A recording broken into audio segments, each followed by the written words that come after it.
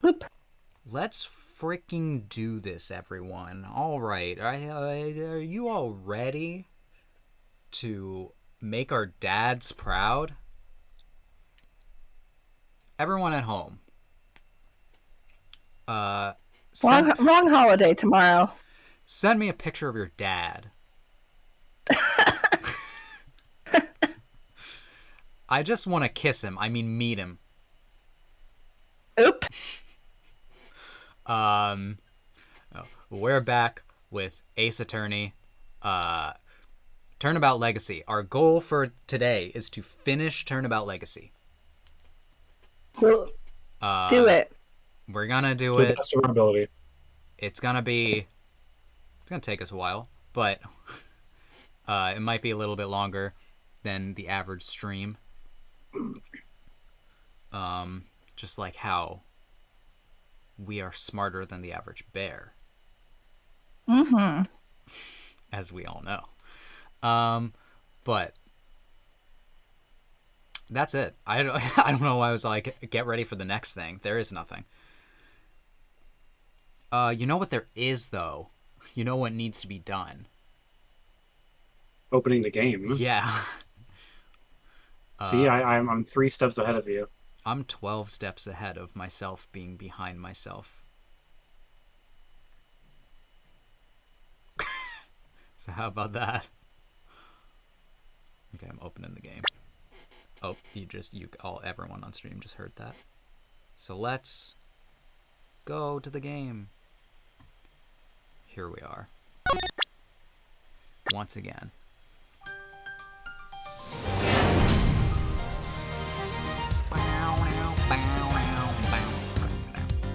This is actually a different starting screen. Last time, I think.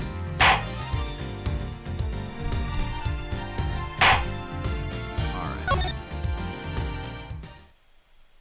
Let's get into it. Oh yeah, they discovered a body last time. We are once again pretty dang close to the actual date. Yeah.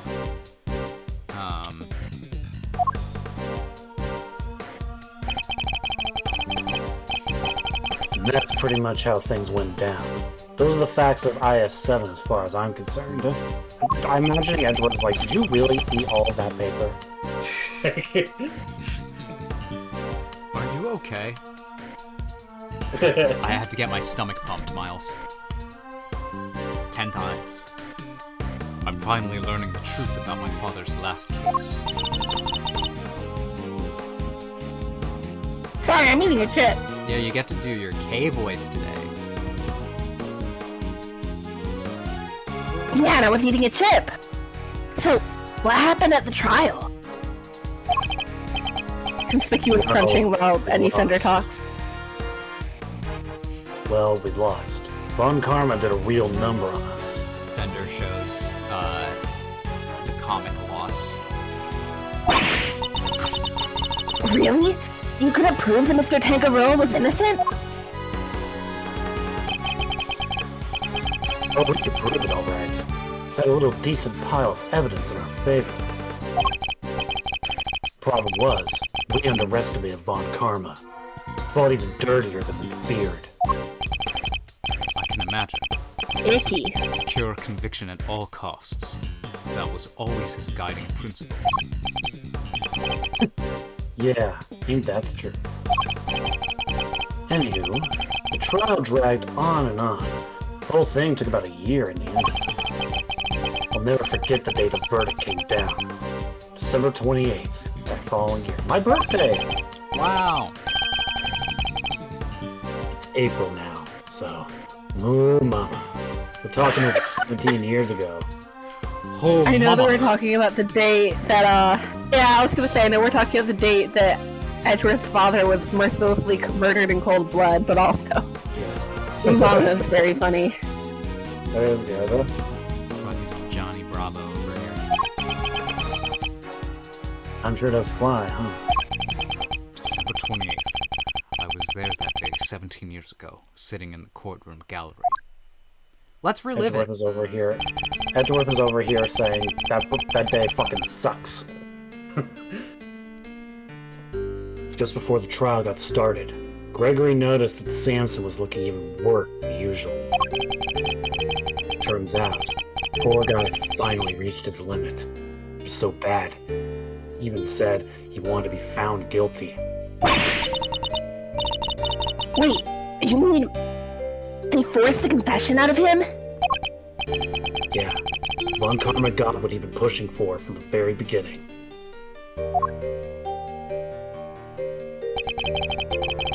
When Gregory tried to drop the bombshell about there being no body to speak of, he learned that Von Karma had used the power of the police to head him off that pass. The power of the police. Even had himself a fake autopsy report. But that wasn't the end of it. That's even worse than an updated one. I know. Von Karma had gotten Samson to falsely testify against himself, to being an accessory to murder in court. Combined with his confession, the poor guy's goose was well and truly cooked. But Gregory still had his ace in the hole, though. A gun. Same ace he asked Detective Bad to help him with. Exactamundo. He knew he needed one last card to play if they squeezed a confession out of Samson. So he had Bad record all of Samson's interrogations. I guess Detective Bad really wanted to know the truth too, huh? We all did. He was a trooper. Stayed with the case, even after Von Karma took him off it. He was tied up in some other big case too. Good old Bad. They don't make him like that anymore. It's like Gumshoe was like, you know I'm standing right here, right? Yeah. I know. Anyway, Gregory presented the recordings as proof that Samson's confession was coerced. And you know what? It almost worked. A cop named Ian Seidman got fired. Samson's interrogator and the initial detective before Bad, he took the fall for pretty much the whole thing. But Von Karma didn't get away scot-free. In fact, he was disciplined by the chief prosecutor.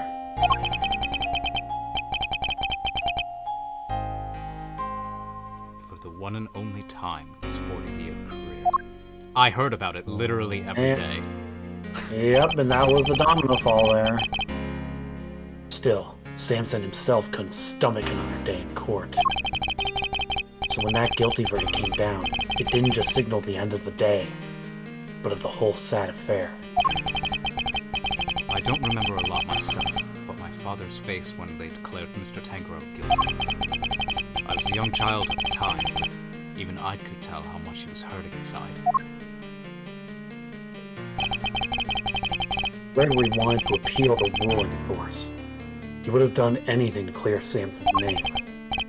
But then, well, you know what happened next. Poor guy. He never got the chance.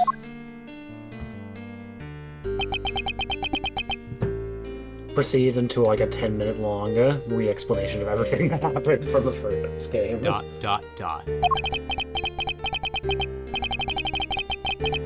I should have left with him that day. I always blame myself for not doing that. But I've shoved that aside and obsessed over something else instead.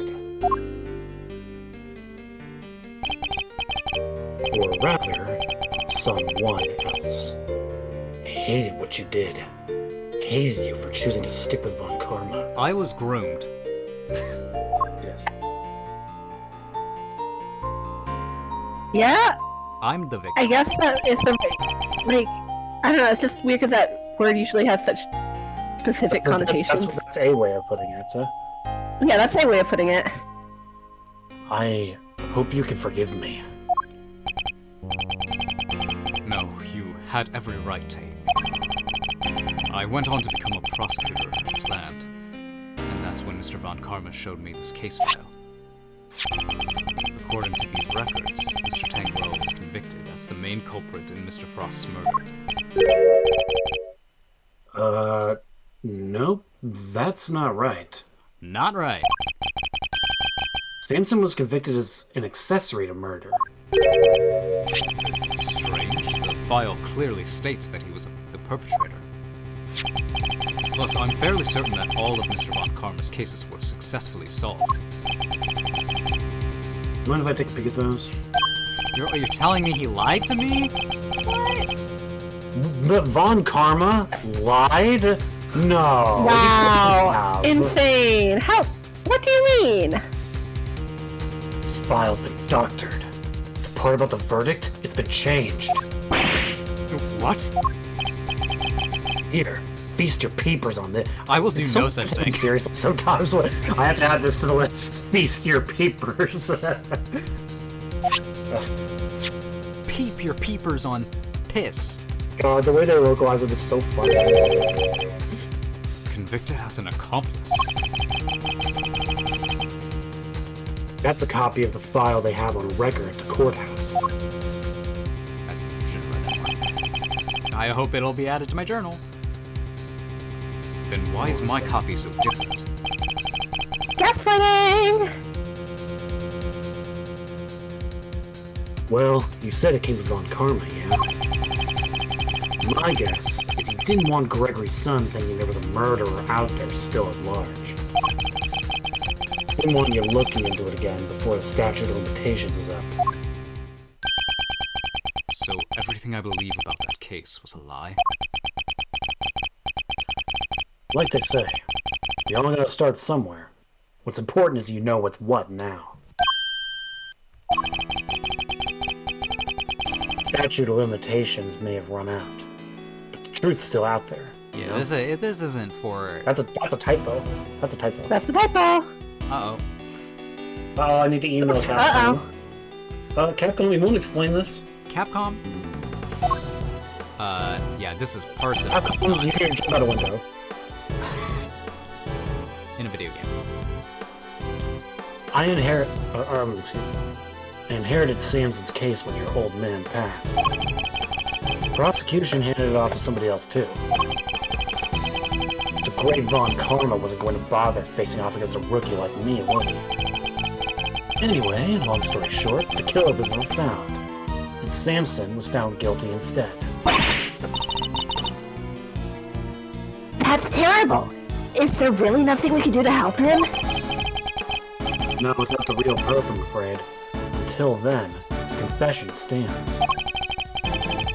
Speaking of which, That's dumb as hell.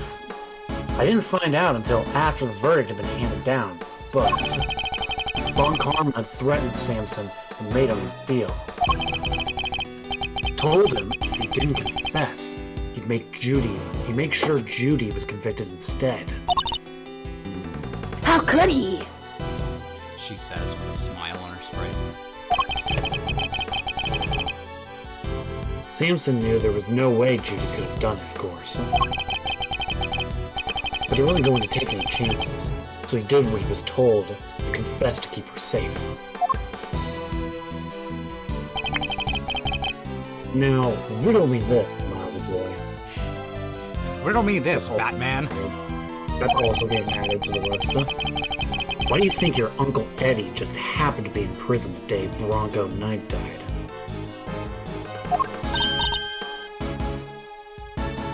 That's right. You were there to see Mr. Tangaroa. Bingo. Junie and I both promised we'd visit him every day. I didn't quite keep that promise. Every day. Dang. Bingo bongo. But Judy did. Never missed one visit in all these years. Come rain or shine, he always showed up. But none of that changes the fact that Samson is still being unduly punished day after day. How heartbreaking. We've got to do something, Mr. Fender. Well, kiddo, that's actually why we came here. Oh, yeah. let that theme music kick in. The ice sculptures are back on display, just like they were all those years ago. And we're going to see what we can find out. Right, Miles Areno? Pick a name. Pick a nickname, Fender, to stick with it. I'm a prosecutor, Fender. I don't look at these things in the same way as you or my father. Miles. That doesn't matter right now. I'm speaking not as a prosecutor, but as Miles Edgeworth. Yeah! I want to know the truth behind all of these cases, and I'm not leaving until I do. Really are Gregory's son, through and through. Alrighty then, now that that's sorted, we can really get to work. Good thing I brought the IS-7 case file and evidence with me today, huh? Here, documents first. Who doesn't love paperwork, am I right? Yeah, literally every single person loves paperwork. Words on the red ink are my annotations. Read. Read. Learn. Read. Thank you, Thunder. I won't read this. Resident Founder. Thank you, Fender. Now watch me read the shit out of this. Thank you, Render. And here's some evidence for you. Enjoy. There's quite a few, so I'd take a minute to scope them out if I were you. This is the game telling you to pay attention. A small amount of evidence. Yeah, that's funny. Yes! Like, damn it, I don't want to read. Let me just put them in my wallet here. I see. I'll take a look at them in a bit. You know, our current case is just full of loose threads too, come to think of it. Indeed. The key players of that incident 18 years ago, who just happened to get caught up in another incident. The ice sculptures in the Winter Ring that are perfect replicas of the ones from 18 years ago.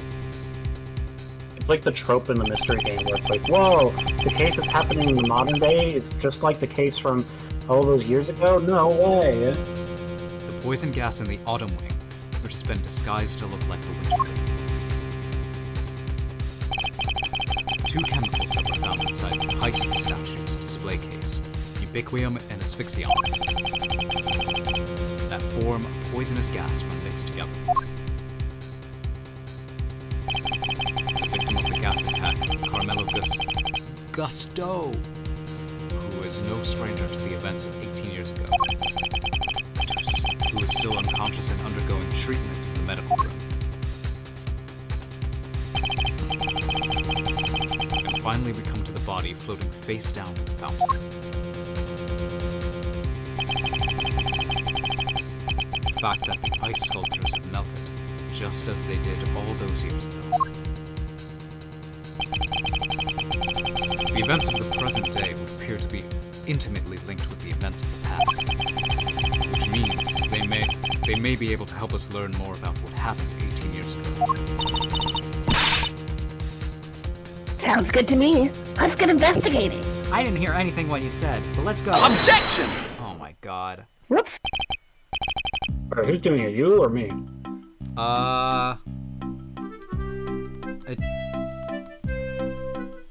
It depends how many characters you have this time, but I like for us to have a back and forth, huh? So. yeah, so you do it for now. Okay. Oh, no, you don't! Aren't you forgetting somebody? I can swear this is my investigation. Eustace is quite right. I do hope you aren't intending to obstruct him in his duties, Mr. Edgeworth. Don't kill me. I would hate to have to add a guilty to a report to the committee. I would hate to have to add deceased to my report to the committee. What am I guilty of now? Of course not. I am simply offering once again to do what I can to help with this investigation. Your offer is duly noted and duly declined.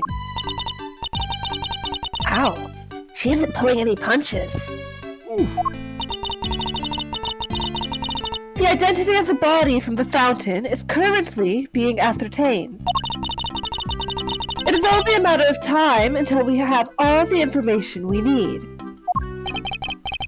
Perhaps I can help you speed that process along. I think I have an idea of who our mystery victim might be.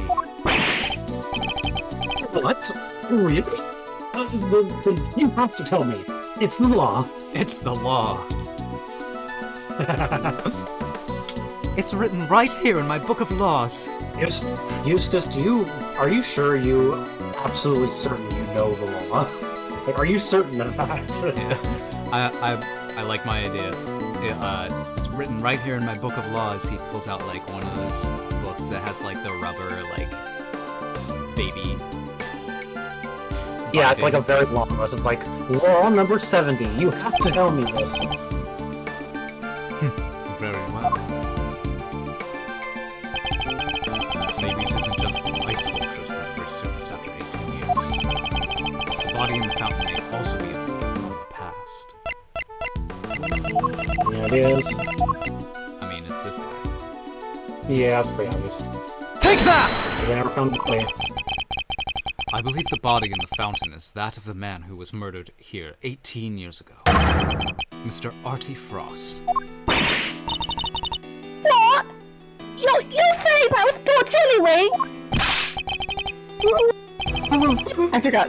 Who the heck is Chili Wings? Or Artie, or whatever it is you're talking about? Keep up. I forgot that she was here. I forgot that she was too. I'm here too. Artie Frost was a famous sculptor, Eustace. Although he was better known as Paul Halik. The sculptures on display here are all his work. No way. Sounds like he did well for himself. Always good to encounter a fellow winner. Mr. Frost was also the victim in the IS-7 incident. Judge Gavelle knows about the IS-7 incident. Mr. Edgeworth, the IS-7 incident is an 18-year-old case. And according to police records, the victim's body was recovered and an autopsy duly carried out. Sure, that's what the records say. But the records can't always be trusted. That's what they want you to think. What are you insinuating? And while the records say stuff like body totally recovered, the defense back then begged to differ. Not that it stopped the prosecution from shutting them down hard, of course.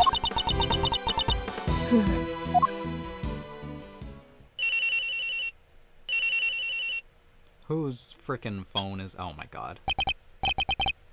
Yeah, this is Winter. What? Really? What is it, Eustace? The body. We've got an ID. Gasp. Some sculptor called Frost or something. So, I guess, Edgeworth called it? We got an ID, but I didn't listen to who it was. Yeah. I only listened to like half of his name there. Like, Someone pick up that phone, because I fucking called it! Goddess of justice! So my father's deductions were right after all along. Well, Judge Gavelle, I'd say this changes things, wouldn't you? Perhaps now you'll admit that I might be of use to this case, more than a certain junior prosecutor anyway. You're trying to steal the win. I'm doing no such thing. All I want is to uncover the truth. And if we're going to get to the bottom of what happened here, we'll need to work together. We do not need to do anything, and you do not need to know the truth. The case is none of your concern. Objection! But what if I cry? Piss my pants. Judge G. I think you might be wrong about that. Another of your interruptions, Mr. Fender. Yep. See, I was on the defense team for the IS-7 incident, so this case is very much my concern. I was one of those pesky kids pushing the theory that the body had actually gone missing. The prosecutor at the time may have brushed this off, but you can't deny the testimony of your eyes. Or, to put it a little more bluntly, the prosecution's case was rotten from the ground up. When there's been a miscarriage of justice caused by the prosecution, it's the community's job to fix it, no. That is one way of putting it, for sure. I'm adding that to the Fenderisms.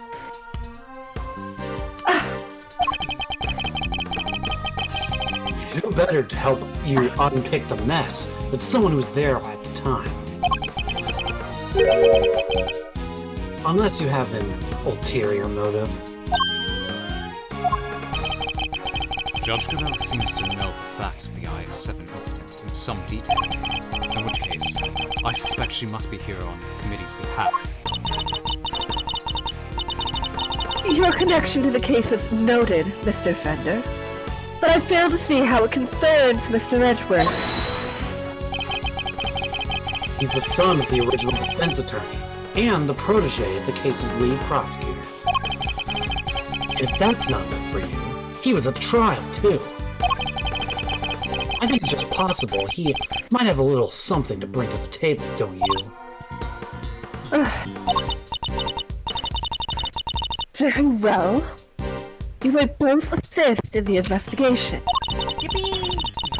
But only if you refrain from interfering with the work of others. Aww. The Winter Wing is off limits for now. This room, however, is all yours. Yeah, I'm gonna drink from the fountain water that the dead body was in.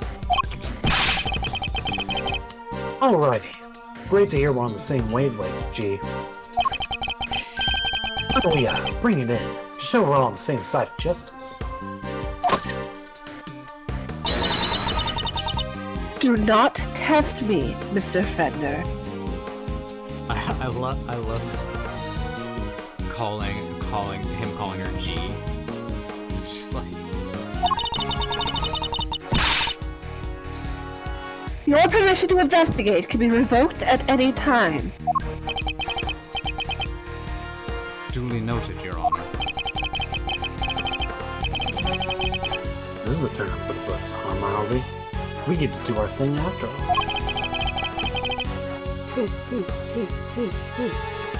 Thanks to your immeasurable help as always.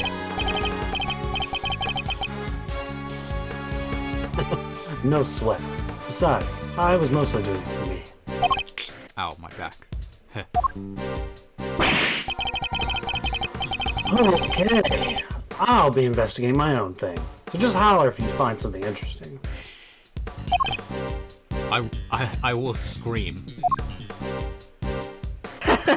Bye-bye. Scream the loudest scream I've ever scram. Well, Kay, shall we? Heck yeah! Let the investigation commence! Well, Kay, shall we? scream? Yeah. We're still unclear on two key facts. How Mr. Frost's body came to be where we found it, and the source of the ubiquium. You're right. We need some more intel. Indeed. Oh my god, I'm yawning so much. Let's focus on the ubiquium first and foremost. It's like the stuff used in dish soap and paint, right? Correct. It's also bright red in color and has a distinctive minty fragrance. Very delicious. Minty fresh.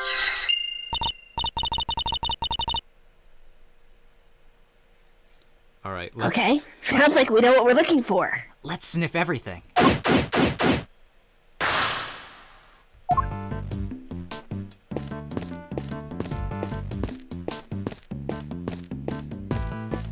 Ew. Who pissed? From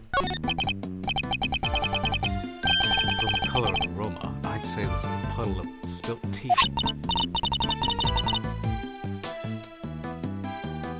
And look, there's a small chunk of ceramic in it. The design looks familiar.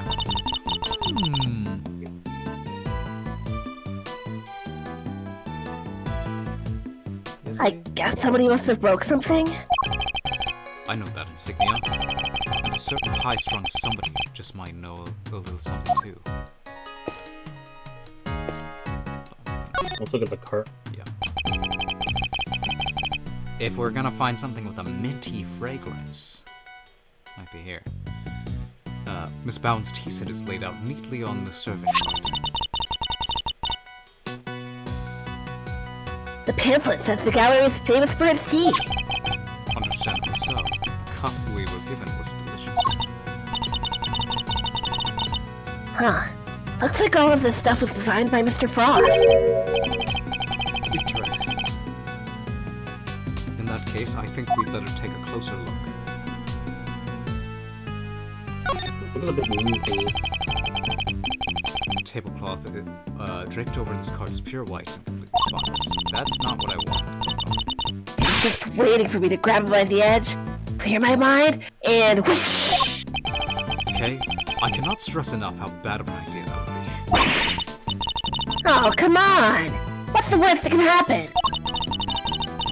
Even if it does go all sideways, we'll just wind up with a cool colored hair dye. Tie-dye. Or hair dye. Yes, well, I'd rather it remained white. Plus, I don't think Miss Bound would appreciate us meddling with it. Really? But there are so many other colors that would totally work. Pink, sky blue, tea leaf brown. Okay, I will kill you. I meant to look at the bottle. A caddy containing Ceylon tea leaves. It's a well-crafted tin canister designed to prevent moisture and sunlight from damaging its contents. Great. Not a bad thing to use considering the quality of the blend Miss Bound serves. Great. These guys. So the dishware was made by Artie Frost. It looks very fancy. Oh, it is. I'm willing to bet that this set can fetch something in the thousands of dollars. So let's try not to touch any of it unless we're absolutely have to. I'm touching it. Whoa. This stuff's really worth that much? Stop it, kid. Stop it. I can see your eyes lighting up. Miss Bound must really be a fan of Mr. Frost. Mr. Frost, like Fender said, just... Fuck. Anyway. Nope. I found everything. I'm a genius. Hey, Itchy. What is it? You be careful with that teapot, you hear? Why is Larry so concerned all of a sudden? Oh, another character. Oh my god, I can't remember this voice. Show Toonie. Honored guests! I can pour you a cup if you'd like. Miss Bound. Oh, Judy. I'm good, thanks. No tea for me. You two knock yourselves out. Just like, why is he being weirder than usual? Thank you for the offer. Yes, why not? A quick break won't hurt. 2 cups coming right up.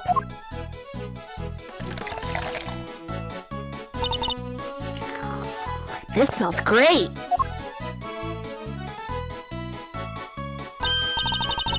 Wow, it tastes even better than it smells. What type of tea is this, Mr. Edgeworth? It's Ceylon, I believe. It's usually identifiable by its citrus aroma, but... Miss Bound, is this the same blend you served this morning? Why, yes. Is it all right? There isn't something wrong with it, is there? The tears. Oh, not at all. It's just that the cup you gave me earlier had a slightly different aroma. Really? That's odd. I used the exact same blend both times. I can't see what could account for the difference. Hey, what's the big idea? Quit being mean to Judy's tea, will ya? What's gotten under your What's gotten under your foreskin, Larry? Nothing. Jesus Christ. You just rude. That's all. Yeah, it was the intrusive thoughts. I let them win. I could tell.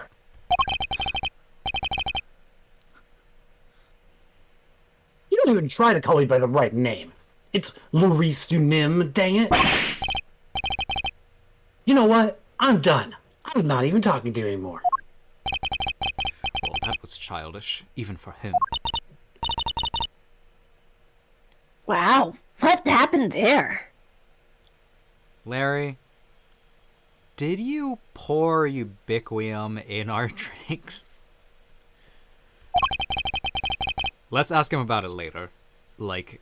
In 10 years, I mean.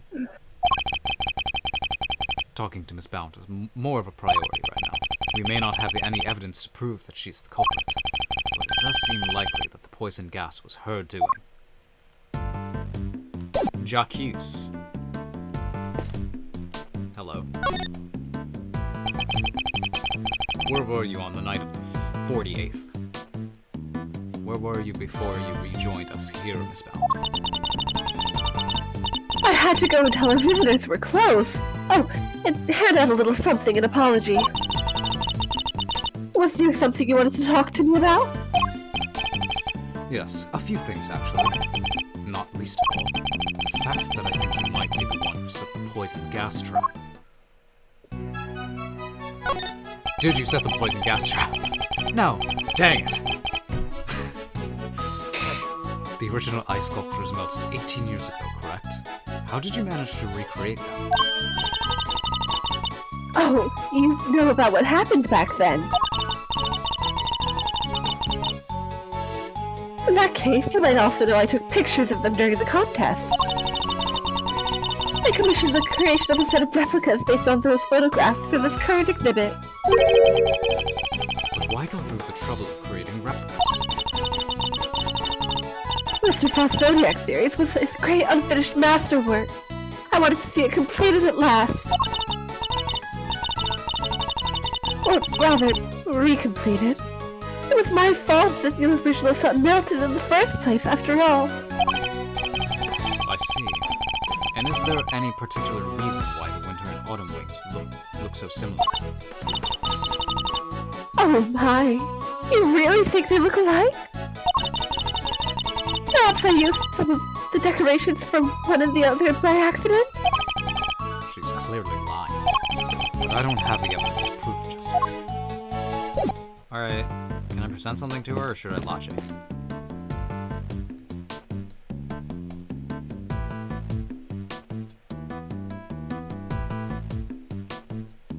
I'm gonna lodge it.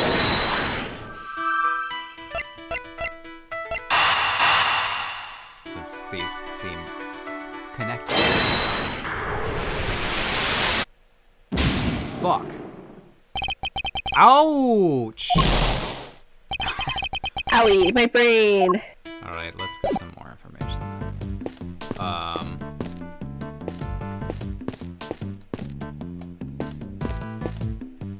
Who do we talk to? Hey, look at the teapot in your organizer.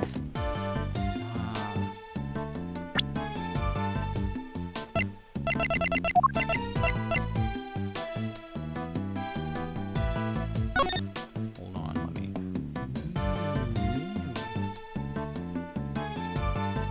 Bottom. Looking at it.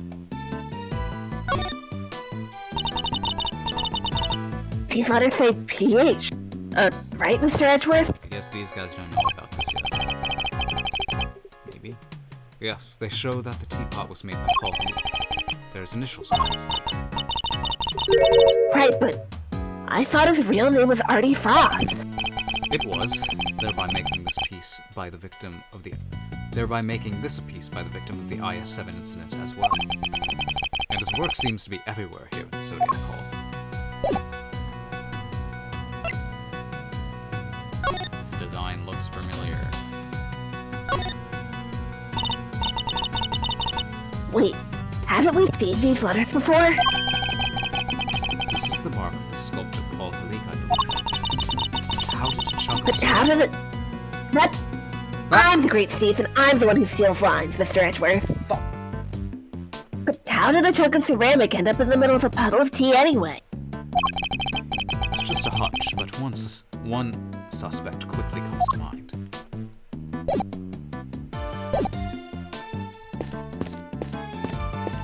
Hi, I'm back. Can I present now?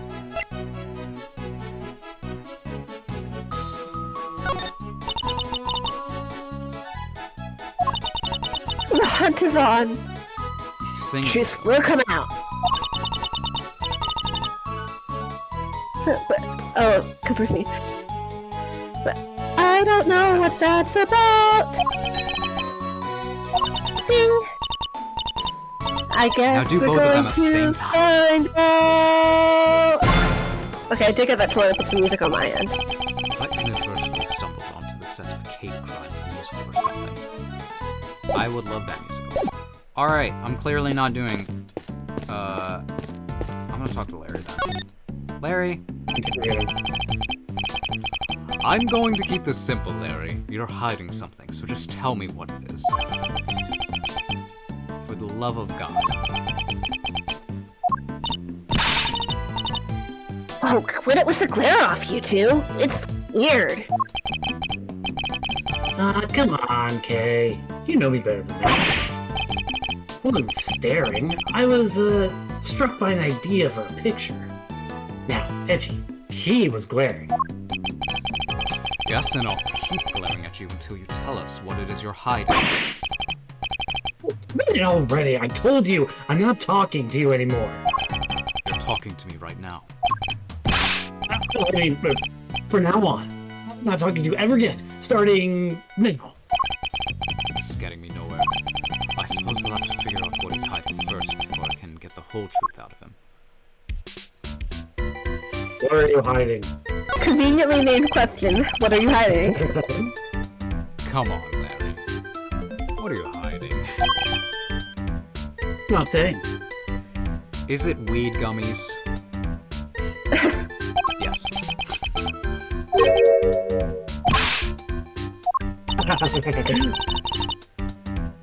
Look, you two. This is no time for kid game. Well, I certainly wasn't playing. It's pretty clear Larice isn't going to talk to you. Oh, he'll talk. Don't you worry about that. I have methods. I need to know what Larry's hiding. Perhaps presenting him with the right piece of evidence will force him to come clean. Larry, come clean.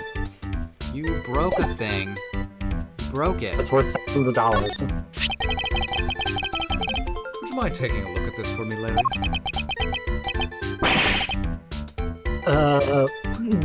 Why would you show me that?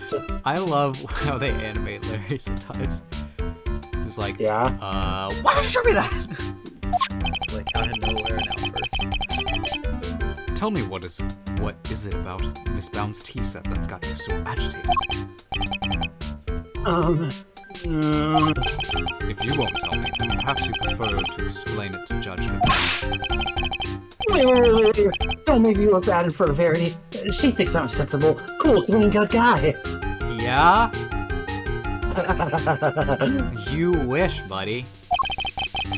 I want her to see the real me, the real low-down, dirty me. Dang, at least he acknowledges it. Oh my god. I'm not sure anybody here thinks you're particularly clean-cut, Larry. But if you don't want her to think badly of you, the best thing you can do is talk to me. Alright, I'll talk. Alright, Larry, enough's enough. Now confess. Is there any way to treat your best? Is this any way to treat your best friend, Edgy? Is there any way for you to treat yours? By lying to him? Hiding things? Get the picture already. Stop glaring at me like that. I'll tell you everything, okay? Earlier, I thought Verity might like a cup of tea, so I went to pour one for her, but I got distracted and my hand slipped and, smashed. I broke the teapot. A priceless work of art. It's in pieces because of me. No words exist to describe how far away I saw this coming from. He turns to the player. I saw it coming even Ouch. before you. You really messed up this time, Larry's. Puts a hand on Larry's shoulder. Wow, you fucked Yeah. up. You fucked up, man. See, Edgy, everyone's going to think less of me now. See, Judy's never going to forgive me for this. Crying to me won't do you any good. I think you need to apologize to Miss Bound.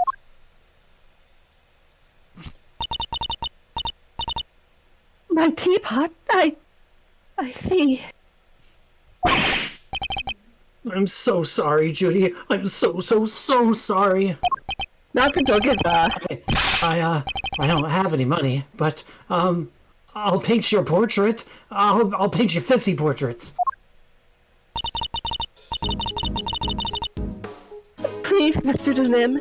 It's really me who should be apologizing. Edgeworth is like, how do you figure? How could I have failed to notice that there were broken pieces of ceramics on the floor? Somebody could have been hurt. Here, let me make sure that's safely disposed of. The teapot in question was designed by Artie Frost, correct? I understand it was something you've long treasured. You must be upset. Oh, I am. I'll send them an But of invoice. course, all things break eventually. And as luck would have it, I have another identical teapot. It's far from the end of the world. Is she less attached to Mr. Frost's work than she used to be? I can't believe this, Judy. You're the sweetest, kindest. This other teapot you're talking about. It's the one sitting on top of the cart right now, right? What do you mean? Yeah, so, when I smashed the first one, I tried to hide the pieces in the bottom of the cart. And that's when I saw the other pot under there. So I took it out and basically switched the two pots. Oh, I see. Yep, and that's everything I have to tell you. Oh.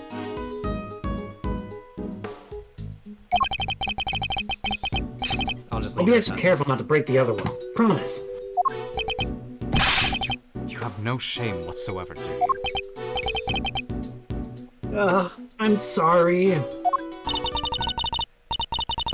It's really quite alright. Thank you for being so honest. See, Edgy? Isn't Judy the absolute best? I trust you won't take advantage of her kindness and we'll make amends somehow. I sure will. Once I make it as an artist, I'm going to give her one of my paintings. She was one of my models after all. It's only fair.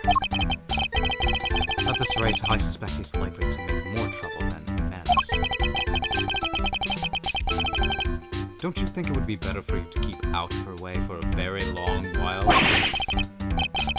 Oh, but I will be keeping out of her way, because I sketched her and the others already. Her and the others? Keen to see my work, huh? Yeah, I drew a few great sketches of some ravishing beauties. Wanna see? Like, opens up a sketchbook and, like, hundreds of drawings fall out. Interested in Louisa's ravishing beauties, huh, Mr. Edgeworth? I'm afraid you've greatly misjudged, Kay. Edgeworth does the limp thing. Oh, you sweet summer child. I simply wish to see if Larry has captured any unusual details this time, too. Unusual details? Nothing's unusual about these. They're my best work yet. Really? Now I want to see them too! Aw, you're a sweetheart, Kay. Alright, let me dig them out for you. Give me a sec, okay? I suppose we might as well take a look. No. You have such a low energy face there. So these sketches are yours. Seriously, Edgy, if you want to check out my art, you should have just said so from the get-go. Here, feast your eyes on this. Shit. What the fuck am I looking at here? I told you already, ravishing beauties. Just a few of the fair faces that have caught my eye since I've been here, you know? Seriously, every time they show us Larry's art, I'm just like, he's like good though. It's good! There's Verdi and Judy and somebody else. Why did you draw them all on the same page? Well, I meant to draw the room at first. Just something to pass the time. And then I saw one beauty, and another, and well, I just kind of scribbled them all down as I went. So these were all drawn at different times. Huh? Yeah, I guess. I did one of you too, Kay. You're on a different page, though. Wow, you did? I'm flattered.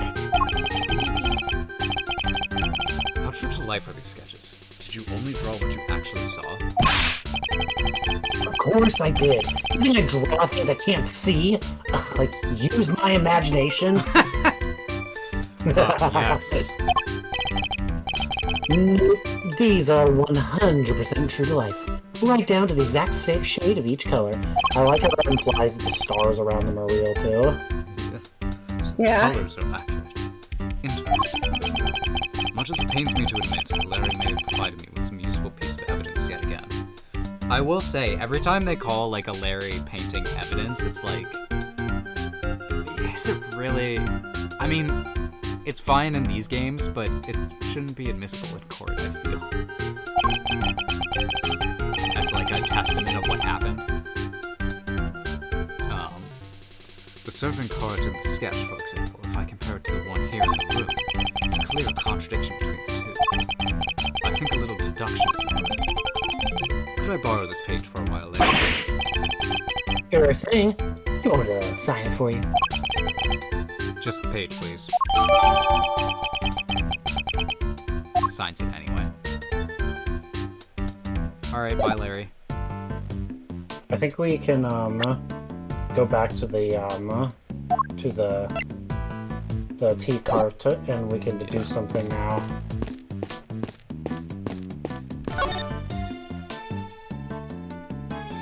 Deduce! One of these things is not like the other. Eureka! A brain blast! Larry, could I ask you something about your sketches? Fascinated by my work of the great Maurice Dunim, huh? It's the composition, right? Not exactly. This light blue tablecloth, you painted that exactly as you saw it, correct? I already told you. Everything is exactly as I saw it. But the tablecloth on the cart here is in this room is white. Wow. Wow! Your head is so full of crazy theories, the simple stuff just passes you right by, huh? What's that look for? Listen, just before I drew the sketch, I was in the middle of some business with a card with a T set on it, okay? What does that mean? Some business. What kind of business? That's right. It was the, hiding a piece of teapot is smashed kind of business. Right. That's nothing to boast about. Anyway, I was in the middle of cleaning it all up when Judy came out of the winter wing. I didn't want to get busted for breaking the pot, so I quickly dove out of sight. I quickly action rolled. Wait, Miss Bound came out of the winter wing? Yeah, and she was putting a cart. A different one. That's the one with the light blue tablecloth on it that I drew. And what did she do with the second serving cart?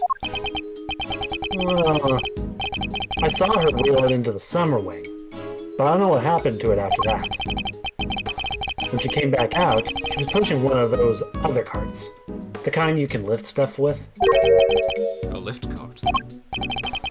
Yeah, I called out to her, but she just kind of ran off and left it behind. Never had her down as a shy type, but it goes to show, you never know. Another serving cart and a lift cart. Was there maybe another tea set too? We'd better check with Miss Bound. Oh my god. Hi. Hi, you're hiding something. I'm back. Are there two serving carts here at the gallery, Miss Bound? Ooh. Yes. Why do you ask? A certain so-called... A certain... This is mean! A certain so-called artist showed us the sketch. I couldn't help but notice the color of the tablecloth. It's light blue. I would have probably done this on my own, but I wouldn't have thought of the tablecloth color. I would have been like... I remember struggling with it the first time because, like, sometimes, like, since I do art, if I want something to look white, but I don't want it to be, like, 0000000 Yeah. for the hex code, I do use, like, a really, really light shade of blue. Yeah. Light blue? I'm afraid your friend must have been mistaken.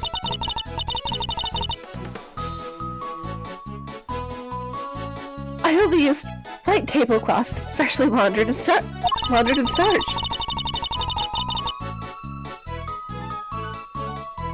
Like the perfect wrinkle-free one on the cart here in the fountain room, right?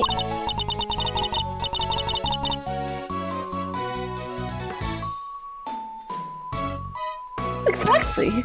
If I saw so much as a blemish, I would replace it right away. Could the color of the tablecloth in the sketch simply be a mistake on Larry's part? Do you have any idea of what you might have been doing when the sketch was drawn?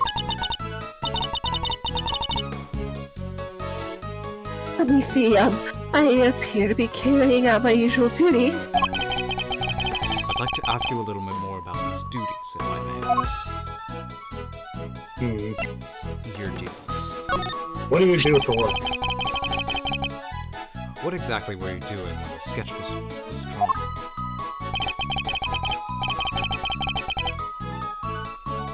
Am I the only one that also is like, what's her face? The fountain is a little suspicious too. Because from what I can see, your card doesn't have a tea set on it. I was delivering chocolates to the investigating officers. Oh, now I'm jealous. I love chocolate. Chocolate? Oh, there were a few left over, so here, for you both. I made them myself. I hope you like them. Woohoo! Thanks, Miss Bound. Well, why not? They were a little melted, but I suppose that's because they've been sitting around in your pocket.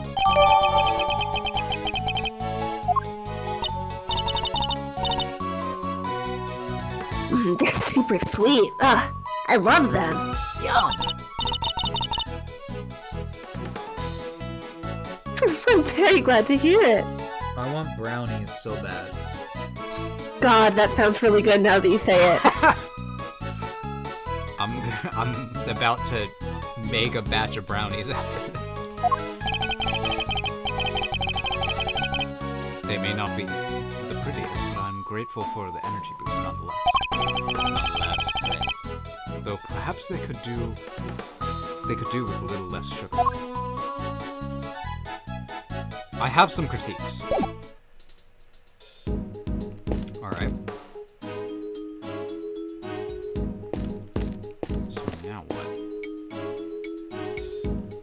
Hold on, let me read. Done reading. Do you mind, Kay?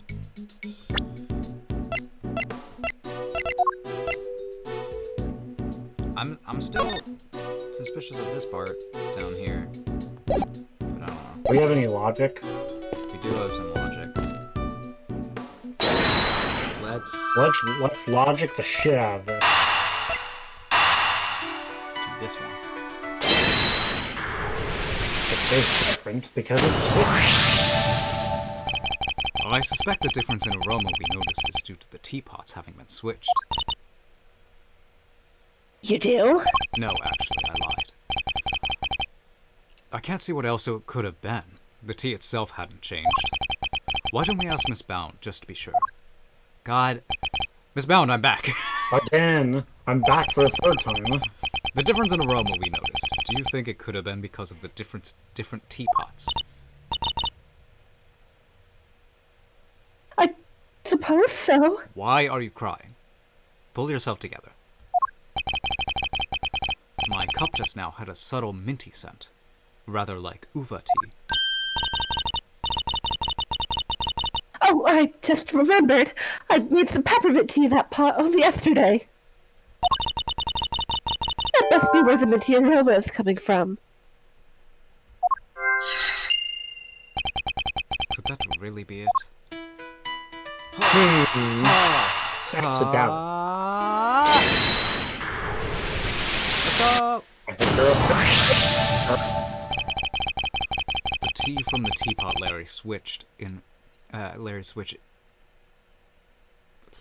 The tea from the teapot Larry switched and from under the cart smelled faintly of mint. Right. Miss Bound said that she used that pot to make peppermint tea yesterday. I love peppermint tea. Yes, but Peppermint tea is good. But there's something else that's been troubling me. The best tea is peach tea. Like, even not that. For the record, I hate mint tea. Well, Okay.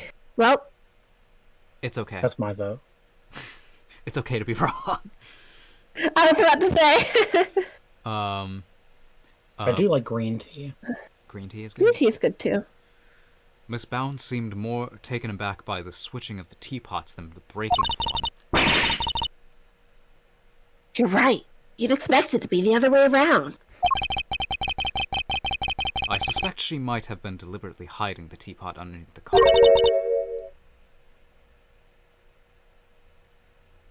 But why? One of Ubiquitium's key characteristics is its minty fragrance. So what if she had been hiding some in that teapot? What? In the teapot? It's simply a possibility, but one worth investigating, I believe. Miss Bound, I'm back. Mr. Winner, any luck finding that Ubiquitium? Oh. My people are searching the entire gallery, but they haven't found anything yet.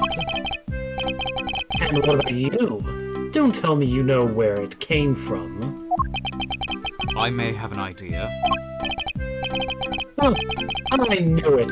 If I can't find it, there's no chance I use it. What? What? You do know where it came from? Yes. Oh, Miss Bound's teapot. Wow! Nice piece. I like it. He got super distracted. You know, this is what Eustace says when Like you shiny thing. when you show him your. This is what Eustace says when you show him your brand new handgun. Wow, nice piece. I like it. Oh my god. Pushes him into the alley. It's like, ooh, that looks nice. What's it used for? Eustace is getting mugged, and he's all like, nice piece. Yeah, this looks like a fitting prize for a natural-born winner. I'm about to write Eustace getting mugged fanfiction. Oh my god. It's not a prize, it's a vital piece of evidence. Oh, it's just evidence? Then I'll have one of the forensics people check it out.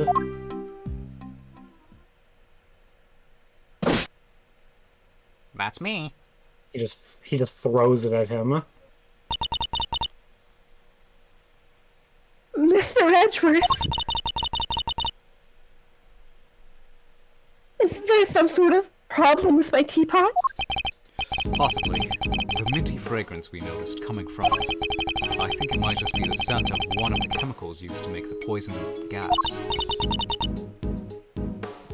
But Mr. Edgeworth. Surely you don't think I had anything to do with that? I'm afraid I do. The method used to create the gas would have required considerable preparation. Nobody would have had the time or the opportunity to set that up except you. That's not actually true. It took about a week to get Zodiac Hall ready for the exhibition. There were all kinds of people coming going through the... There were all kinds of people coming and going through here during that time. Alicia, for one. You see, that was the only person who could have set it all up. Miss Stone is on our radar too, of course. You needn't worry about that. And besides, I wouldn't know the first thing about making poison gas.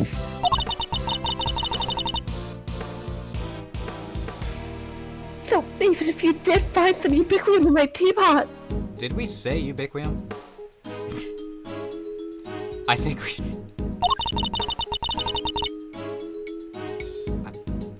I don't think we did. wouldn't had any idea what to do with it. No, we didn't say ubiquium. We just said there was something in there. Yeah. Oh, he caught it. See? There, you're right, Dan.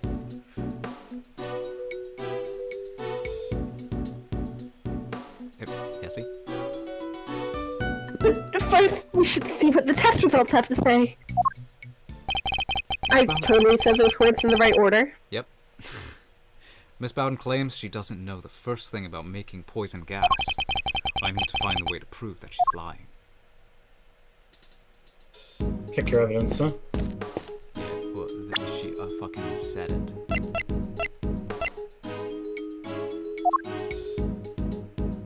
There is something actually she probably has, I think.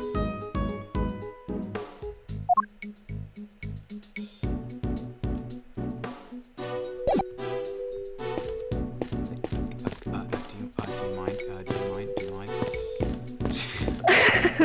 Hello. I'm on to you.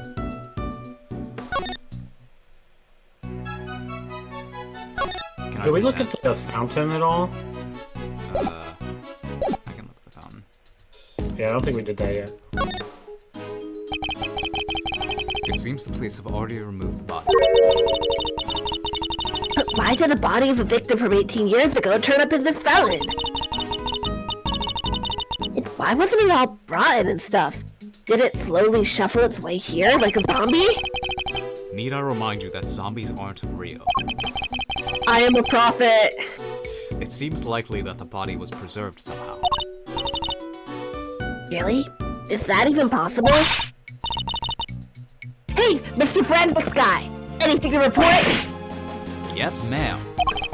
Traces of both ubiquium and asphyxion have been detected in the fountain. I'm gonna say that they were probably carried here by the stream from the autumn wind. In addition to those two chemicals, there's a large amount of sugar. The composition of the sugar is being analyzed as we speak. There's sugar in the fountain. Where would it even have come from? Oh god. Phone call. Edgeworth. Speaking. Sir, it's me. I have a line on stream. Is everything all right, Detective? You're a little short on lines lately. Everybody's left the winter wing. It's just me in here now. Which means I can tell you what we found. I really shouldn't be sharing information about the investigation, but after the past week or so, I'm not about to stop it now. Exhibits in here have completely melted. All that's left in the display case is some stuff at the bottom. More in the Taurus case than the Gemini case, though. Describe this stuff for me if you can. Yes, sir. Yeah, it's junk, it's gunk, it's things, it's stuff, It's ooze. it's goop, it's flubber. My god. It's like a pale blue liquid. I had the lab run some tests just now. The sample from the Taurus case just had a bunch of sugar in it. But the one in the Gemini case had 3 different substances in it. Which word? Sugar, salt, and blood. Lewd? What are salt and blood doing in the Gemini case? Case of salmon. I can imagine whose blood it could possibly be, but... I'll get it tested right away, sir. Please do, Detective. I also spoke over the radio with the forensics guy working at the fountain room. He said he just got word that the sugar they found in the fountain matches the sugar in the pale blue liquid. I see. That might well prove to be significant development.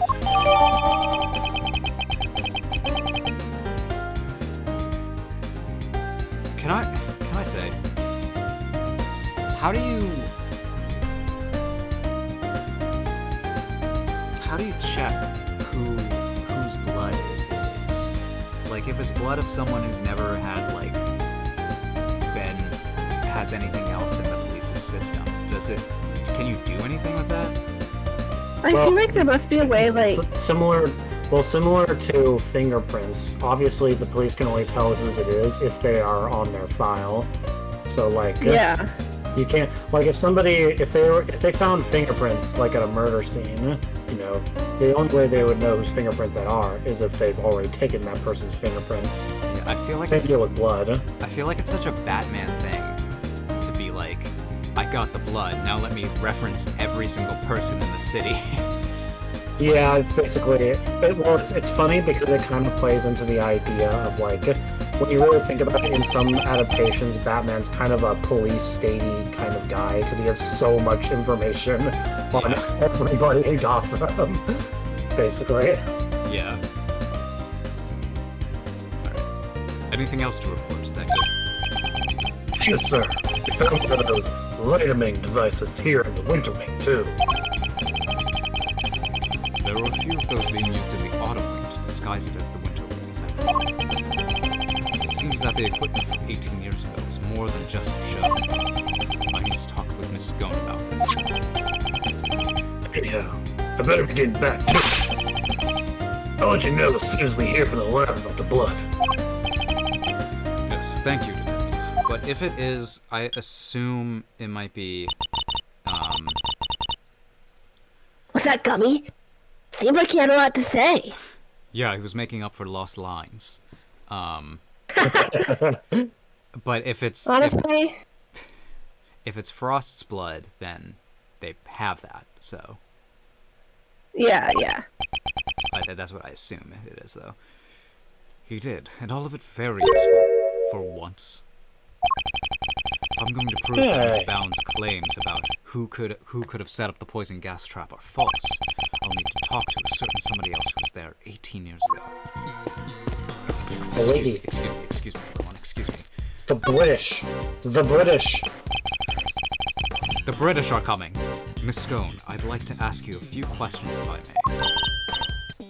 Of course, dear. Far away.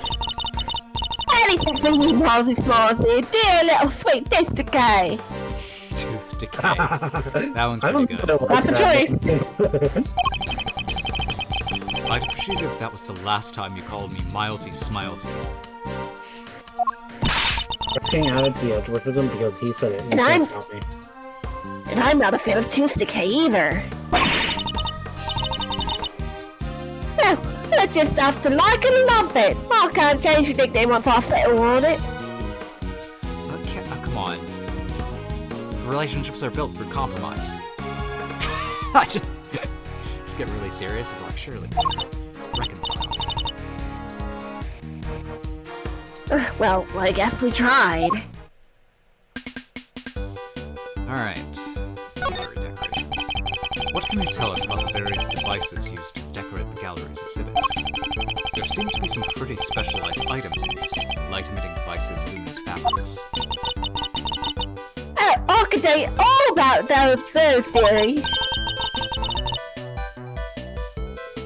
After all, I'm the one who gave him the moody Judy. It was my way of saying sorry after I broke the rules all those years ago. I brought 5 new lovely salt lamps and I gave her the 4 pieces of aluminum cloth I used for the contest. Wow, that's super generous of you. Well, us girls have to do our best, don't we? Not everybody understands, of course. Oh my god, Eddie. That better not been a day of me, Delish. I told you how kind I thought that was. Yes, we were back when you were dear, sweet, innocent baby boy. What happened, dear? Time has passed. I got old and gross. What do you want me to say? I hit puberty. Dear, sweet, innocent baby boy. Mr. Fender? I can't quite picture that, I have to say. Yeah, he ate too much paper. That's what changed. Yeah. He's a manly man now. So these decorations, they're all the same as the ones you saw 18 years ago, correct? Yep. Salt lamps, glowing fabric, lighting doodads, the whole bit. Doodads. There were 4 luminous cloths in use in the automobile, but I'm sure I saw another one somewhere. I'm not lying. It's in my bag somewhere, I'm sure of it. What is she looking for? That's I skipped your lines. I'm sorry. That's not it. That That's cloth, not your line. that cloth looks that's- familiar. I like how Miles looks like he locked in there. Like, Maybe I should jog her memory with something so Miss Scone will tell us more. I'm also gonna do this first, though. Miss Scone, you're something of a specialist. How might someone learn to make the poison gas that was used in the attack, Any ideas? Well, any pharmacist who's ever added a Vestified Ultra would know for a start. After all, it says right there on the label. Do not mix with products containing ubiquium ever. But what about a layperson? It's unlikely they'd know, wouldn't you say? Well, I suppose so, yeah. Well, not unless it had a nose through the ultimate cookbook anyway.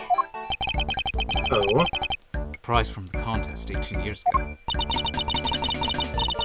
That's just making insecticide ultra, along with that not mixing ubiquiumness in there, you know? So you're familiar with the content of the book? Yes, dear, I know it inside now. It's all works for the Tangaroo group, you see. We're the company behind Go Killer X. I'm sure you've heard of that. Never. No. Not once. Cold Nuh-uh. Killer X fights back sniffles and sneezes with ease. Apparently. She just handed him a bottle. Yeah, he holds it up to the camera, smiles. Like the Truman Show. I haven't seen that movie. After Sammy people was found guilty, the company took custody of the book. But that only grants them as trusted people access to it, of course. Which means Miss Scone is one of these elites, I suppose. Alright, let's I present think we have to present something.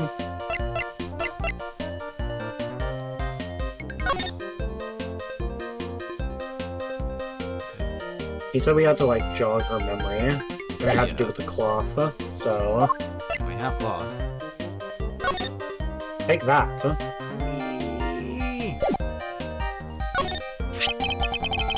You got a piece of fabric like this in your bag, do you not, Miss Scone? Albeit a somewhat grimier one. Gormy? How rude! You don't get people to cooperate with your little investigation like that, young man. Shall I call it a dish towel? Perhaps you used it to wipe up some sort of spillage. What spillage, she says? That's for highly piece of highly specialized luminous cloth. Oh.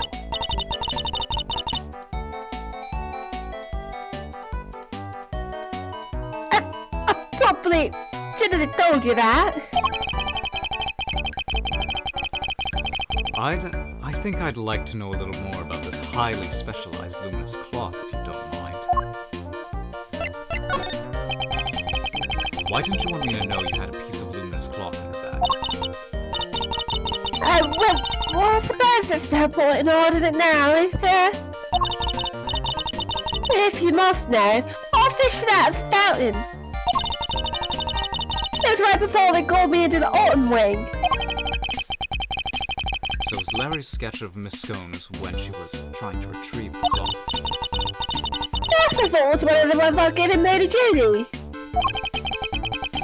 One of the four you'd given to the gallery, correct? Exactly, but all four were being used in the autumn wing, weren't they?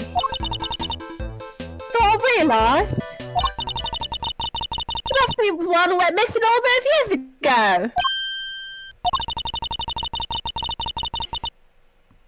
I'd already had my infested auto pinched and used to make a poison gas.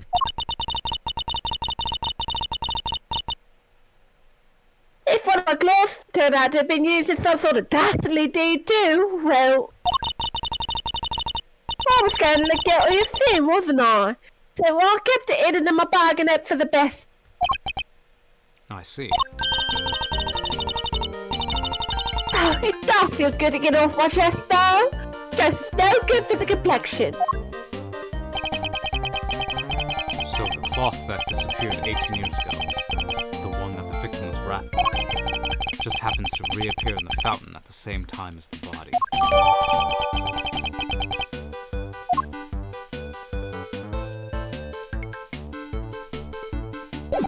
Okay.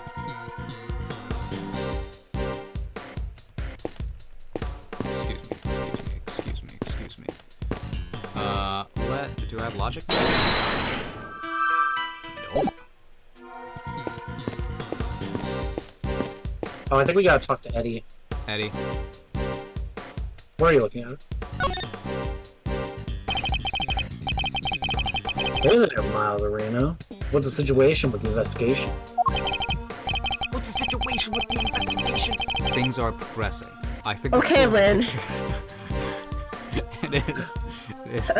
Sorry, that sounded like shockingly like Lin-Manuel Miranda for like a split second. I think a fuller picture of what happened is beginning to emerge. Good to hear. Guess I better step up my game too then. It makes me think of the video.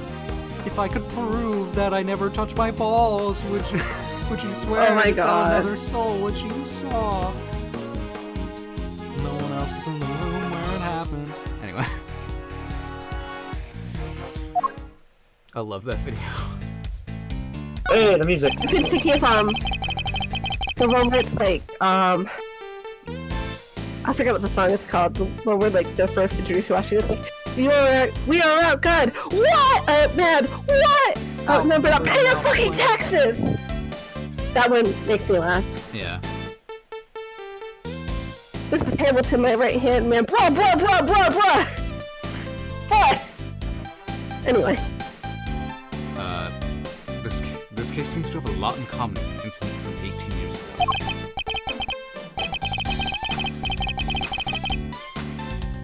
And how? Duncan Yellow Eye. And how? It's got the lots, huh? Melting statues of the Winter Wing, and even the murder victim's body. But how did nobody ever figure out that the body had gone missing? Frost had no family apart from his son. And, well, the kid kind of vanished. Nobody's seen him since around the time of the incident. Cool. Gusto's son, too. Him and his best pal from school, both just up and disappeared. Wow. What? If they were never found? Gusto's boy wasn't. Not as far as I heard, anyhow. This Frost's kid turned up in the end, though. He collected his inheritance at some point. But, yeah, with no family around just after the incident. Frost got no funeral, no nothing. So no need for the police to release the body, and no need for anybody to find out they didn't have it. They filed their fake autopsy report, and nobody was any the wiser. Well, almost nobody. I still can't believe Mr. Von Karman stooped so low. Really? I can believe it. Well, it's a pretty flagrant violation of, like, you know, forging evidence, huh? Yeah, well. He pretty flagrantly killed my dad. It smells so good. He pretty flagrantly killed my dad. Tell me, Fender, what kind of person is Miss Bell? Huh? Wait. Don't tell me you've got a thing for her, Miles, huh? You have miscalculated. Chill. I'm just yanking your chain. Anyway, what can I say about Jude's? Well, she's a real brave trooper for one. What else do you call someone who waits around for 18 whole years like she has for Samson? Even after his extended family kicked her out of his place. What? They threw her out? Yep. Jude's technically wasn't part of the family, so there was nothing she could do. She had nothing. Nobody. No job after Samson took the fall. So she had no choice but to take what he taught her and make her own way in showbiz.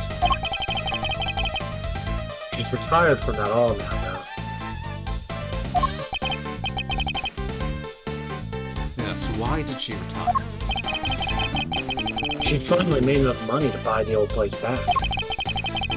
She even got the ultimate cookbook back from the Tangarella group after they basically stole it.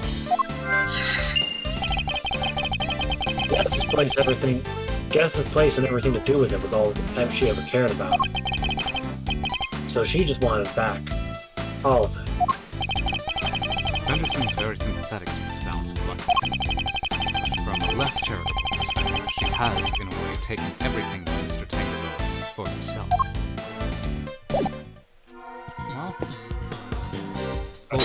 Well, brain. Jeek. This one's really hard.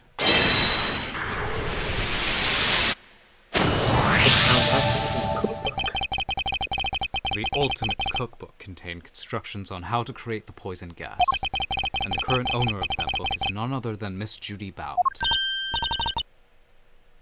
No way. You mean... I'm afraid I do. Miss Bound would have been perfectly capable of setting up the gas trap. Finally, I have them all. We can prove that she's been lying to us. Hi, I'm back. King. Liar. J'accuse. Did we get something to... What are we doing here? I don't know. Do we, like, present the cookbook? Is that it? I'll try. Unless we missed something in the investigation. But just try. What kind of pharmaceutical recipes are in the ultimate card? Oh, there's so many. It would take a while to go through them all. But if you really want to know, well, then let's start with the show. Why is every flavor text her singing? You don't have Come to and say. join me as we sing the song. It's a nifty thrifty 2 hours long. Yay! That's as long as Hamilton. Oh my god. Now one by one we'll sing the scenes that the world's best little cookbook brings. What do you think, Mr. Edgeworth? Do you want to listen to the rest? Dang, I wanted to give you the choice. Wouldn't that be funny? Yeah, it's just like, yes. It just has a choice every other like minute of dialogue, and it's like, do you want to keep going? It's like, yes. That won't be necessary. Okay, it wasn't that. I figured out what it is. We need to examine one more thing. Is it the cart up here? Yeah, the car. We forgot to do that. I Yay, had good job. that thought. Why is there a lift cart just sitting out here in the open? Guess somebody must have been moving something heavy. Like a body? The top of the platform seems to be wet. Ew. I've got a funny feeling that I've seen this somewhere before. You mean like 18 years ago?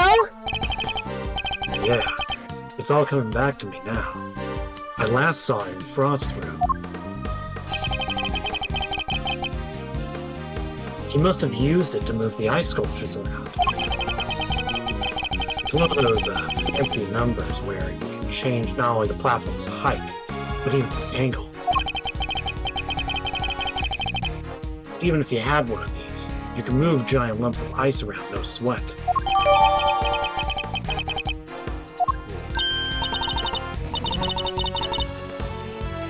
Oh, just think of the possibilities.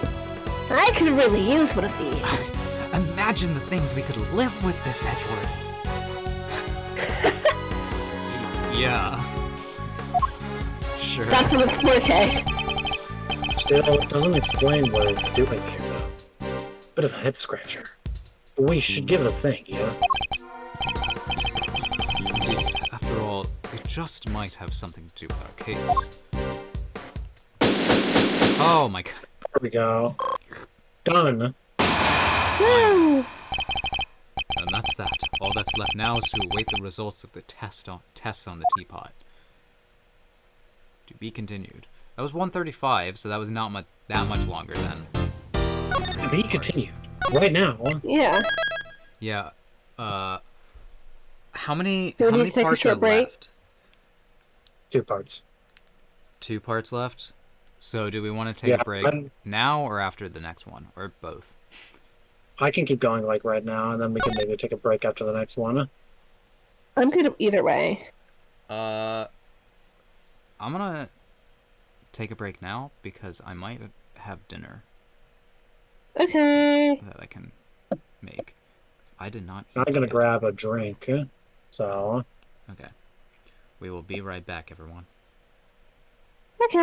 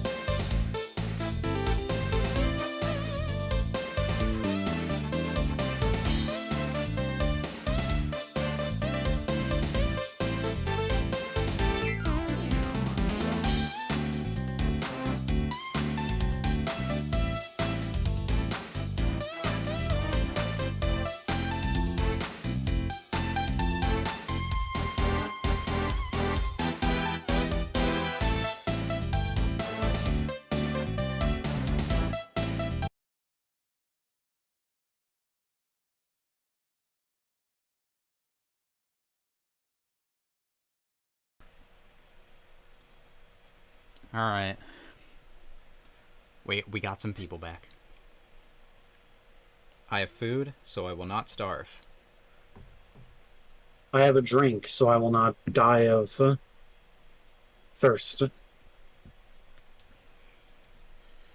have some stuff shoved in a tortilla.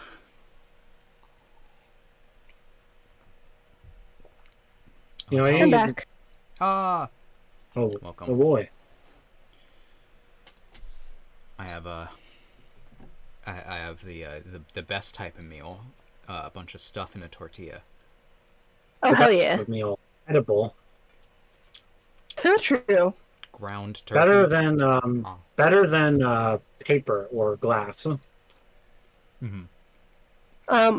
Also, Duncan, my girlfriend, has asked me to convey along that your cadence for Ray is very good. Oh, that is very nice of her. Well, thank you. Yay. He's definitely the voice I'm trying to put the most effort into.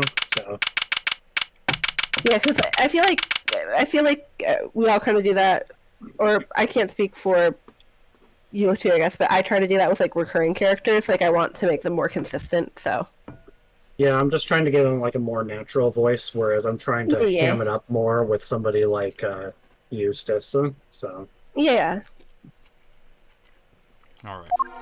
Let us. Oh god, now I have food. So, the test results are just coming, sir. I'm the forensic guy who eats things. father. Tracy and Big Wheel were found in the teapot. They were? just like Mr. Edgeworth said. Oh, you better not think this means you beat me. You really need to drop this obsession of coming first, Mr. Winner. We're all on the same side here, remember? We're all trying to get to the truth. What? First is best. Everybody knows it's better to be a winner than a loser. That's really no way for a prosecutor to think. Not a successful one, anyway. But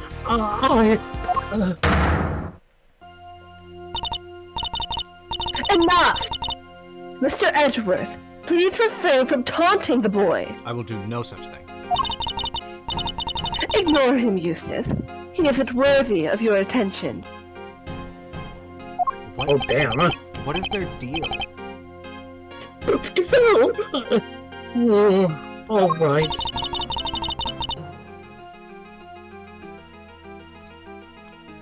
Why don't I take care of things here for now?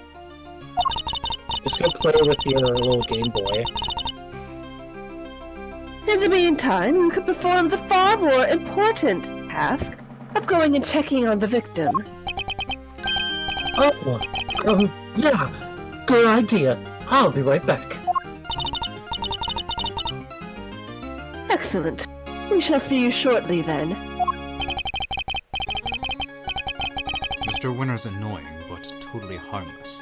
Judge Gabelle, on the other hand.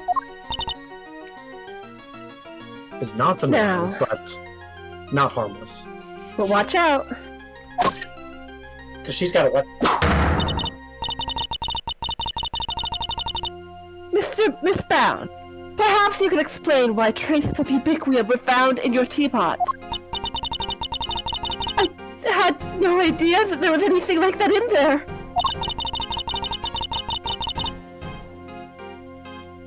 Perhaps it's one of the ingredients in the dishwashing soap I use.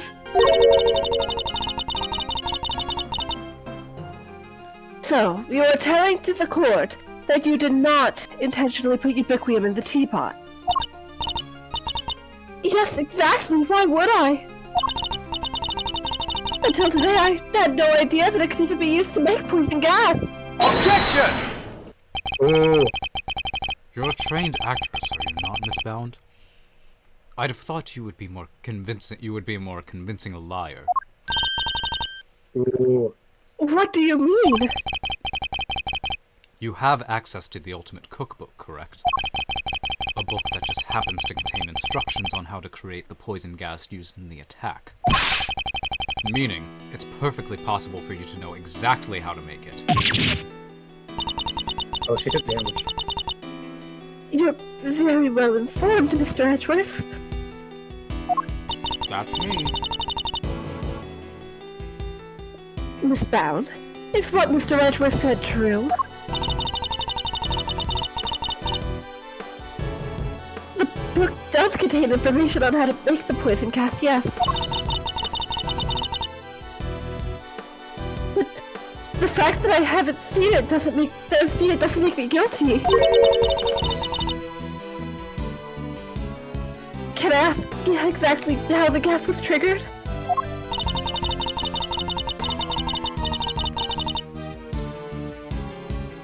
The victim used the blowtorch to heat the lid of one of the display cases, thereby melting the ubiquium. I see. But he locked himself in the room too, didn't he? Surely the fact that he triggered it himself. Wouldn't it point to it being a suicide attempt? So she's not willing to admit to anything. Furthermore, where would I have gotten hold of the Pesticide Ultra? Oh, I don't know. Perhaps you stole it?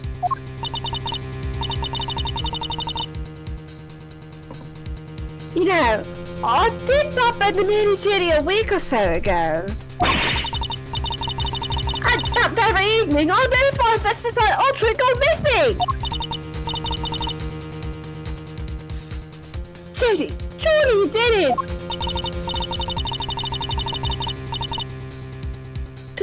Delisha, you carry your bag of pharmaceuticals with you everywhere, don't you? There would have been any number of opportunities for someone other than myself to steal from you. That's true. No, I don't have any hard evidence it definitely was Miss Bound who stole it.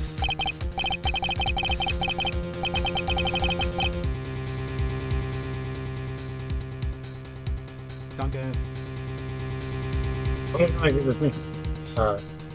Dudes, there's clearly something you're not telling us. Why don't you just come clean? You know? Yeah, no, it just like is another character for Yessie to voice. It's Kay. And then Francisca shows up. Yep. Fender now. Fender's yours.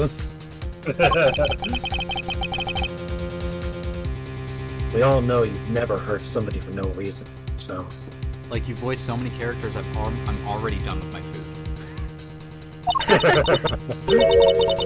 Not you too. You think I'm guilty as well, Mr. Fender? Can you blame me? You've got one wing disguised as another. A gas trap in one of the display cases. And you're the proprietor of the establishment. It's looking a lot like you did it, kiddo. I mean, it's like so, it looks so much like she did it, that now I'm like, she did it. Well, and now it's like, well, there's clearly more here. Like,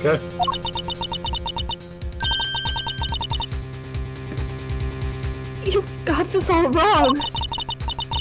You have to remember, the gallery doesn't have any security cameras, nor any security personnel. If some ill-intentioned person or other wanted to get in undetected, I don't think they'd have much of a problem. Wow, you're practically asking to be burglarized. I was thinking that. yeah, that's kind of true. You need to be more careful. A great thief could have a field day in here. She says that with a smile. Yeah. She put something... Like, She's ooh, Hey, I'm being on my to-do list. I was gonna say Kay adds field day to her calendar.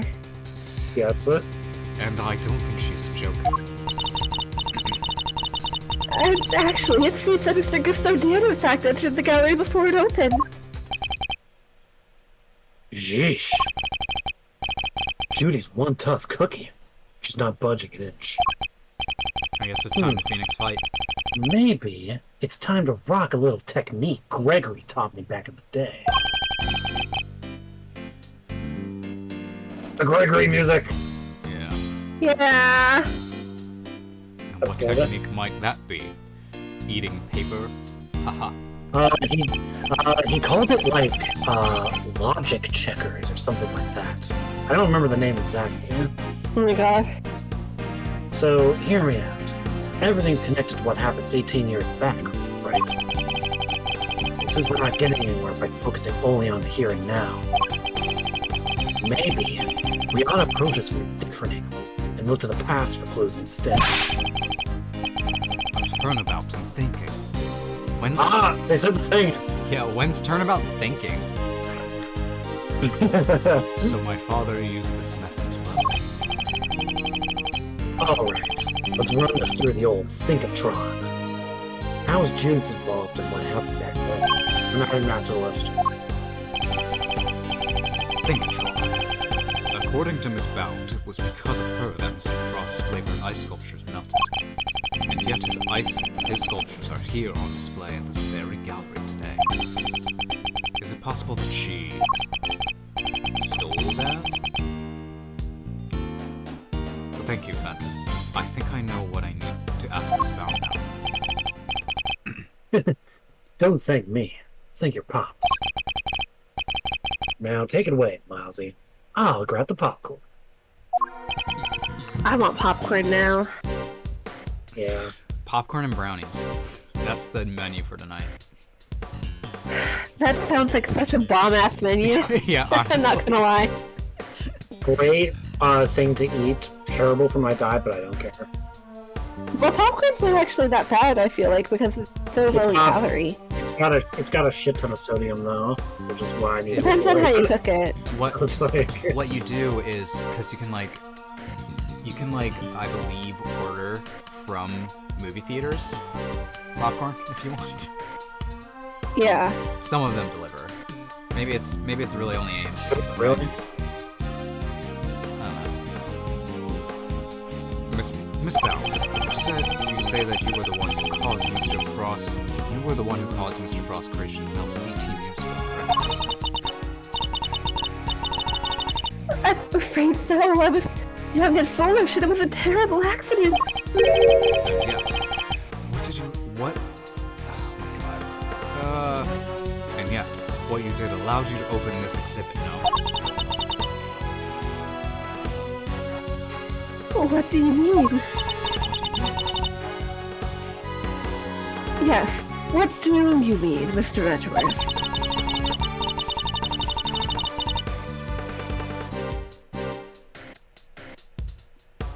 If you are going to ask such questions, perhaps a formal testimony from Miss Bound might be best. Yes, perhaps it might. I'd like to know a little more about Zodiac, about why Miss Bound decided to dedicate this space to Mr. Frost's work.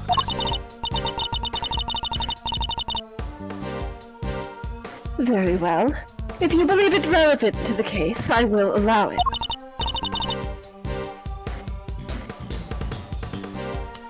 Miss Bound, would you mind?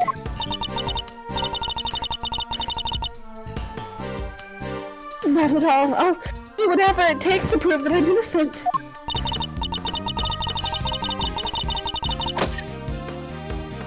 Then please, if you could give us some background on Zodiac Hall and his pieces displayed here. Here we go.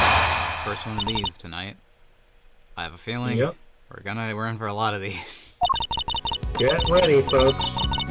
It took 18 years, but at long last, I was finally able to buy Samson's home back a little while ago. But a place like this is expensive to maintain, so I decided to turn it into an art gallery.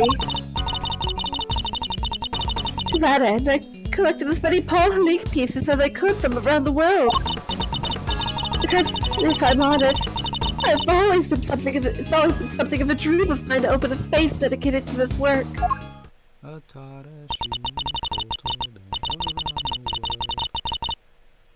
Thank you for your testimony, Miss Bound. How wonderful it is that you were able to fulfill your dream. Well, Mr. Edgeworth, everything seems entirely above board to me. Judge Gavel, that was simply the witness's preliminary I'm gonna cry. Preliminary statement. Are you sure you... As you surely know, the value of that testimony cannot be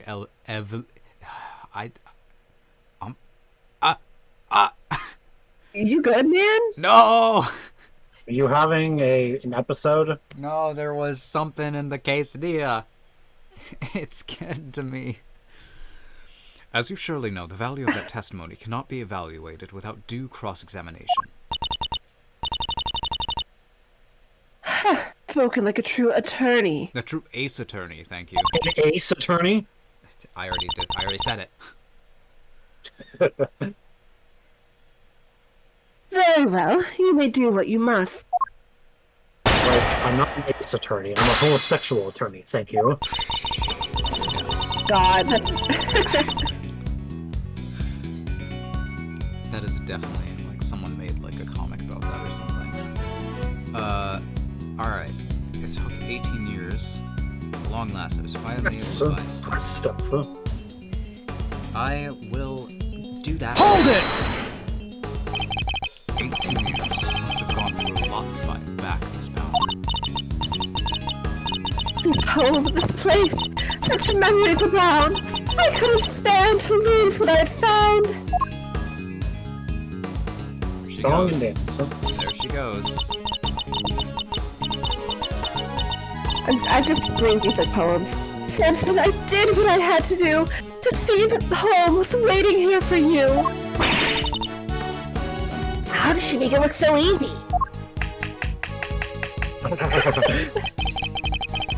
I'll say.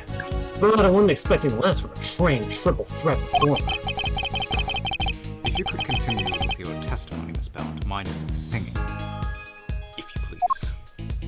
Hey, I thought it was pretty good. Hold it! You managed the gallery by yourself, Miss Bound? Yes, well, we only opened today, so I haven't done much actual managing yet. I have to keep the mansion going. Can't have it falling around and let down around my ears. It's spreading. Imagine opening your gallery and then someone almost dies day one, and a body is found in a fountain. I'd say you're gonna get a pretty nasty Yelp review in your gallery. When I get home, I'm leaving a bad Yelp review.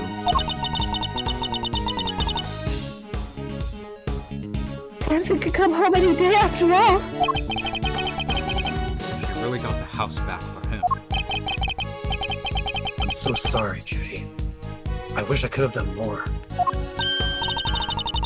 Oh, you've done plenty, Mr. Fender. If anyone should have done more, it's me. How long is this man gonna be in jail for? Life. 85 years, I don't know. It's like 18 years for accessory to murder. I don't know how long that sentence usually is, but maybe it's possible.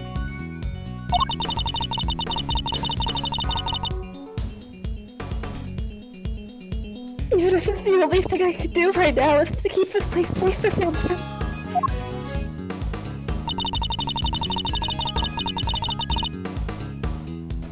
Hold it! Hold it. That was Mr. Frost's pseudonym, correct? Yes, he adopted it while he was working as a sculptor in France. I see. I'm curious about some of the pieces in your collection. More specifically, how you were able to acquire the Taurus and Gemini sculptures. It was my understanding that Mr. Frost died before he could complete them. Yes, I was able to create replicas for the winter wing based on photos of the sculptures that he made. Really? Perhaps you could go into some more detail on that. Alright. Just No, more I know. detail. It's always been Dreamline. I was able to create replicas for the winter wing based on the photos the sculptures had made. Let's look through the evidence, huh? I gotta Because that's a new read. line. Read! Read! Fender's comments in red. Oh yeah, I didn't read this. Yeah.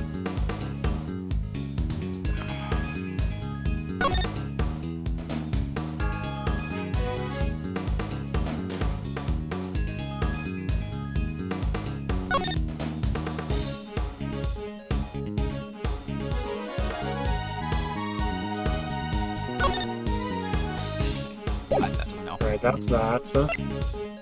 Pamphlet. Alright, Winter.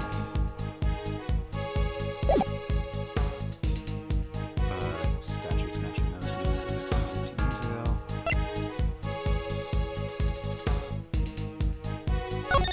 This is exactly what we saw. Which wing was this in? That was that's a picture from the winter wing, I think. Okay,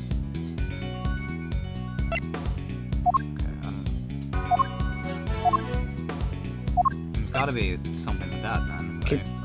Keep reading. This is exactly what Larry saw.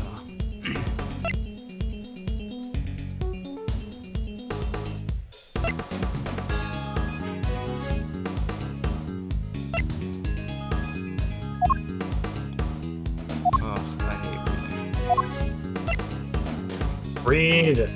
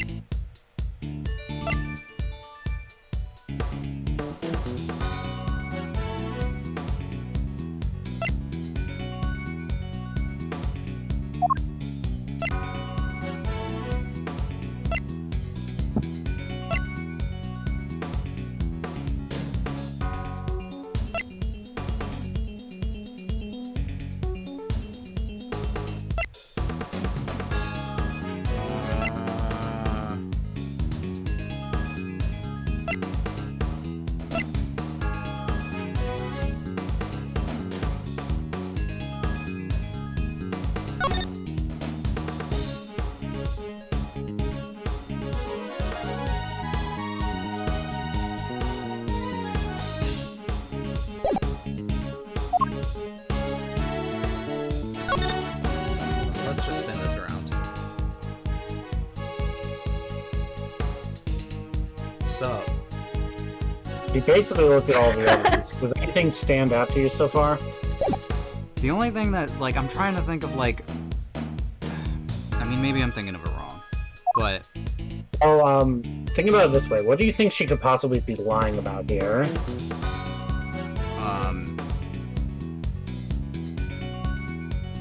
well, I don't think that she was able to create the replicas, or Right, She so didn't if create she wasn't able to replicas. create replicas, then what would those have been? Huh?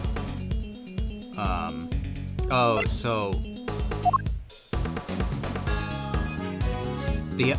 so the idea is that they were the actual ones, right? Because Yeah, and She what kept could them. prove that? Like, think about it like that. What could prove that? well, this is an important one. So that, Yeah, but would that prove it though? not really, I don't think. You do have something though that could. Huh? We have the pictures. We have this. That one proved that they're the exact same thing, but something else might, huh? Right? Not this. Not the. No, that's kind of what I was leading to. This thing, yeah. Because like, it's one thing to match like the look of the ice sculptures. It's another thing to match the chemical composition. Yeah. Right? Yeah. Like that's pretty damn specific. Yeah. I think what I was just tripped up on was like.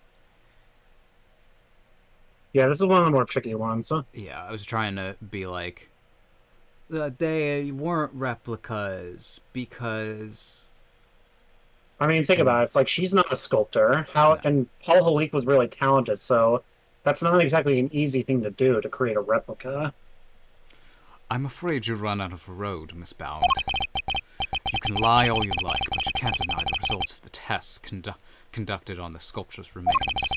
And those tests leave no room for ambiguity. What What you had on display weren't replicas. They were the very statues Miss Frost carved. Miss Frost. Mr. Frost, congratulations.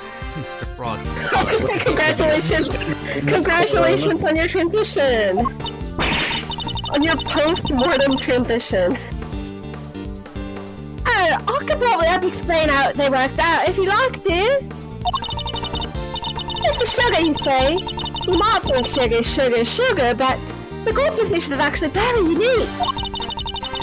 You could probably recreate the statues, but the sweet secret of their chemical makeup? No chance! Thank you, Miss Young. I don't recall asking you for help, but still. So sassy. Dances nervously. To put it simply, the statues didn't disappear back then because they melted. They disappeared because you spirited them away and kept them hidden for these 18 long years. It's going in the edgeworthisms. Spirited away. Yeah, you spirited them away. That'll go over well in court. What? She kept a pair of flavored ice sculptures around somewhere for all that time? The courtroom in which people routinely call upon the spirits of the dead. It's not the most out there idea in the world. Assume that you had a big enough icebox. Overruled! Quiet, all of you. Miss Bound, do you have anything to say in your defense? So, you've already learned that much.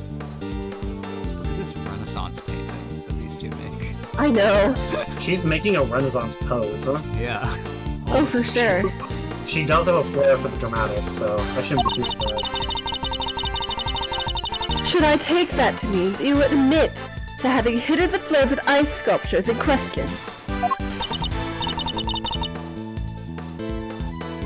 No, I admit to no such thing.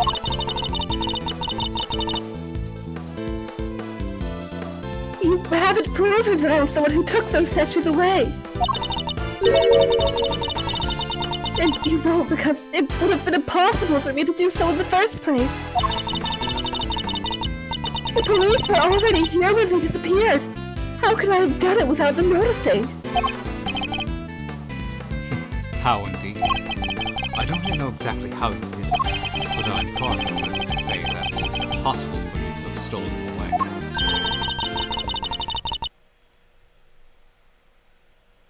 You're a very persistent man, aren't you, Mr. Edgeworth? That's right.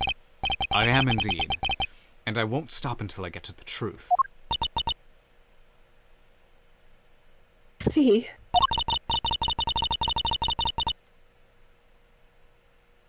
Then I'd better tell you exactly what I did that day 18 years ago. Oh boy. What I did that day. The whole time before the judging began, I was waiting upstairs in our living area on standby. During the judging, I had to go change the camera's film cartridge for Samson. But before I could take the camera back to Samson, I discovered Mr. Frost's body. Later, around when your father arrived, I began to make the rounds and serve tea to everybody present. That was when I saw Mr. Gusto entering Mr. Frost's room.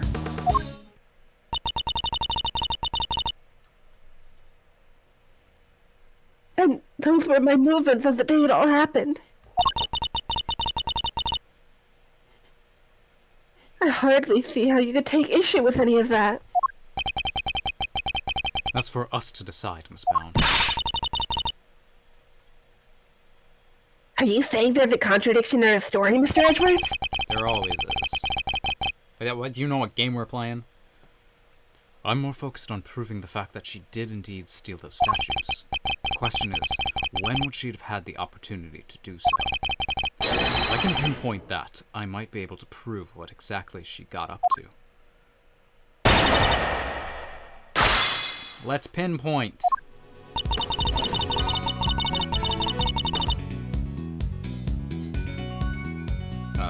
So, Think about it like this. Think about which time here, like, she would have been able to do it, I guess.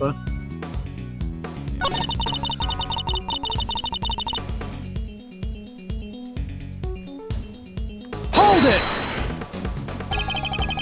Well, you're the only one who was able to move around freely during the judging. Well, I wouldn't say freely exactly, but I was able to move around more easily than the contestants, yes.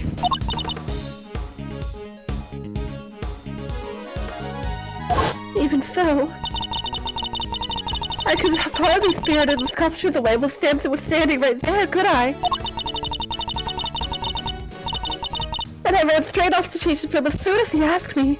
I wouldn't have had the time. So changing the film with the camera as requested by Mr. Tangrova. Was this the moment when Miss Bound stole the sculptures? I don't want to commit yet. Fuck. Press the wrong button. But, maybe... This is what you remember. Okay.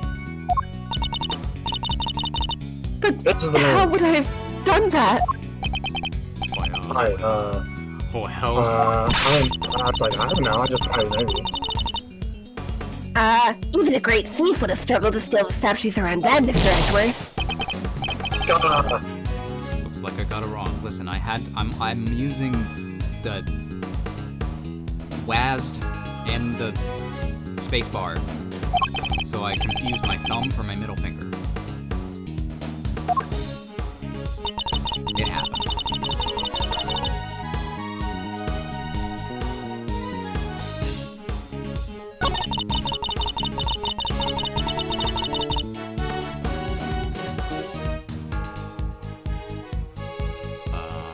Hold it!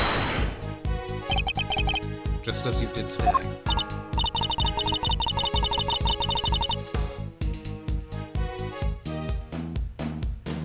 Yes, I would have run and offered everybody working on the investigation a cup of tea. Present company included. I remember it well. You were here, there, upstairs, downstairs. Everyone was at little card of yours. Interesting. Did anything strike you as strange around that time? Oh yeah. Gregory was singing the praises of Judy's tea. And I think he mentioned his saucer was cold. His saucer was Oh. cold. Cold? Bird? Mm-hmm. Was this the moment? Yeah, this was the moment. Yes, it was. Miss Bound, I believe this was when you stole the sculptures. Jacques. I hate to contradict you, but Just try. the fountain room was full of witnesses at that point, Mr. Fender included. Are you suggesting that I somehow got the sculptures out of Mr. Frost's room right under everyone's noses? Yeah, it sounds like a great alibi. That is precisely what I'm suggesting.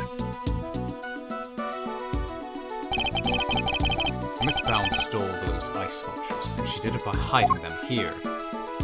Ba-bam! Here. Sideways! Take that! There. Shake head. My father and Fender had no idea that one of the sculptures was merely inches away from them. Because it wasn't just a tea set you were pushing around, Miss Bound, but a hidden ice sculpture in a glass case. You know, this never would have happened if Eddie had just eaten the tablecloth instead of his paper. God, yeah. True. Eddie. How could you? Surely such a thing would have been impossible.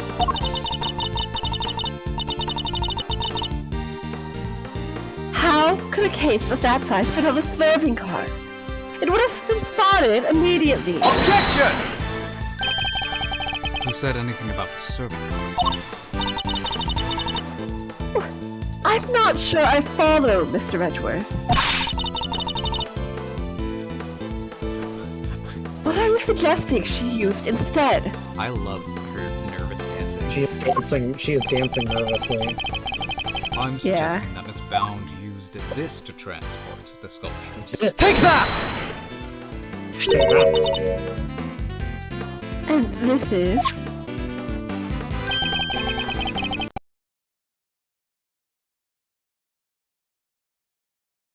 Hello? Yeah, how well it all Sorry, it... The audio cut out for Yeah. a second there. Yeah.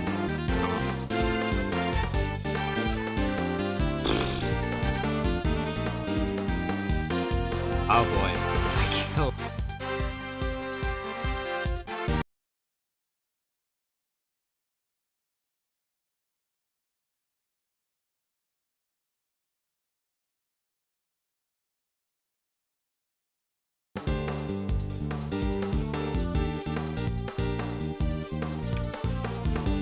Alright. We should all be back. Woo! Hopefully. I accidentally disconnected. I just meant to mute myself for you guys, but Oh, everything seems to be looking good. So woohoo! It appears that this very same card is still here with us in this fountain room.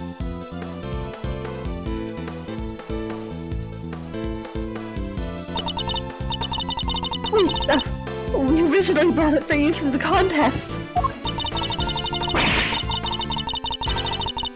And you're saying that Miss Bowd loaded Mr. Frost's sculptures onto this cart and then carried them off. I am. As you can imagine. Is there music going on now? Huh? Is there music happening? I can't hear any music in the game if there is any. Okay, well. Yeah, I can't either. That. I have no idea. That's. I don't know. Is that my problem? I mean, given that Duncan and I are having the same issue. It must be from your end. Well, the fucking Least stream common can hear it, denominator. so I don't know. Do you want me to check and make sure the stream can hear it? Let I me know check the stream that. can hear it. I have the audio output. Okay. Can you hear it now? No. No. I just checked the stream. The stream can hear it, huh? I can't. I had a minute there where I was like, am I talking to the void? Because it was so silent. Yeah, I don't know what it is. Like, I can definitely hear it from the stream, but I can't hear it on our side of things. I have share stream Yeah. audio. Stream quality. Change stream.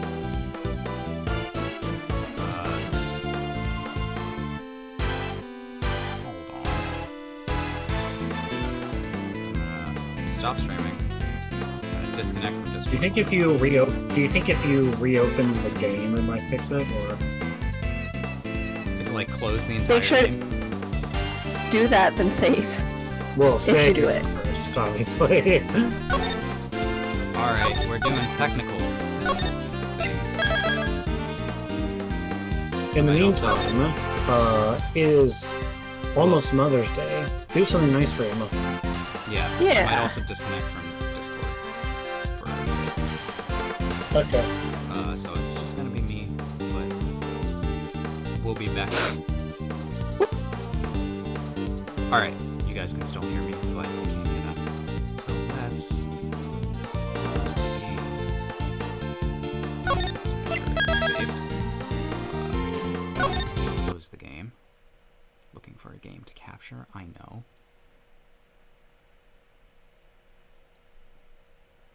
Alright.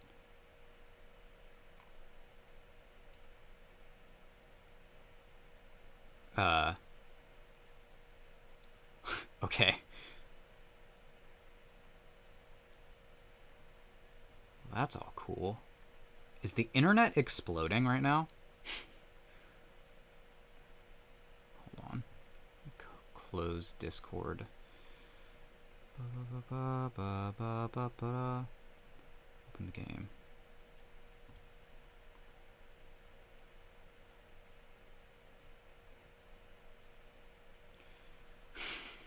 This is awesome. I love that this is happening.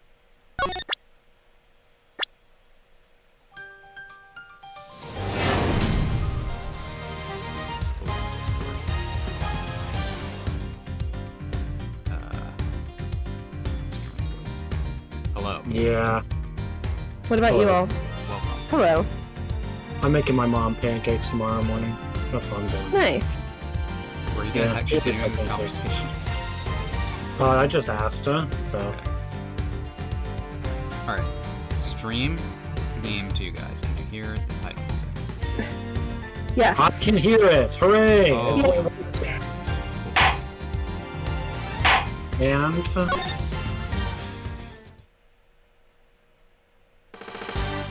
Ba-ba. Alright. Also, I can hear it on the stream too, so it's all good. Technical difficulty solved. That was cool. I just had to close the game, apparently. Alright, back Game to equipped of did you turn it off and turn it back on again? Back to the game. the. Yep. As you can imagine, all one would need to do is to lay a case on its side at a tablecloth. And bada bing, bada boom. It would look exactly like a normal serving cart, thus allowing her to move the sculptures around freely. Can it be? Holy moly. Of course. That's why the saucers were so chilly. They were sitting on top of a big block of ice. Holy cow! Holy guacamole. Dudes. How could you? Impressive. Impressive. Then again, you are Mr. Gregory Edgeworth's son. I should have expected no less. There isn't a scrap of evidence that I stole the sculptures all those years ago. Now. And yet, I knew that no matter what I said or did, I'd always be under a cloud of suspicion. So you admit it? You admit that you stole them from Mr. Frost's room? Yes, I do. I took those sculptures and their glass cases out of that room 18 years ago. As Mr. Edgeworth correctly deduced, what the fuck am I saying? I dressed up the lift cart as a serving cart to do it. And slipped in and out of Mr. Frost's room while I was going around serving tea to everybody. In the end, I'd removed not only the sculptures, but the flavored ice zodiac blocks as well. Why? Why would you do it? Well, I guess we know why. Zodiac blocks. Feels like I've seen them for I feel like I've seen them for myself before. There's a huge block of ice on display here. This is how Edward sounds in his memories. It must be incredibly heavy, though maybe not, what with it being hollow on the inside.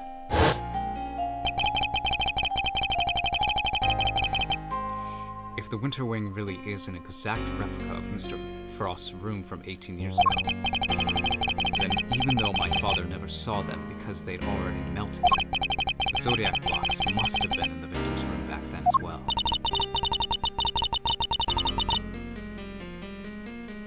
When I had finished moving the two ice sculptures and the two zodiac blocks out, I took two fresh, empty cases to Mr. Frost's room and put them where the original two had been. Only the sculptures had been kept in glass cases, you see, to prevent them from being damaged. The blocks were a little more robust, so they had been displayed as is.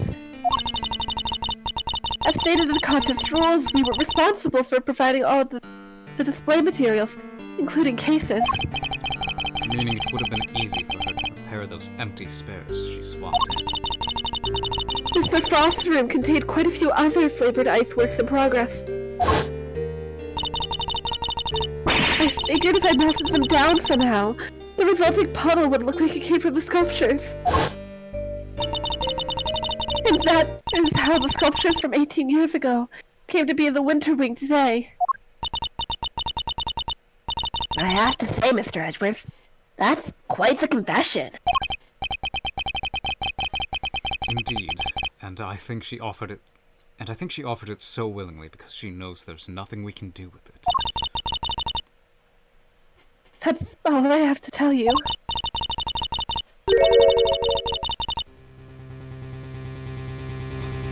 Don't look However, everything I've shared. You can't charge me with anything now, can you? What? How do you figure that? Oh, my. I would have thought you might have known at least this much, given that we're at a crime scene. I suggest you memorize the various statutes of limitations, as outlined in this book. How dare you? Statutes of what? I know. Me, Daniel knows. Simply put, Kay, prosecutors only have a certain amount of time within they can put a suspect on trial for a given crime.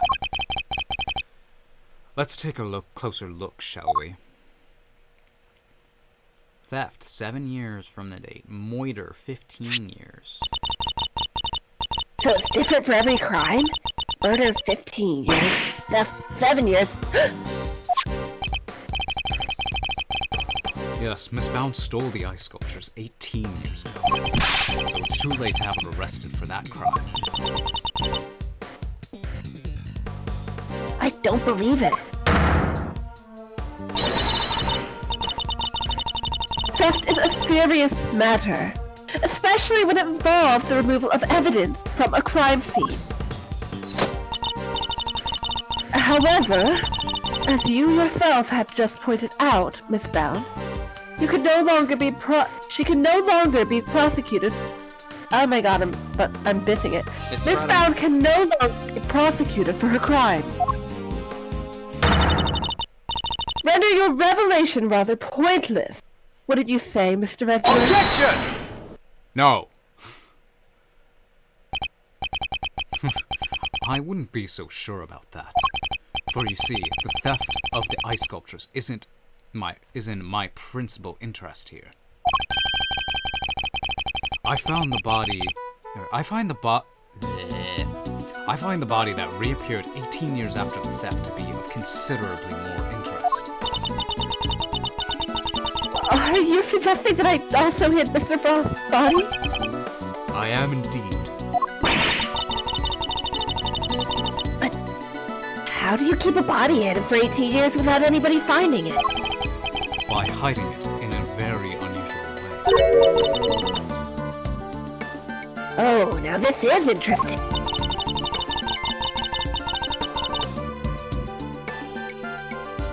Are you telling me that you know where the body has been hidden for all this time, Mr. Edgeworth? It's not such a big leap if you think about what Miss Bound has already told us. Let's just say it wasn't just flavored ice that she removed from Mr. Frost's room back then. Very well. If you are confident in this claim, let us put it to the test.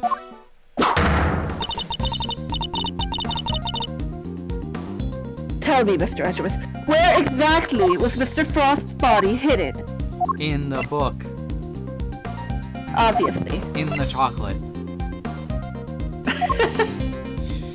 No, I mean, it was in the ice sculptures, right?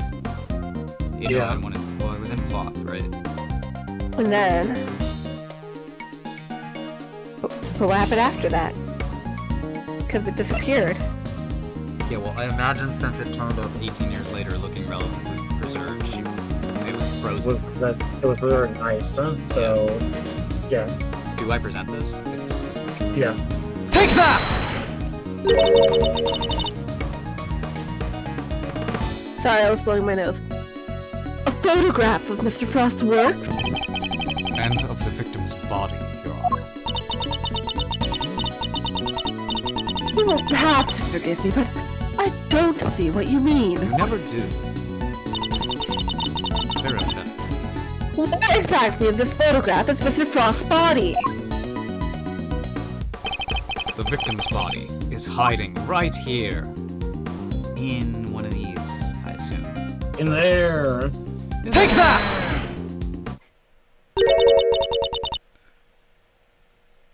It's a Gemini sculpture. Yes, it may look like a sculpture at first glance, but it is in fact Mr. Frost's corpse. Which is, I mean, pretty Crazy. insane. Surely you can't be serious! I am serious, but don't call me Shirley. Yeah. Even like, We've been Perfect. waiting for this one. Were you gonna say something?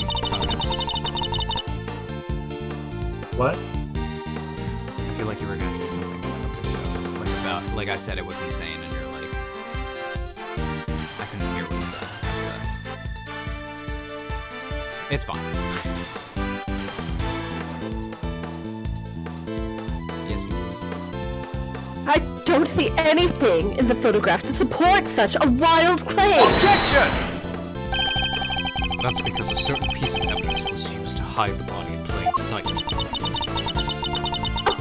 What piece of evidence might that be? The court demands that you present what was used to conceal the body.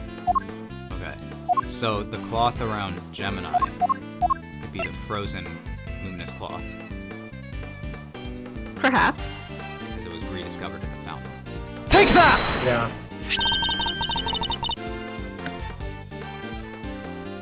What is the cloth from the autumn wing? Yes, when it was made to glow, when it's made to glow in just the right way, it's so visually convincing you might mistake it for ice. Isn't that right, Miss Scum? Yes, dear. But you can make it look like you don't wear anything, really, even if it was fire. Can I buy one of them? And the right shade of blue would make it look like ice, yes. Exactly like in effect. Overruled.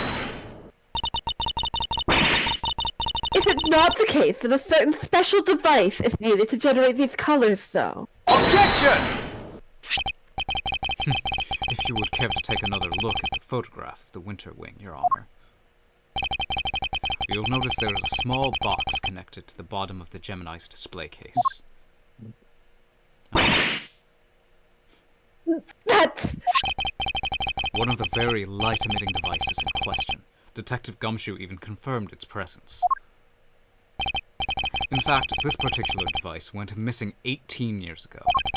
Back then, it was no doubt firmly connected to the cloth inside the display case, which means Miss Bound had no choice but to take it with her when she removed the sculpture.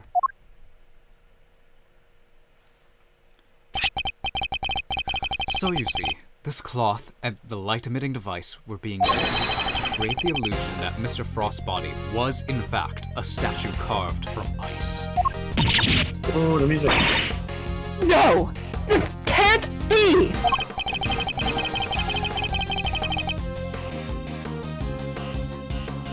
Oh, we got smiling.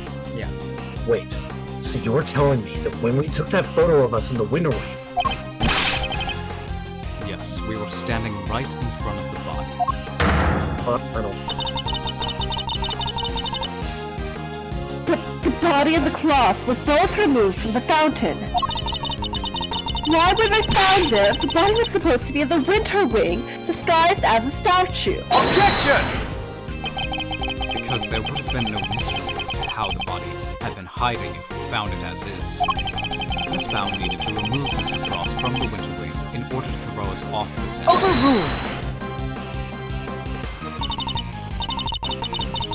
Ridiculous.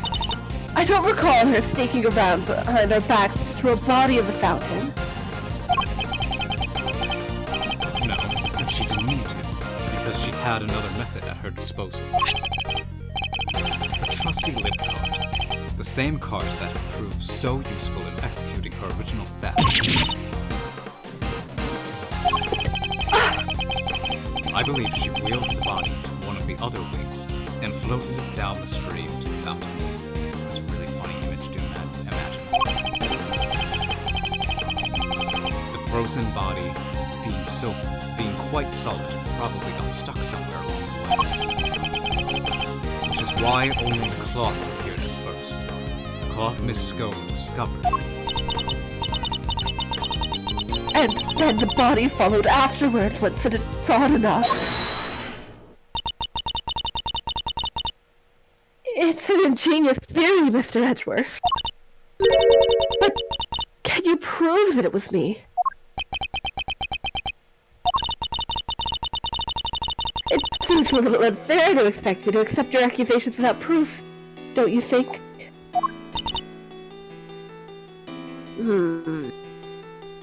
Hello, in chat. Um, Hello, Iceland. Welcome.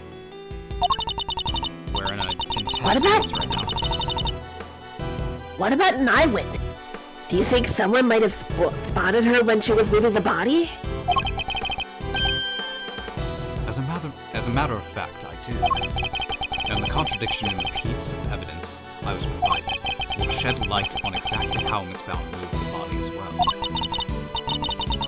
well, Mr. Edgeworth, do you have any evidence to support your allegation? Of course, I have a piece of very compelling proof right here.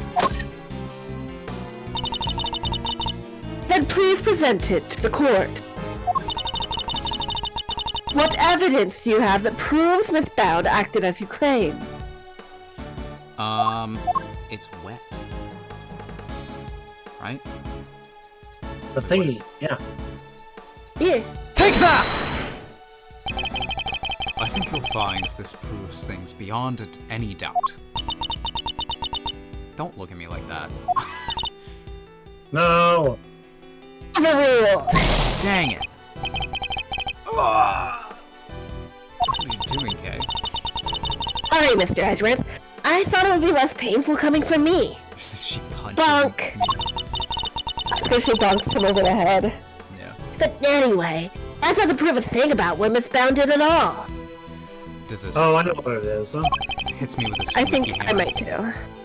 Yeah. I'm clearly barking up the wrong tree.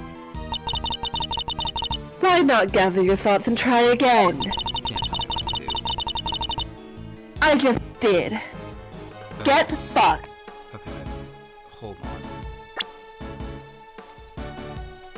I missed something. I think they said something proves eyewitness. that she moved the sculpture, like, that hid the body, you know? Like, what proves that? That she did that, basically. This? Not that, no.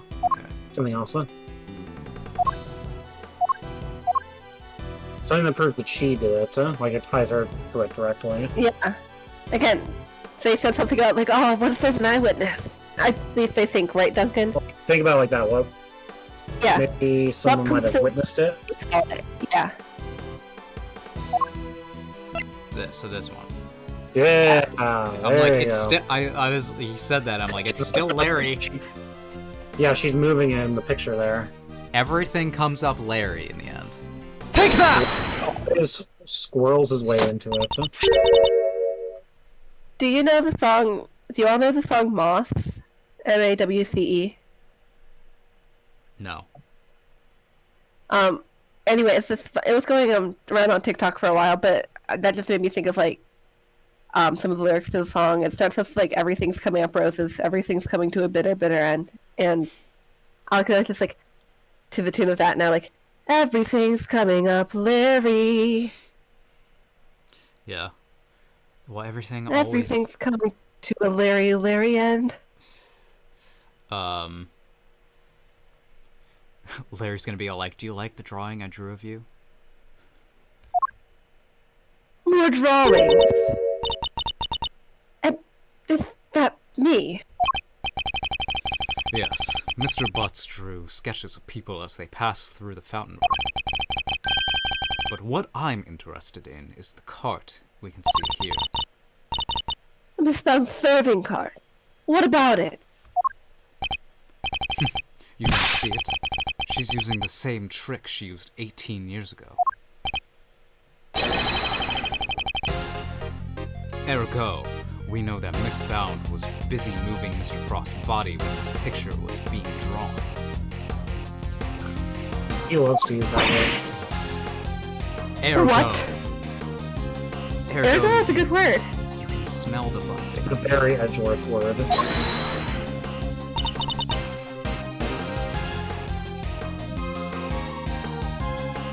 If I may. You may not. No. I don't see Mr. Frost's body anywhere in that sketch. Check your eyes. Imagine if Mr. Frost's body was in the sketch. Like, yeah, he would have done a terrible job if it was in the sketch. Okay. Yeah. All I see is a picture of me delivering chocolates to everyone. Really? Then allow me to direct your attention to the color of the tablecloth in his bag. I'd originally thought that Mr. Russ had made an error, but he assured me that it couldn't possibly be the case. This tablecloth appears to be light blue. Yes, a shade of tablecloth that Miss Bound doesn't seem to own. The cloth only appears to be light blue, the body being just hiding just underneath. Ah. But the shape of the card is perfectly rectangular, just as one would expect. Surely it would immediately be obvious if the tablecloth were being draped over the body. Ma'am!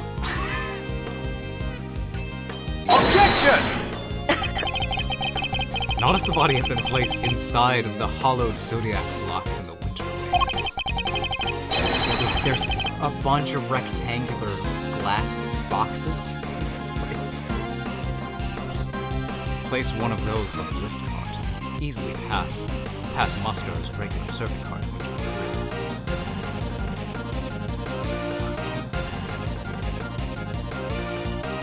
Yeah, Larry's name is always funny.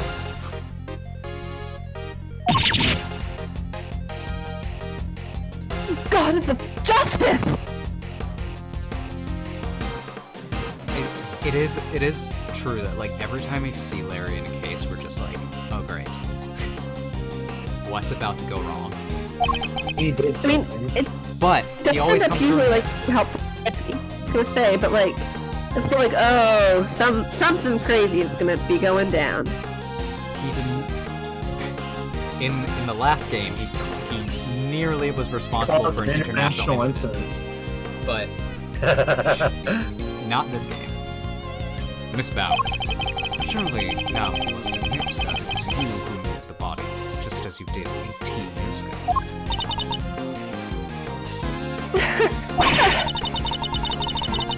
I didn't expect you to deduce all that from a simple sketch. But that sketch alone isn't really enough to prove your theory, is it? You needn't worry. But my case doesn't rest solely on Mr. Butt's art.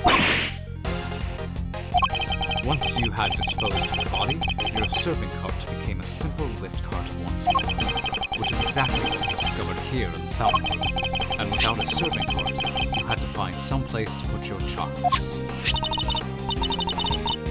My chocolates, the ones I was handing out?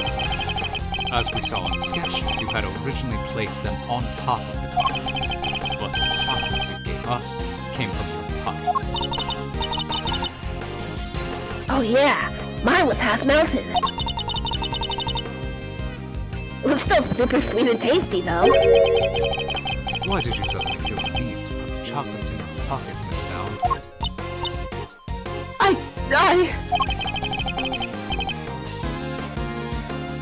It was because you no longer had a serving cart to put them on. That's why.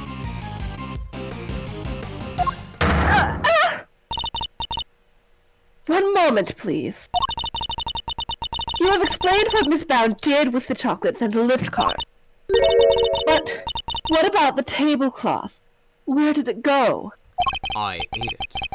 Indeed, if stashing the chocolates in her pocket was the only solution she could think of, I doubt Miss Bound had the time to dispose of an entire tablecloth. Well, Mr. Edgeworth, do you have an answer for me? Miss Bound didn't hide or dispose of the tablecloth, Your Honor. In fact, it's right here in front of us. Perhaps you would care to enlighten us. She squares up so easily. I know. Where exactly is the tablecloth Miss Bound used to hide the body?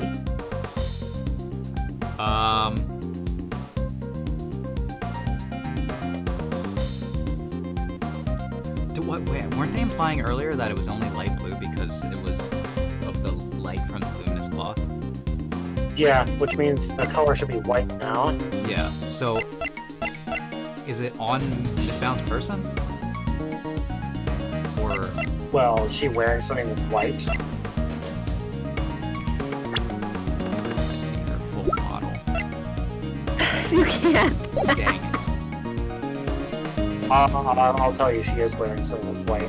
Okay. Well, I was gonna choose that anyway. Miss Bound has the tablecloth on her person, and in plain view, in fact. Oh yeah. Yep, you can see it there. In plain view.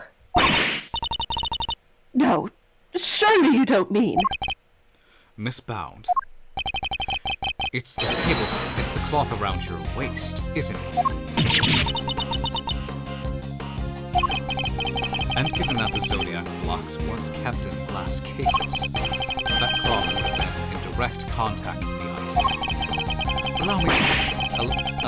well, all we would need to confirm my theory is to test the cloth for traces of the sugar used in Mr. Frost's work. The game is up, Miss Bound. It's time to come clean.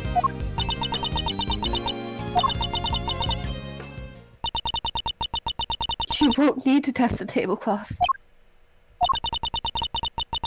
Everything you said is true. I saw Delicious in Pesticide Ultra, and I moved Mr. Frost's body. So dramatic.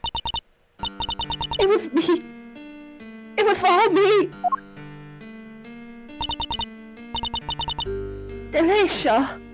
I'm so sorry. That's not right. I thought this Bridge her apology. I saw Delicia. I was like, oh yes, character that I need to voice for the line. Let me tell you, Delicia. So sorry. Look at Larry in the background. Everyone else is so somber. The whole thing. That's perfect. Draw. It's like, ooh, this is good stuff, huh? I went into your bag and I took it. Everybody else has an appropriate reaction to it. I put it in his pocket, hoping to make it look like he tried to do himself in.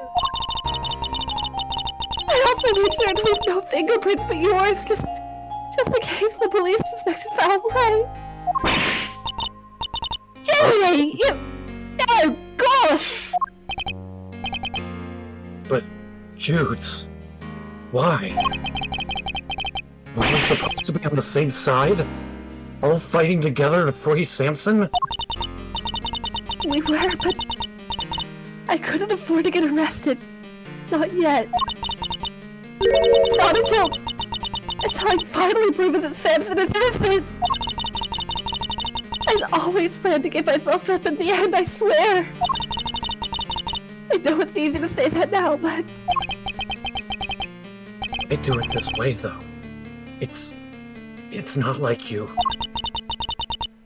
I'm sorry, Mr. Fender. I've caused you so much trouble. I've been the guilty party all along. Ever since that day 18 years ago. Are you trying to tell us that the true culprit in the IS-7 incident was you? I committed a terrible crime. I took those sculptures and I stole them for purely selfish reasons. The moment Mr. Frost died, they became more than mere entries in a confectionery contest. They became the final works of Samson's favorite artist. I couldn't allow them to just melt away, not before he came home. And that meant I couldn't let anybody near them, not even the police. So I hid them. I know I was wrong, but I had to. I put them in the cold storage room for safekeeping.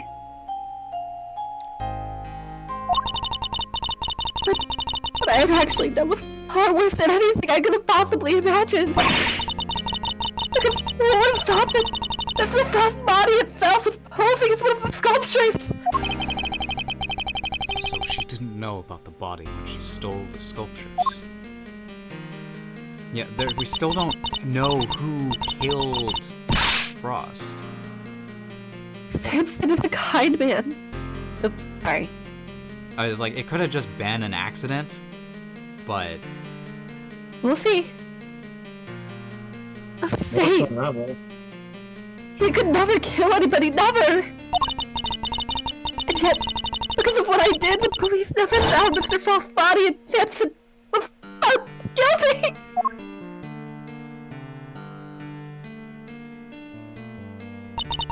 second team. After all he'd done for me, he was my family, the only family I've ever had! He was the most important person in the entire world to me, and Yes. And after his conviction, I was forced out of our home. I was finally able to return only a few days ago, and when I did, I went to the cold storage room to check up on the sculptures, and that's when I saw it. The Frost body. It had been there the whole time. Of course, by that point, statute of limitations had expired. So, I did what I did today. Because it was the only way I could think of to make things right. It seems I've misunderstood her intentions. Everything she's done really has all been for Mr. Tangaroa's sake. Hey, what are you thinking about, Mr. Edgeworth? Butts. And not Larry. Whose butt? What? Whose butt? Give me the juicy gossip, Mr. Edgeworth. When you're older. By like 1 year, then you'll be an adult. Something that's been puzzling me. Why did Miss Bound use poison gas? Why not a more reliable method? Yeah, I'm not fully convinced she did that herself. And why disguise the autumn wing as the winter wing? The only reason I can think of is to confuse someone who was here 18 years ago. Yeah. I wonder what she had in mind.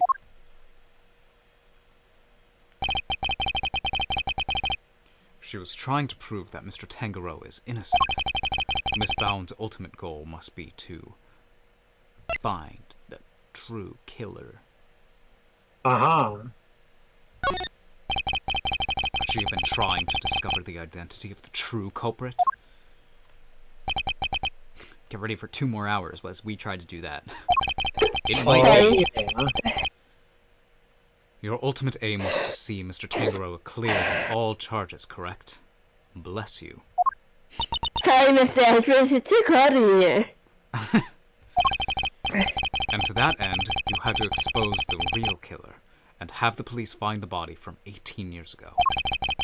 Is my understanding of your intentions correct? Exhibiting the sculptures was sure to force the killer to return to the crime scene.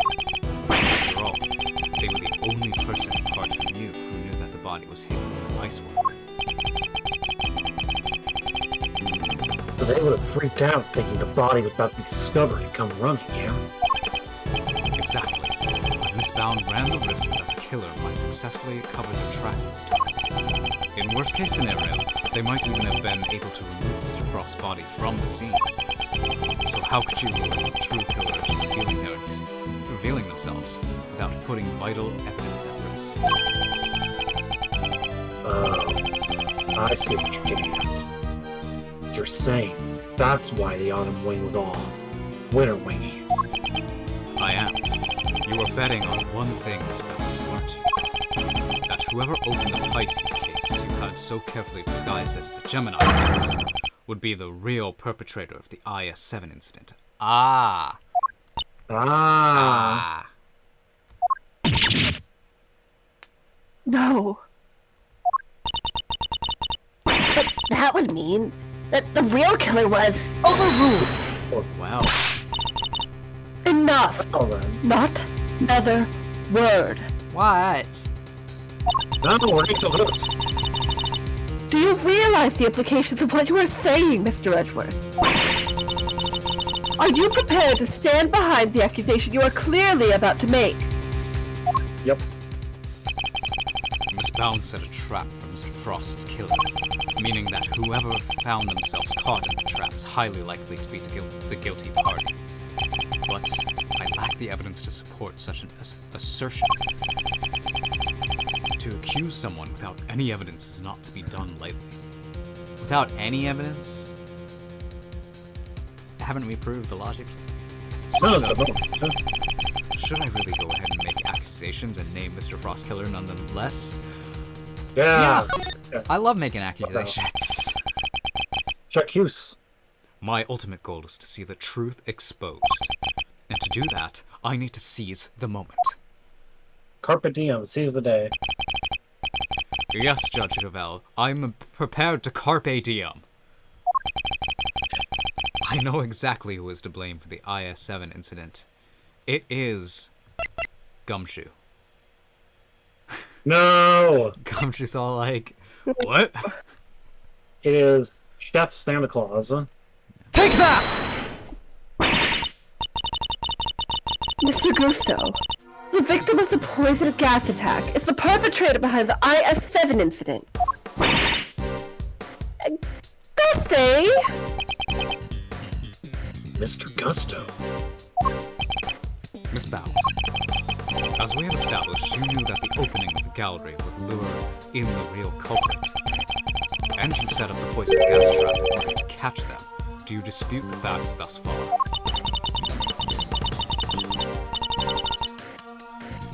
You're a very impressive man, Mr. Edgeworth. Just like your father. Oh, why, thank you. Well, the title of the stream is making our dad proud, so... Yeah.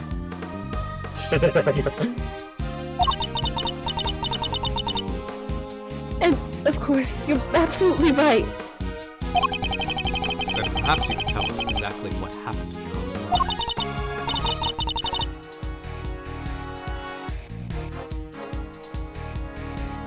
Of course, I have nothing to hide anymore.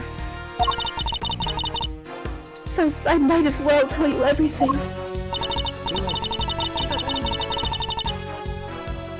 As you said, I set a trap here in the gallery to try and catch Mr. Frostkiller.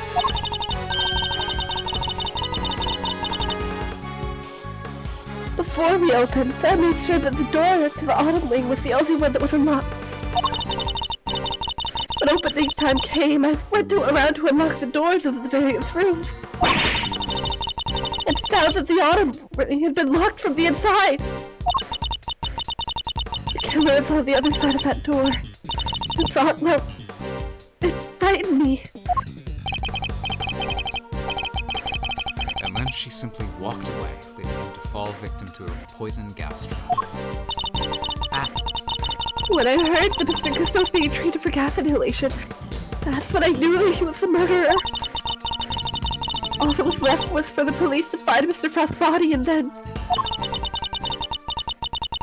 Samson would finally be proven innocent. At least, that was my plan. Newts, why didn't you tell me? You know I'm always here for you, right? You could have found another way. It didn't have to be like this. Thank you, Mr. Fender. You've been very kind to me all these years. But I'm the one who created this mess, so it was up to me to try and clean it up. I didn't care what it took, as long as I could get Samson out of that awful place! Judy, Judy, Judy. Judge Judy. 18 years ago, the police managed to cover up the fact that Mr. Frost's body had gone missing.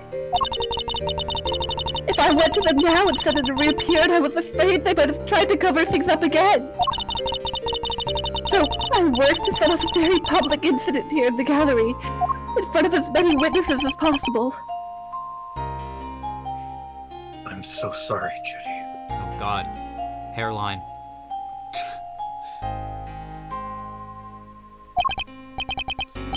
Goodbye, Iceland. Thanks for Bye. showing up. Bye. We will... we're gonna, do good. You, Samson, Gregory, I let you all down.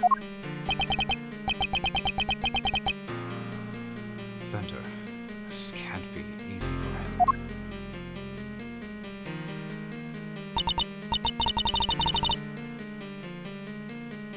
No, I'm the one who should be apologizing. Mr. Edgeworth, Mr. Fender, I hope that one day you can forgive me. Maybe. And whatever punishment I have to face, I'm ready to accept it. Please, if I may ask one thing of you, it's that you simply must clear Samson's name.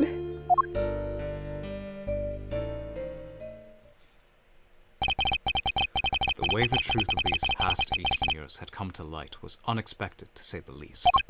And yet, it had only set us down a path towards an even more shocking end.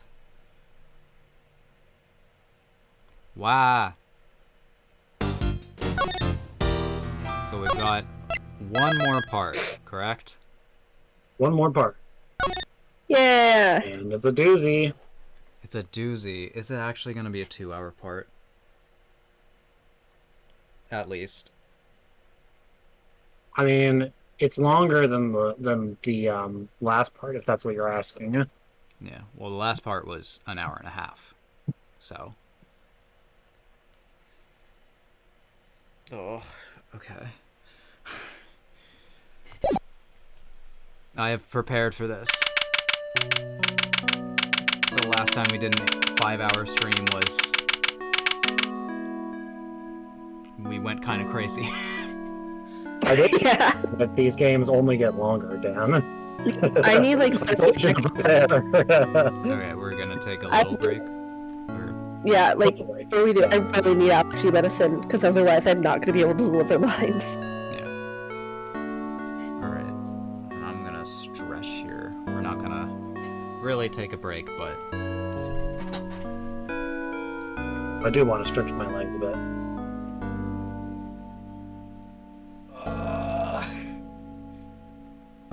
It's like in my closet, stretching. I like the sad music. Yeah. It's great music to stretch to. Once again, Larry has a very inappropriate face for the situation. When is Larry's face ever appropriate? Like, everyone's so sad, and he's just like, this looks great for a sketch. A little sketcherino would be great right about now.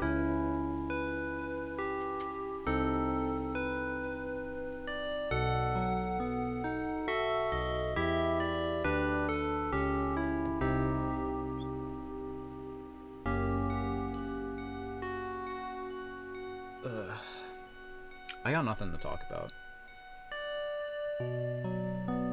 Other than Mother's Day, which I mentioned earlier. Are you doing anything nice for your mother? We're having brunch.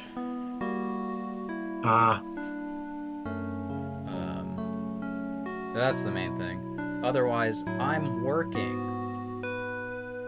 So I feel like that's the brunch is like the main thing everybody does for their mom on Mother's Day. yeah. Well, we're not going out. We're making brunch. So Well, I'm making breakfast. That's what I'm doing. I'm making some pancakes. Alright, I'm casually this scrolling time's the charm. through Reddit, I Oh? found a really funny meme that I will not share because it's inappropriate. Okay.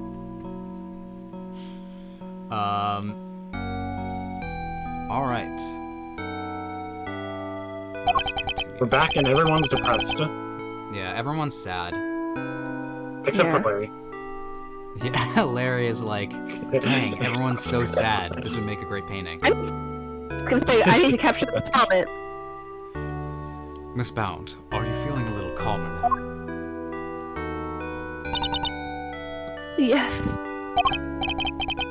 Good, but allow me to get to the point. Regardless of your intentions, you broke the law. Yes, I understand. Nevertheless, I understand that you did what you did in order to prove Mr. Tangaroa's innocence. Therefore, if the real culprit really is someone else, then we have a duty to reinvestigate the case. Overruled! Hey, come on. There is nothing to suggest that anything nefarious took place in the official IS-7 incident records. And right now, there is nothing to suggest that we should take Miss Bound at her word either. There is nothing nefarious. That's not true at all. Especially since the prosecutor was found a murderer a couple years ago. On the very same day as On the the incident, day. too. No. Nothing nefarious.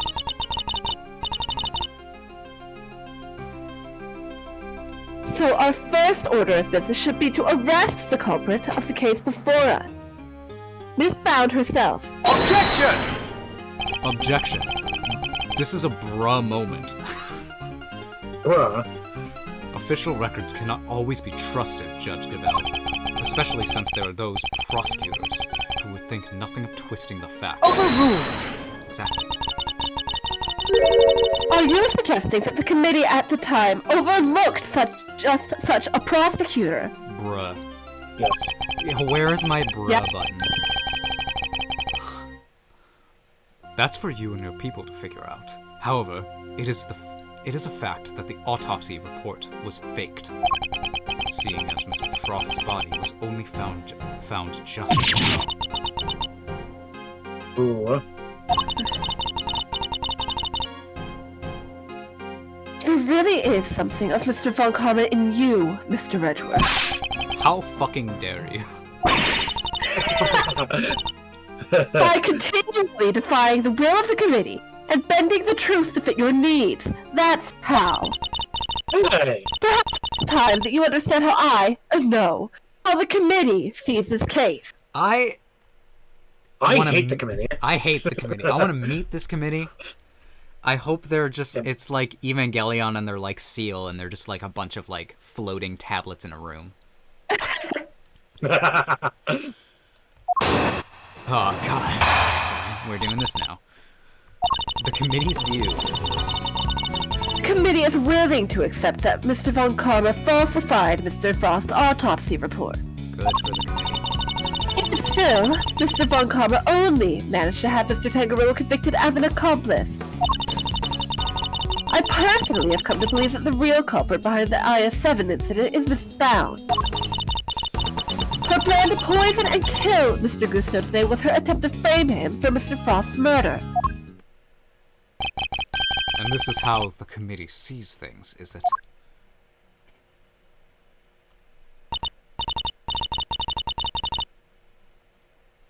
It is. As always, I act solely in service of law and order. It sounds to me like all she's doing is acting in service of the committee and covering up the truth. And if I can't change her mind, there will be no saving Mr. Tangaroa or Miss Bond. Bound? Miss Bond? Congratulations on your transition 007. Hasn't there been an actual idea thrown around that the next James Bond could be a woman? I thought, didn't they do that? It's been Or am I going teased, nuts? for a while, or whatever. Okay. Anyway. The committee's willing to accept that Mr. Von Karma falsified the autopsy. Even still, Mr. Von Karma only managed to have Mr. Tango convicted as an accomplice. My person. Explain! Explain. Are you suggesting that Mr. Tangaroa and Miss Bound killed Mr. Frost together? Why not? You could even imagine that they split their roles as thus. Mr. Tangaroa could have been the one to commit the act itself, while Miss Bound was to remove the body. What? The thought that we could ever kill Mr. Frost? You stole his corpse and hid it for 18 years. Is it really so surprising that you might be considered a suspect for this? Miss Bound has freely confessed to all of her crimes. Now is not the time to speculate about what else she might have done in the past. Very well. So let us pass judgment on what we know she did in the present.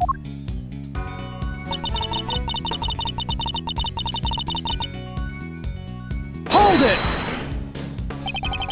Why would Miss Bound have chosen to frame Mr. Gusto for the murder?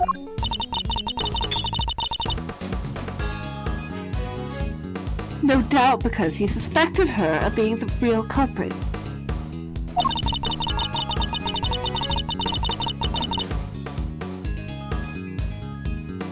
He may have entered when he thought that what he thought was the Winter Wing, simply to see if the Gemini statue was genuine.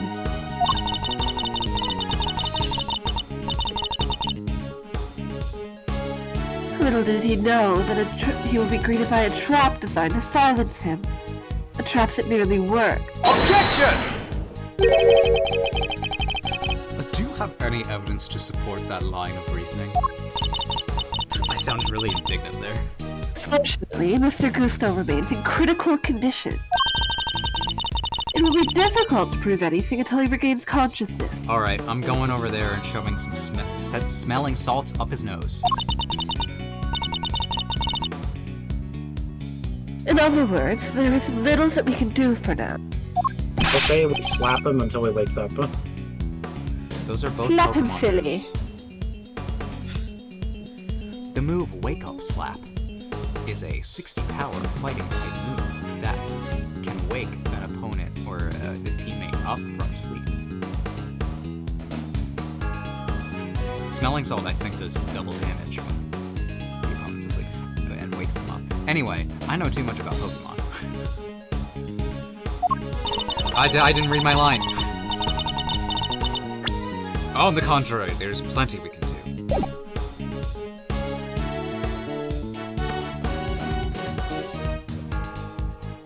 You still have not grasped the situation, have you? Then allow me to spell it out for you. Insert a line I've already said. We have all the evidence we need to... Oh, these are new lines, huh? Yeah, We have two new lines. We have all the evidence we need to explain both the Never mind. IS-7 incident and the poison gas attacks. We have therefore determined that there is no need to investigate either case.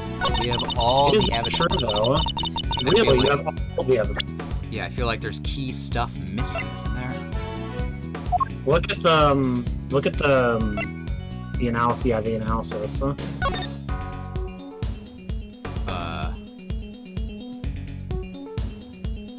This one? Yeah. Okay. So, like, think about it like this. They said they found blood, Yeah. but they don't know, like, whose blood, Oh yeah. right? Gumshoe hasn't come back with the blood. Yeah, we don't know whose blood it is, huh? Objection!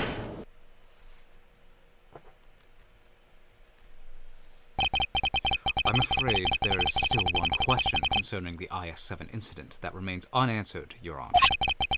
Would you mind taking a look at this? What is it? Oh no. This is where Gumshoe gets fired. No! My lines.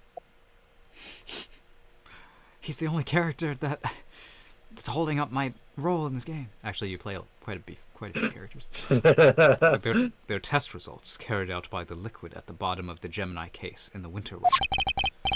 As you can see, traces of blood were detected. The question is, whose? Until that question is answered, I hardly think you can claim to have all the evidence. The question is, of whom? There was blood in the Gemini case. The question is, whomstav? Whomstediv? Why did I not hear about this from you, Smith? He was busy playing his Game Boy. Yessie. English Yes. question. Do you know when Yes. the correct time to use whom versus whomst is? Actually, well, I know who versus whom. Oh, that might be what I meant to say. I believe that it is you use who if it is the subject of the sentence, and whom if it is the object. I never did learned this. so. Whomstediv? when you use that. I think that it's who did this versus to whom was this done. That sounds correct to me. I'm gonna Google it. I want to know. I want to be vindicated. I'm right. Yeah, I am. It feels like to me just like kind of natural when writing it. So I was right. Who is the subject pronoun? Who is the object pronoun? I just write on instinct, and usually I'm fairly grammatically correct. I mean, yeah, like, at some point you do have a good idea of it. It's one of those things that I feel like a lot of people might do subconsciously, but they wouldn't be able to explain because we're just so used to doing it. Yeah. You and I, however, majored in English. Yeah. Because Detective Gumshoe informed me of the results directly. Of course, college doesn't really teach grammar courses all that much. I took grammar courses in college. I did. Yeah, different classes. For different people. Yeah. I was planning to tell Mr. Winner about it myself. Overruled! You kept this to yourself until now? Despite having no jurisdiction here whatsoever. Mark my words, the committee will hear all about what you've done here today. As ever, my interest is the truth, and if mistakes were made in the past, they must be rectified. If you must report me to the committee, then so be it. But in return, we must be allowed to investigate this case to the very end.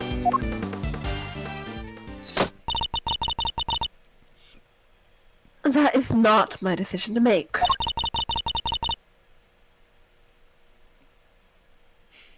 You will need to discuss it with Eustace. Uh-oh.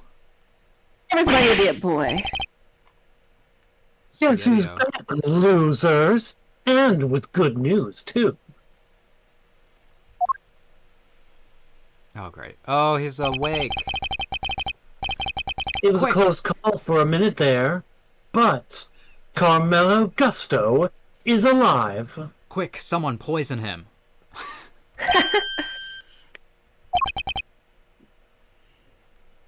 Gusto. Alright, if you're gonna also be Gusto, maybe now I take Eustace. Alright. He made it.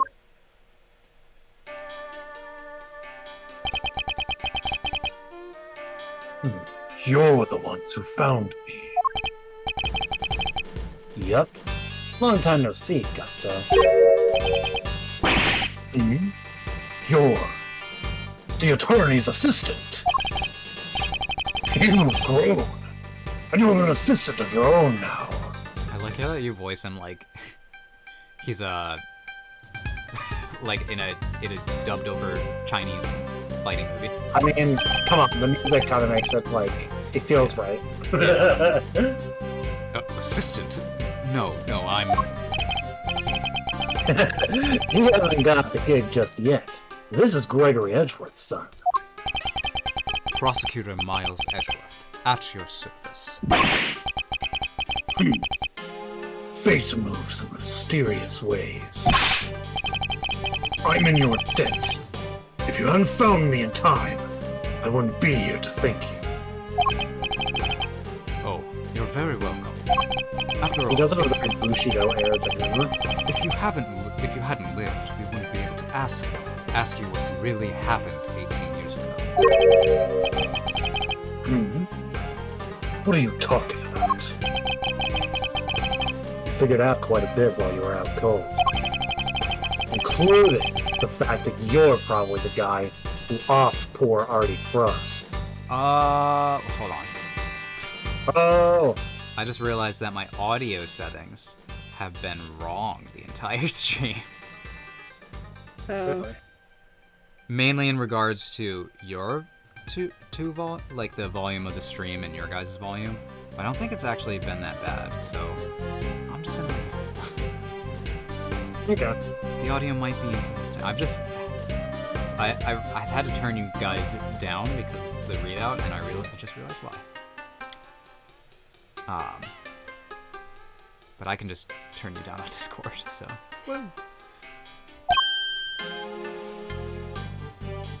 But the game has been loud too, so.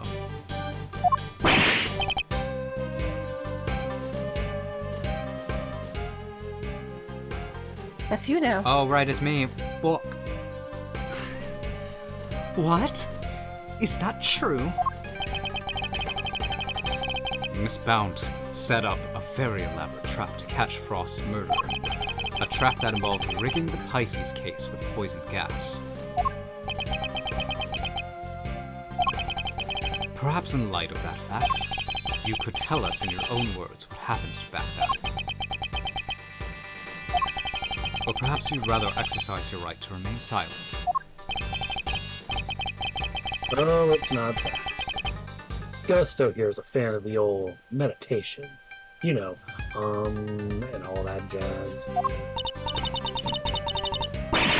Wow, sleeping while standing seems pretty cool. That's one heck of a talent. Kay's like, I'm here too. Except there's no sleeping involved in meditation, Kay. Hey, Gusto, old pal. How about you snap out of it? Tell us what went down way back then.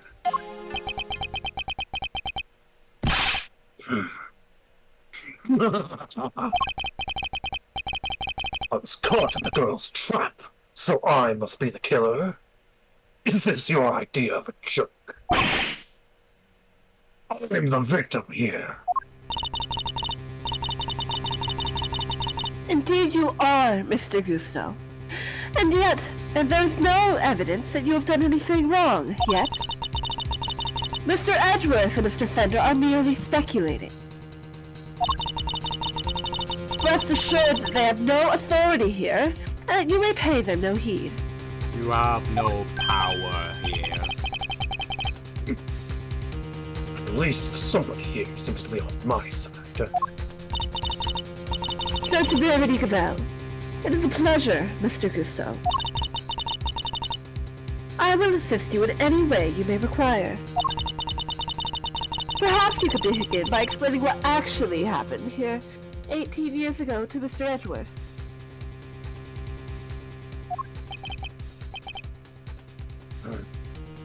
Fine.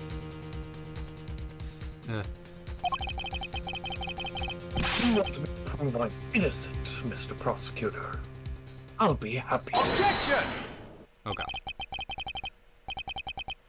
So this is how you mean to play it, Judge Cavell. You're hoping Mr. Gusto will help you hide what happened instead of trying to correct the record. I believe only in the infallible judgment of the goddess of justice. Infallible. It's a good word. Except it is us humans who make the actual judgment calls in a court of law. As long as there are those who would use the law to their advantage, our rulings are fallible indeed. If you would use your position to further obstruct the truth, then neither she nor I will forgive you. Ooh. Damn. We'll see about that. What do you advise, Judge Cavell?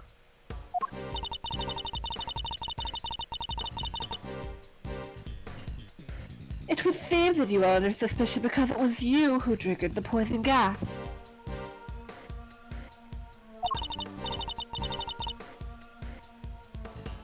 Specifically, by opening the Pisces case's lid.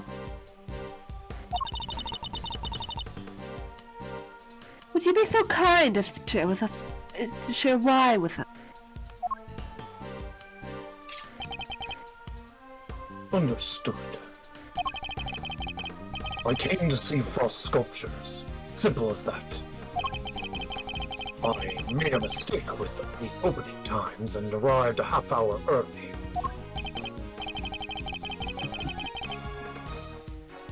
Miss Bound, was there no one at the reception desk around that time?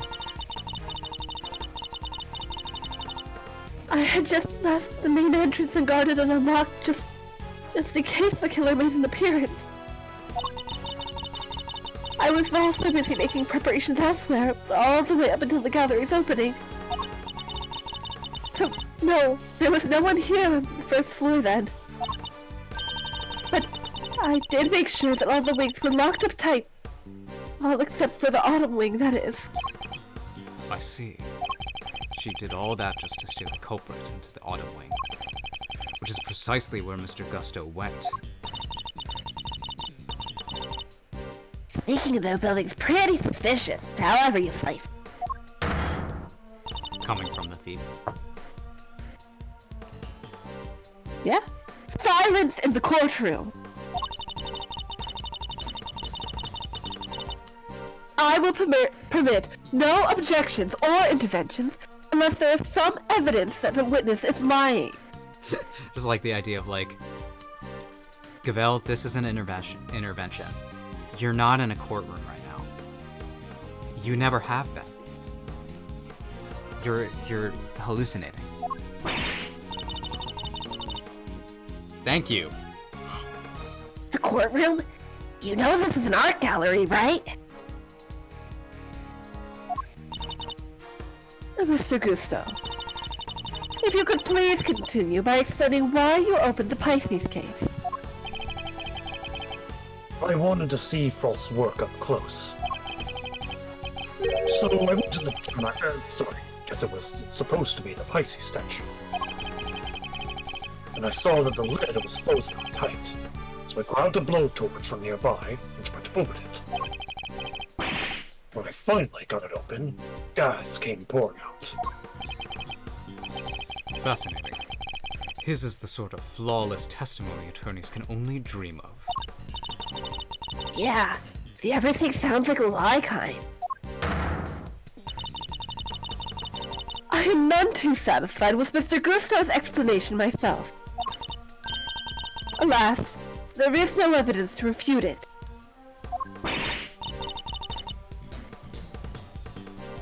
Come on, there must be something. It's Brown's story you should be questioning, not mine. I'm not the one who set up the gas trap. She could have killed anybody with that thing. Objection! She turned on the sprinklers as soon as the gas was released. She knew exactly what she was doing. She was gunning for the killer, nobody else. That killer being you, old pal. So you believe that self-confessed criminal? Miss Bound is far from blameless in this affair, and she will have to pay for her crimes. But so will Mr. Frost's killer. You seem determined to pin Frost's murder on me. Well, I had no reason to kill him. well, We'll see about that. And you have no evidence to prove otherwise. Can we really prove that he's the kill? Can we really not prove that he's a killer, Mr. Edgeworth? Mr. Gusto fell victim to the poison gas. That much is indisputable. Yet no matter how suspicious his actions in the present may seem, they prove nothing about the past.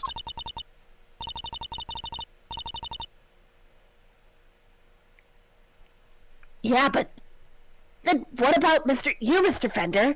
There must be something we can do. You're right. We may not have any evidence, but we have plenty of intel. Let's see now.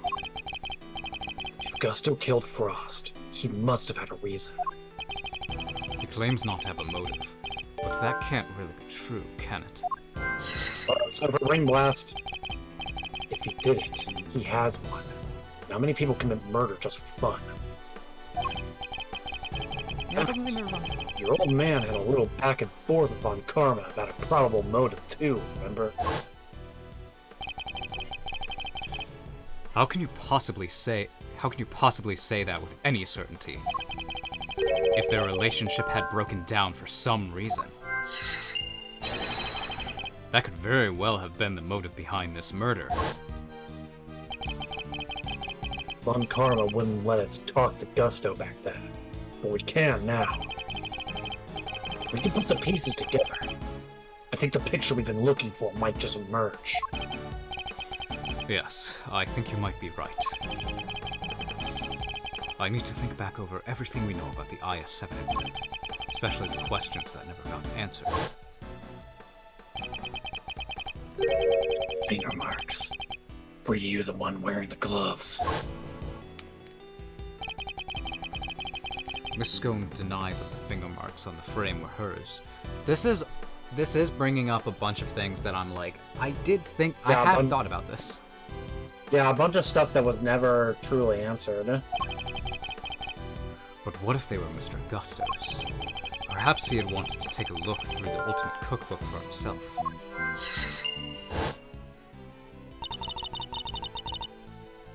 So, he asked me to go put in a new cartridge. He seemed to think that there should have been more shots left than there were. In other words, the film ran out sooner than expected.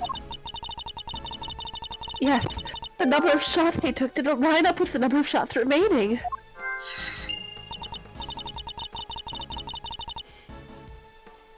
But he thought maybe he just lost track somewhere along the way. My father noticed these things for a reason. I just need to piece them together correctly. In the absence of evidence, it's the only way to the truth.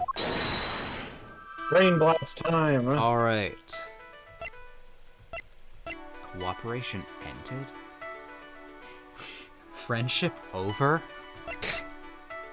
Remaining film. So, it's possible that Yeah, that would make sense, huh? it picked. It would make sense why he got his hands on it, huh? Photographing the cookbook's contents would be the perfect way to steal its secrets undetected. And what if Mr. Gusto did just that? What if he used Mr. Tangaro's camera to photograph the book? It'd be the perfect crime. So much better than stealing it and getting chased by the cops. It just stands A as a sneaky photograph. snapshot or 20, huh? That could work. The only question is, when would he have done it? Good question. What about during afternoon tea? Didn't Alicia say that Gusto and Frost had missed out on the little tea party they had? Which brings me to the next question. When do we know for certain that Mr. Frost was still alive? Then, after the contest began, nobody saw hide nor hair of Frost as he had secluded himself in his room. And the only person capable of entering his locked room was Tangaroa, possessing as he did the only key. Miss Scone, were Mr. Tangaro's works the only ones you sampled? No, dear, I couldn't help myself. When I finished my afternoon tea, I dipped down over to Jenny Winks' room for a little taste too. Mr. Frost had kept to himself inside his room after the contest had started. But he was gone by the time Miss Scone snuck in to sample his works. Meaning, there's a good chance he was murdered before the end of afternoon tea. Okay.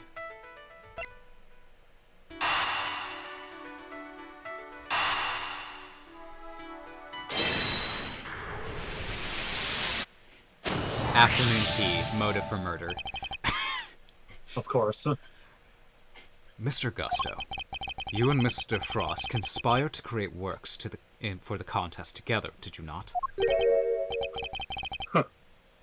So, you know my little secret.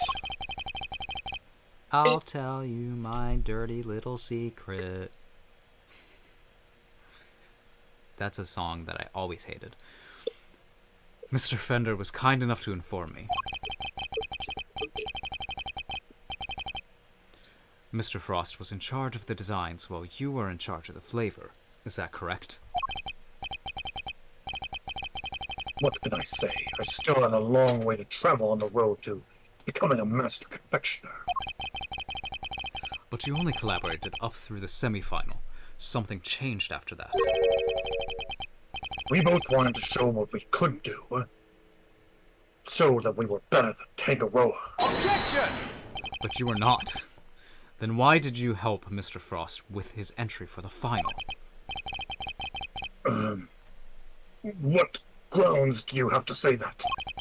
Your own statement, made to Mr. Von Karma 18 years ago. You told him that you had been working together right up until the day before the final. Mr. Frost's entry was carved entirely from blocks of flavored ice. Ice which would have needed at least a day to freeze, and whose flavors would therefore already be prepared by Mr. Gusto.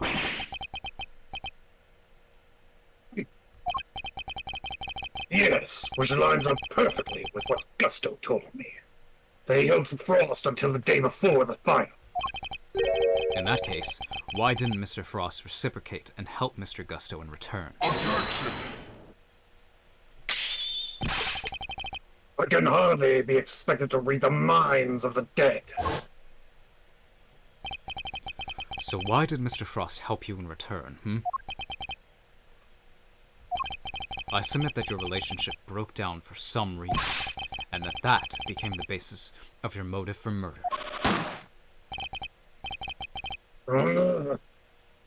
That's not how it was.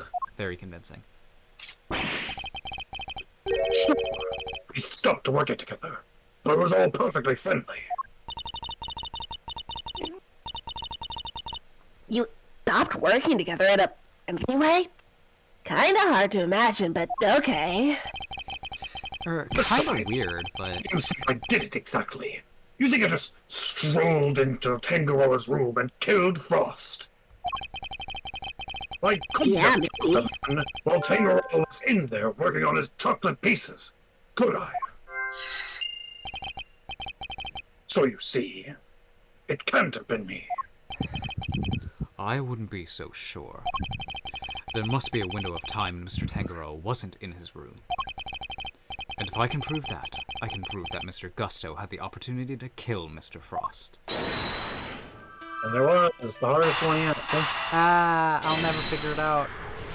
he killed him over tea. Alright, time to spill the tea.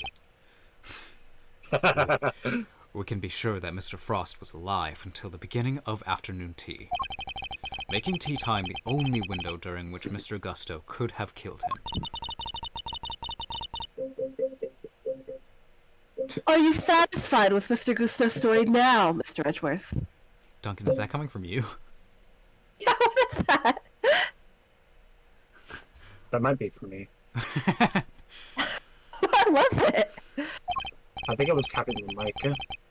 Oh, okay. Yeah. It sounded like a paper towel tube. Bonk. Yeah. Sadly, I'm afraid I'm still see, rather do it. unsatisfied. I'm unsatisfied. I demand food and to be able to jerk off in my room. And Yeah, I was waiting for it. It cooked up for 3.5 hours, but we got it. so cooked. But things are finally starting to become clear, and the truth will soon come to light at last. Do you mean to say that you have uncovered new evidence? Evidence? No. I was hoping I might convince Mr. Gusto to open up to us about it instead. Ooh. Oh, is it mind games time again? Is it chess time? It is. Mr. Gusto, I have a question for you. Okay. I said I have a question for you. Who is it? You chose to make your entry for the final on your own. I told you, I wanted to test myself. I wanted to prove I was the best in the world. If that were the case, then surely you wouldn't have chosen to cheat in the first place. So tell me, Mr. Gusto, why did you feel the need to team up with Mr. Frost? Time for mental checkers. I'm so ready. 18 years ago, Mr. Gusto and Mr. Frost collaborated in the confectionery contest. But why did they work together? And why did they enter the contest in the first place? That's the information I need to get out of my opponent somehow. Oh, it's gonna be a long one. Mr. Gusto seems to have a habit of pretending to be asleep when things aren't going his way. Let's start by focusing on why he chose to work with Mr. Frost. By my hand! Now is the time to dig up the truth that was buried all those years ago. What an epic anime line. What's going in the Edwardism? My hand. Yeah. Mr. Gusto, what inspired you to collaborate with Mr. Frost? We were acquaintances before we were contestants. I love this song. Anyway. I like this one. He was interested in entering the contest, so we decided to sign up together. And your decision to pair up with a sculptor had nothing to do with your lack of faith in your skills? You don't know me. We joined forces before we wanted to make the most perfect, because we wanted to make the most perfect creations possible. That was all. I will expose your lies in the end, Mr. Gusto. It's only a matter of time. Sorry. I wanted to see if I could do an impression of you. Turns out it's easy. Okay.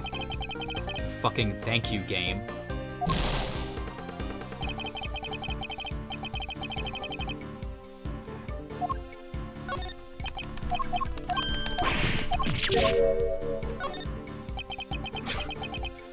I'm pissed off at the game a little bit, just because it's like, it confused me because it was like, oh, watch for when he's sleeping, so you know Yeah, he wasn't sleeping. when to Yeah, do he wasn't something. sleeping there. But I was all like, oh well, he's not sleeping now, so I must be on the right track. But it was worded. It was definitely worded in a way. Frostson and mine were at the same grade school, so we get on pretty well too. Oh, so you were just two friends who happened to try for the title of world's greatest confectioner.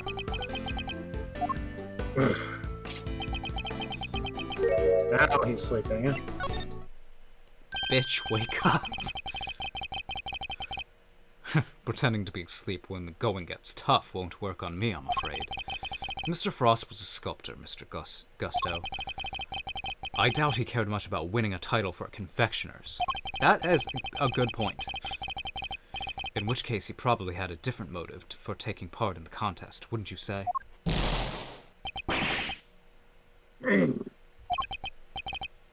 Fine.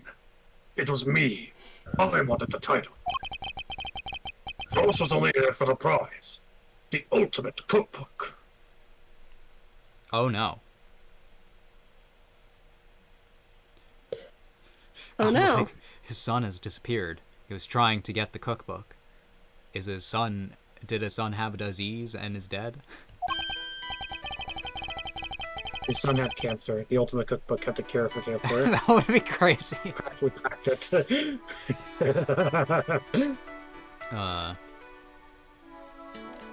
What movie was I watching? Oh, it was one of the Godzilla movies. In which these people, they find themselves on an alien planet. And they're all like, we need you to bring Godzilla here so it can fight King Ghidorah. And in exchange, we will give you the cure for cancer. And it's like, oh, well, we're kind of obligated to do that. Spoilers, they were lying. They were just trying to put Godzilla under mind control. Yeah. I see. And since your objectives dovetailed so neatly, you decided to work together. Then, something happened. A breakdown in your relationship, perhaps. If so, I want to know why. Spill the tea, eh? Mr. Prosecutor, I'm still quite unwell after my brush with death. Push me too hard, and I'll be on my way back to the Red Bull. No, wait. No, wait. You wrap this up quickly. I'm already dangerously low on patience. Mr. Gusto is trying desperately to make his escape, but he's not going anywhere yet. Not as long as he's still keeping things from me. So let's figure out what he was really after next. There's no time to lose. I need to pick the right line of questioning, and fast. Who knows if I took the right line? You wanted to appear on Mr. Tangaro's TV show, didn't you? On Cook and Conquer. I believe it's called Bacon Bop. You really think people would have wanted to watch me dance like an idiot while I work? Your son? No, it might have been a bit much for younger viewers. I thought not. Listen, I know I'm good, and prancing around on TV isn't it.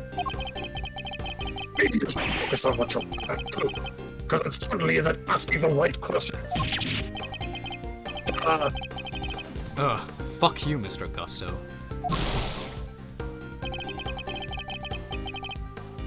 That's not at all what happened there. So, like, I need to watch their reactions. It's like, that's not what happened.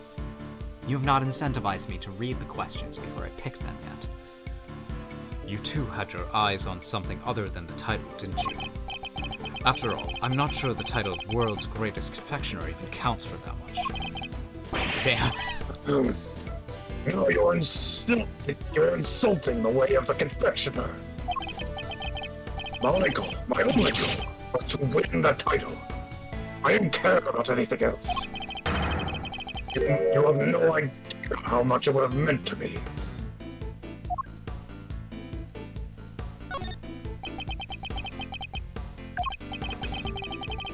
Look, my sense of design may not have been up to snuff back then, but you should see me now. Oh, so you've improved. You bet I have. I didn't do all the training in Shangfa for nothing. Okay. I'll believe it when I see it, it's fine.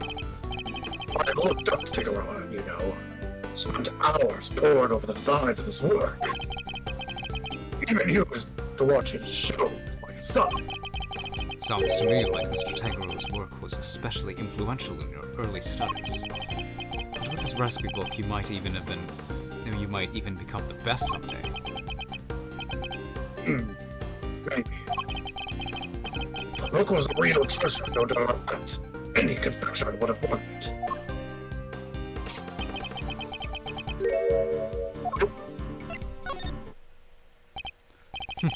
You claim that your only goal was to win the title, yet you also seem to have had interest in the contest's prize, the ultimate cookbook. The greatest collection of recipes by the world's greatest confectioner. Like, yes, he just gets to sleep during these sections. I'm just scribbling. Yep. I can't say I had absolutely no interest in it. And even if I did, what exactly is so wrong with that? Nothing, I suppose. Only that the book contained recipes for medicines, not desserts. And everyone who entered the contest supposedly knew that. I feel like they both had sick sons. With cancer. Everybody's son was sick. I mean, Both of their sons were sick, and they were competing to see whose son gets to live. I mean, Oh my God. if there is like a motive for murder I could understand, it would kind of maybe be that. Their sons disappeared, so you don't know. You never know. Yeah. I feel like I'm finally getting somewhere. I can't let him slip from my grasp now. I just need to stay calm and keep the pressure on. I just need to stay calm and carry on, like that internet meme said. Keep calm and carry on. Next, let's find out why he wanted the cookbook. I don't know which of these to choose. Did you know how valuable the cookbook really was? What kind of a question is that? It was a collection of Tegaro's recipes. There wasn't a confectioner in the world who wouldn't have wanted to get their hands on it. I don't have a clue as to how to proceed with this line of questioning. I'm screwed. I better try another tack. Okay. So your plan was to win the cookbook and use it to help with your own creations. What else? Looked like that could have improved my craft tenfold. You could have made a lot of money if you sold it. I don't know about what was actually in there. I don't notice, but he has a tattoo on his right hand. Yeah. I've noticed that. I mean, But it was worth more than money, I'll tell you that. it's a seahorse which he was making. It's the seals like he used to make. Yeah. Seahorses in Japanese Sorry. folklore are baby dragons. I feel like I've given this fact before. Perhaps. I feel like I've also said that's why Kingdra is a dragon and why Seadra is called the dragon Pokemon. I'm doing it again. Fuck.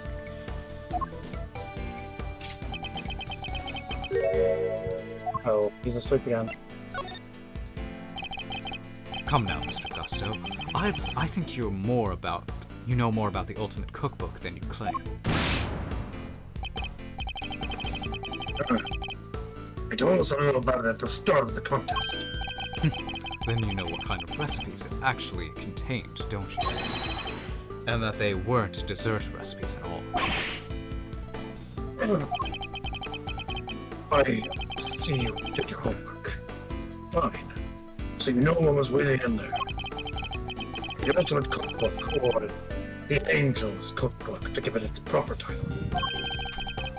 It's a collection of chemical formulas, ways to synthesize new medicines nobody has ever heard of. So he did know the cookbook actually contained recipes for medicines. This could help be an important clue. Did you know about what the cookbook really was? There was Time to deploy my clue. Hey, this! Do you think you should deploy your clue now, Dan? Maybe not. I'll bide my time. Your designs may have improved thanks to your training in Jean Far, but you clearly didn't do enough work on your skills of deception. You've already admitted that you knew the Ultimate Cookbook was a collection of recipes for medicines.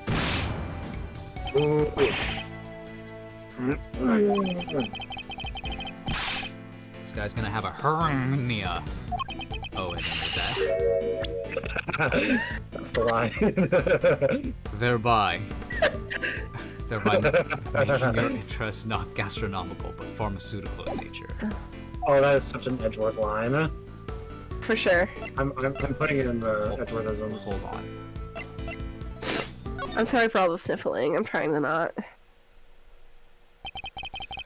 You're a confectioner, Mr. Gusto. You had no professional interest in revolutionary new medicines, which suggests that your interest must have been personal. I underestimated you. Fine, you're right. Winning the title wasn't the only reason I entered the contest. I needed one of the recipes in that book. It was for my son. He was sick. Oh my god, you were right, Dan. You were right. I'm always right. You were right. I turn on my camera to show how unsurprised I am. He was. Tell me more. Tell me more, tell me more. He had pancreatic cancer. There My was God. a cure. Yeah. That's none of your business. I told you as much as you need to know. He looks rattled, but I can't let him off the hook. Let's find out what this mystery illness was.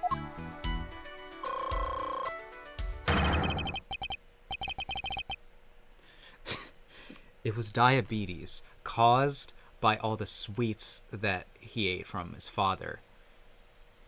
The ultimate curse of a confectioner. I've almost gotten to the bottom of this. I can feel it. Just a few more moves. Tell me more about your son. Tell me a little more about your son. He was my pride and joy, and my biggest fan. And you entered the contest in order to help him. You clearly don't have any children of your own. Any father would have done the same. It's like, damn. I don't do anything of them. Anything. Really? But, Really? but my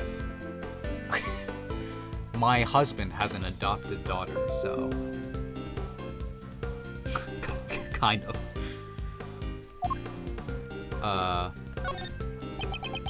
Actually, Dan, I will jump in on that part. I don't think this is a huge spoiler, but this is April 2nd, and that doesn't happen until May, I want to say 3rd.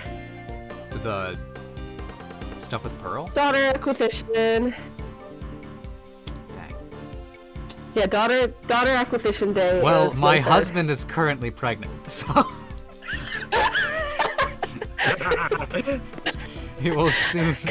Congratulations on right worth baby pregnancy. You would come see me here at the contest venue, too. Right up through the semi-final. Really? He didn't get in the way of your work? If you were trying to beat Samson Tangaroa, surely you didn't have time to look after a child. Yeah, but I wanted to do what I could for him. He said he wanted to always be the first to try my creations. Oh? No. Okay. Okay, so I don't read the like things that it tells me as the things that it's telling me to do. Like His reaction was different. that's not what I wanted to click. Okay, fine. Could you tell me the name of the disease your son suffered from? I'm a real cold customer, Mr. Prosecutor. Yeah, I didn't want to fucking ask this. Nothing seriously, Why would you force me to tell you more? Yeah, I know. I know, that's why I didn't click it the first time.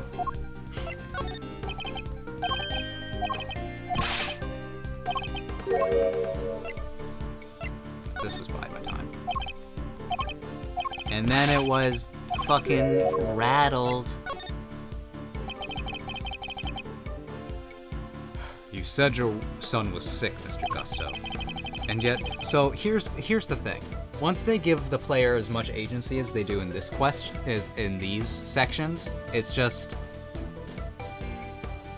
when I'm given agency of a game, and then I still don't do good, that's when I get mad at myself. Anyway. And yet he was able to come join you for the contest.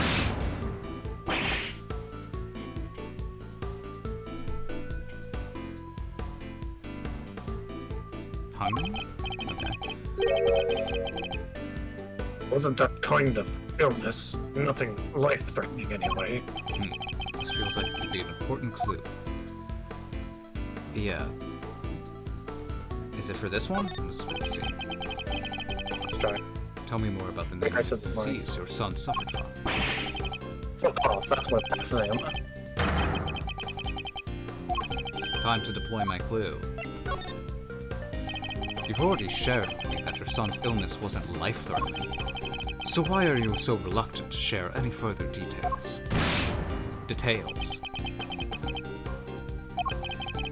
It's, may not have been life-threatening, but that doesn't mean it hadn't been life-altering. I see. That must have been very hard on both of you. Of course it was! That was why I did everything I could to find a cure. We were desperate. He couldn't taste anything. Not even his favorite desserts.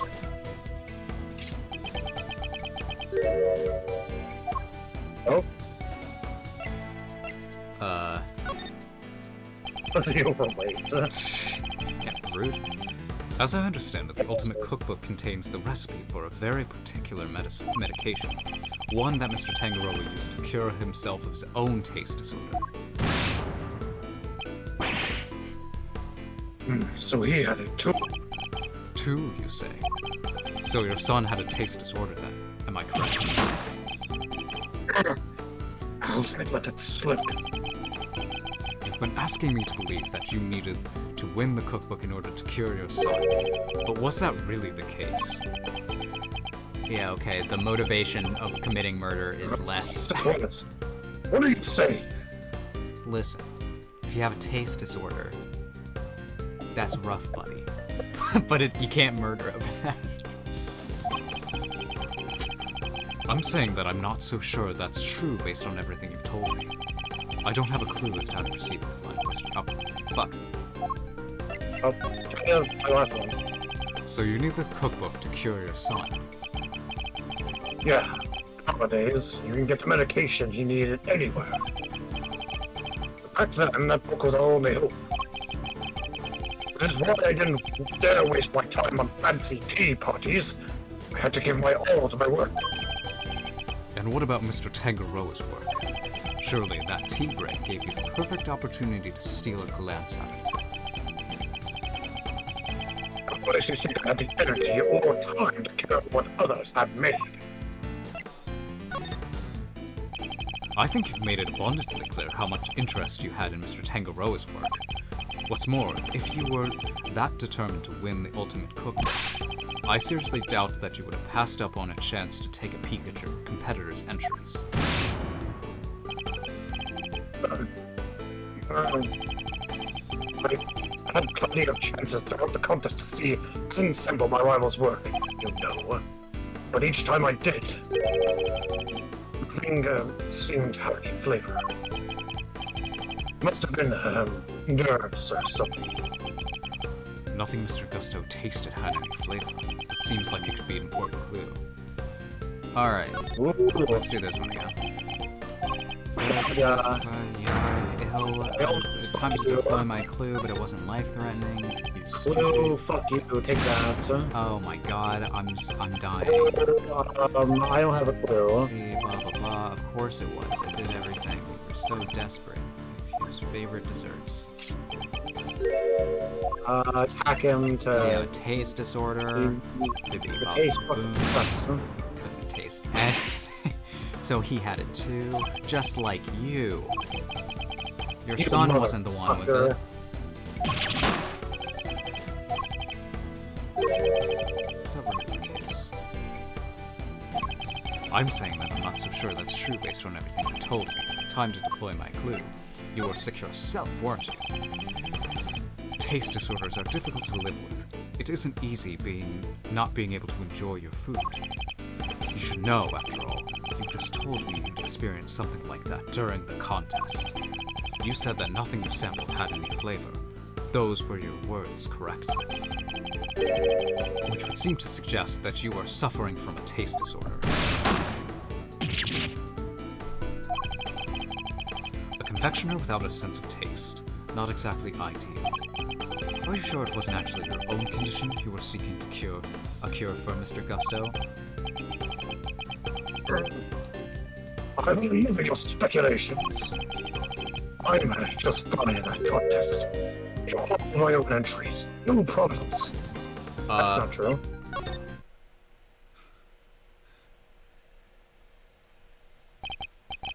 Sorry, but I'm afraid you're contradicting your own testimony. You already admitted that you and Mr. Frost had worked together during the contest. It's too late to claim you did it all on your own now.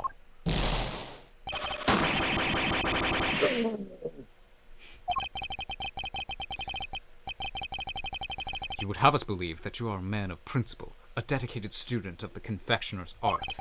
Yet you abandoned those principles and conspired with Mr. Frost to rig the contest. Also, you could cure your own taste disorder.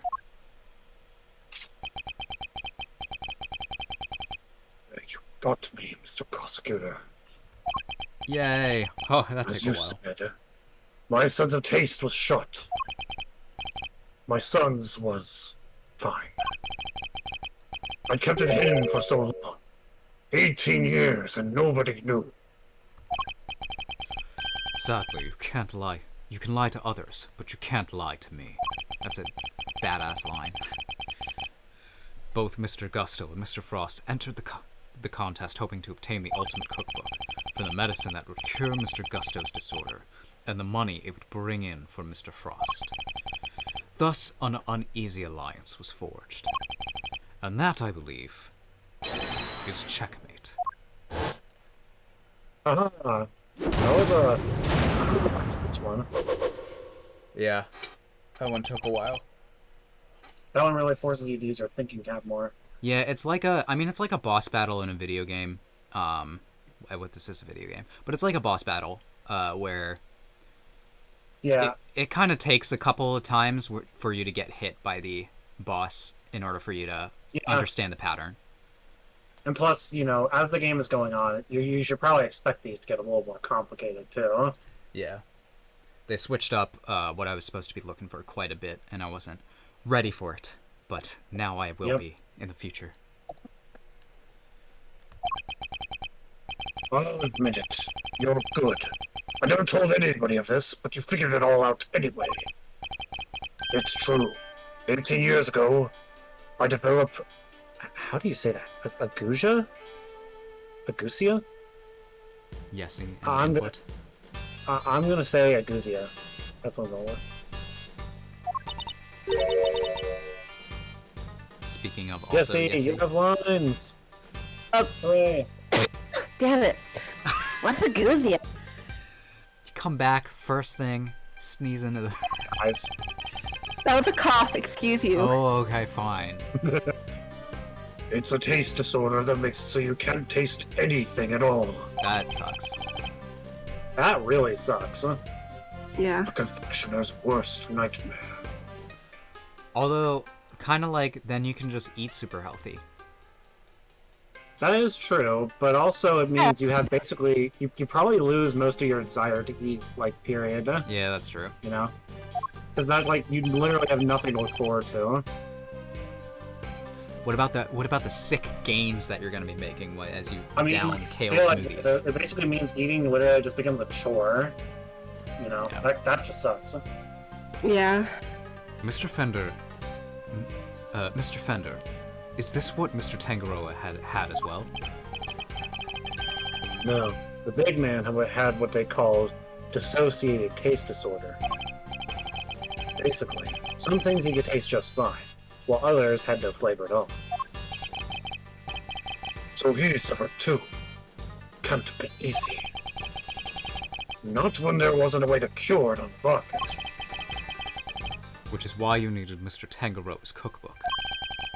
Do you admit now that that was the real reason you entered the contest? It was only one of the reasons. I wasn't lying when I said I wanted the title. When I put my mind to something, it gets done, and I won't lose to anybody. I may not have been able to taste it then, but I still knew my stuff was good enough to win. Oh, so you went into the final thinking you stood a chance of winning. Of course. What was it that Fender said about what Mr. Tangaroa thought of Mr. Gusto's creations?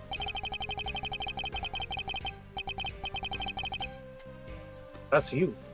No, that is me. Mr. Gusto's creations were a perfect balance of flavor and design, at least up through the semi-final. But disappointingly, his entry for the final was subpar on both counts. We were told that your entry for the final was far from the prize-winning taste sensation you described. What happened, Mr. Gusto? What went wrong that day? Fine. You want me to talk, I'll talk. But you're not going to like what I have to say. Oh, God. He's just going to insult your suit. That's all he's going to say. Wow, we did like that. Frost and I were working together right up through the semi-final. I handled the flavor, he did the designing. But I wanted to face Tegaro in the final on my own. No help, just me and my skills. So I helped Frost with his entry, but mine, I did alone. If it didn't taste good in the final, that's on me. What can I say? I like training.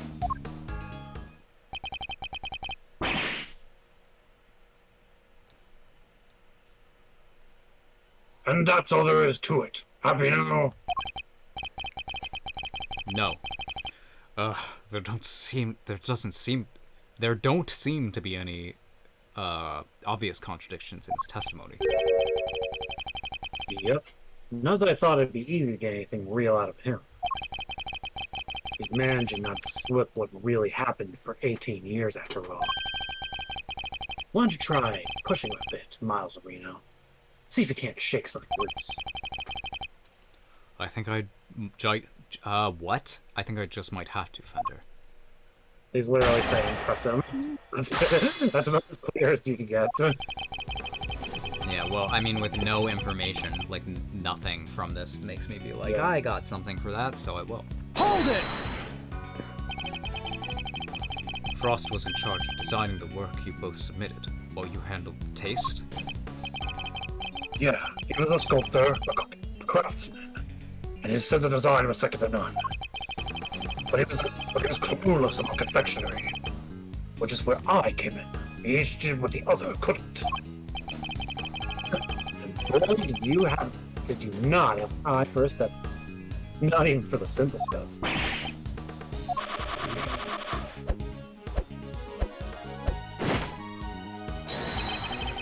Oh, how do you like me now? The, like, raging demon symbol is on his back. Huh, the national symbol of Shangfa. Oh, yeah, a phoenix! That's awesome! I'll say, pretty different from the stuff you were pumping out 18 years ago. Behold, the fruits of my training. I've dedicated my whole life to my craft. Back then, we both needed each other's help. We joined hands until the final.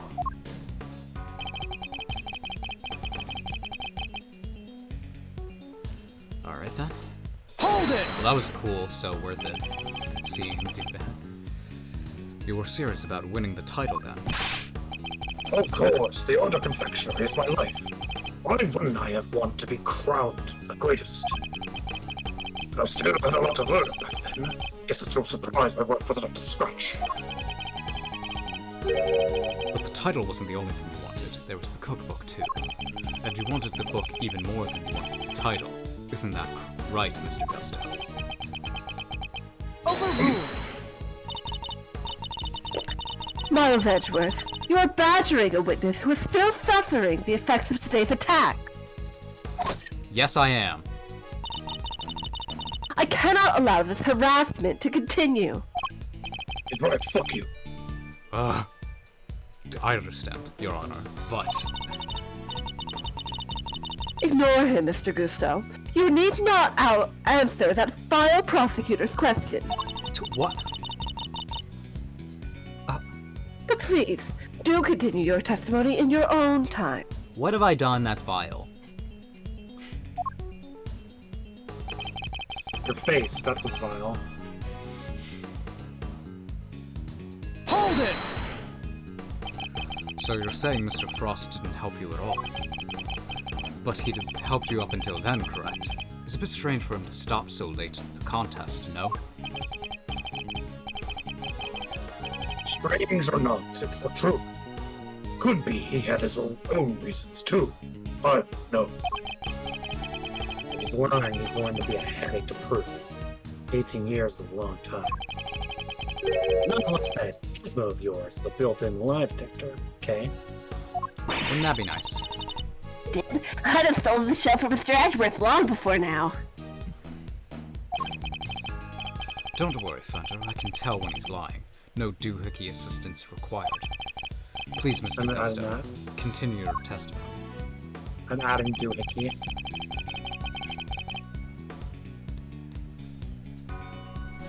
Hold it! And yet I heard your creations prior to the final were scored highly for their flavor. Yeah, this is what confuses me the most.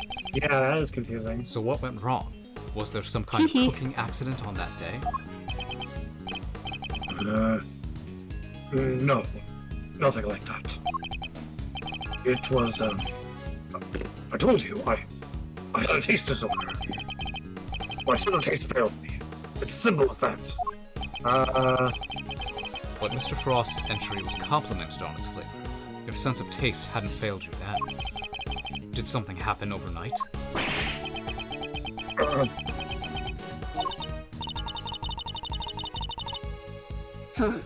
I don't think he's gonna spill any more beans, Mr. Edgeworth. Dang, I was hungry. Perhaps I should ask him about something else.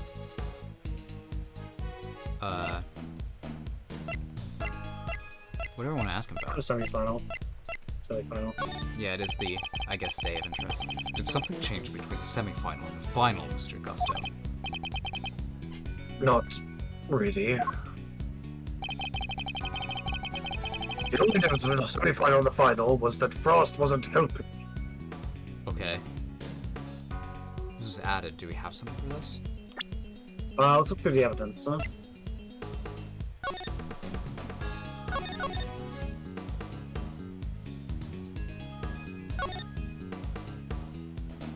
Yeah, that's helping.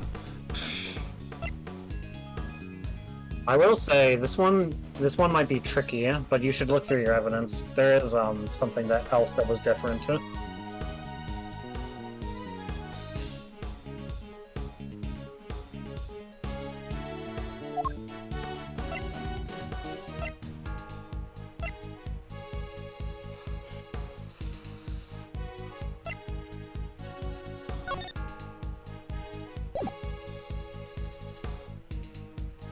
The only difference was that I hit him on the head with this dang lamp. Well, not quite that different. I'm waiting to use this. Hmm. I mean, they don't look super happy with each other right here. No, they really don't. Huh? But I don't know if it's used for this line or not. Well, Gusto what does it say, yeah? His father up through the semi-final. Oh ho! Notice that there? Notice? Mm-hmm. Hold on. I need to read 1 second. I read it. Objection! We caught you! The entire chess match, I was thinking, like, okay, when am I going to use this photo? Because I'm going to use it soon, I can feel. I can think of one significant difference between the semi-final and the final, Mr. Gusto. Your son. This is him in the photograph, correct? You told me he was here with you up through the semi-final. He was. Oh. What He of was it? he was your taste guy. He wasn't there during the final. I did think that earlier. Yeah, and that probably would have been pretty bad. Yeah, I was like, oh, he must have been like having his son taste test his stuff to know if it was good. What indeed? He was here with you until the semi-final, until he suddenly wasn't for the final. And just as suddenly your work went from being lauded for its flavor to being lambasted for it. Put those two in the Edgeworthisms. Although I like those words. Yeah, they're good words. I don't think that's a coincidence, do you?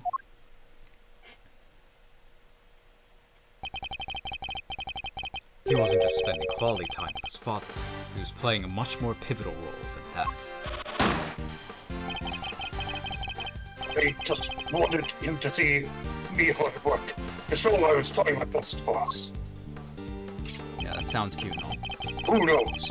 Maybe it was him being there that helped me do so well in those early rounds. Talk's a good game, but nothing about this guy screams super dad to me. Indeed. Yeah, this guy looks like he sucks as a dad. Thankfully, we would Oh, only Dad was super bad. have to give such an idea credence if the story were true. After all, how much could the encouragement of one small boy affect the taste of a grown man's work? Mr. Gusto prided himself on flavor of his creations, but then he lost his sense of taste.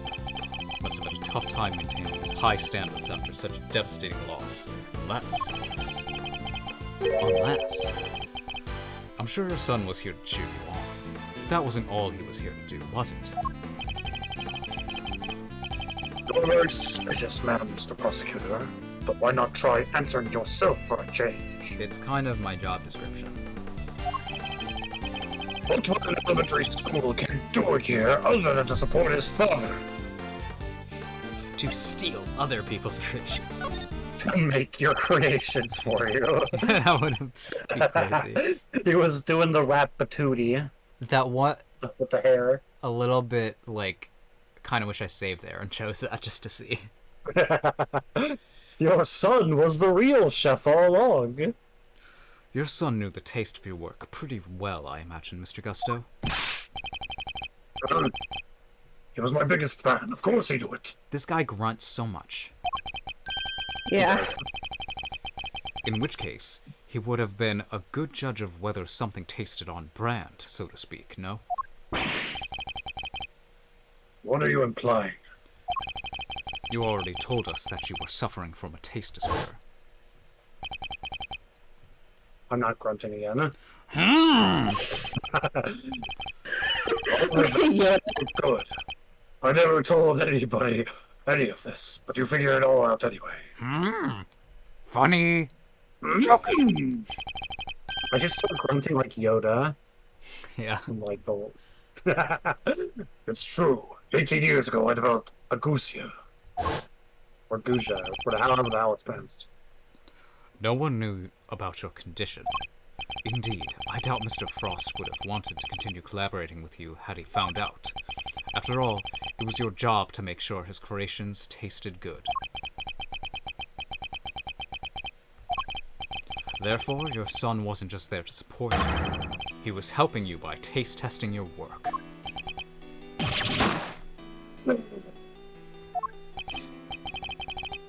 Dang. Now it all makes sense. Frost stuff tasted good because it was really finished the day before when the kid was still here.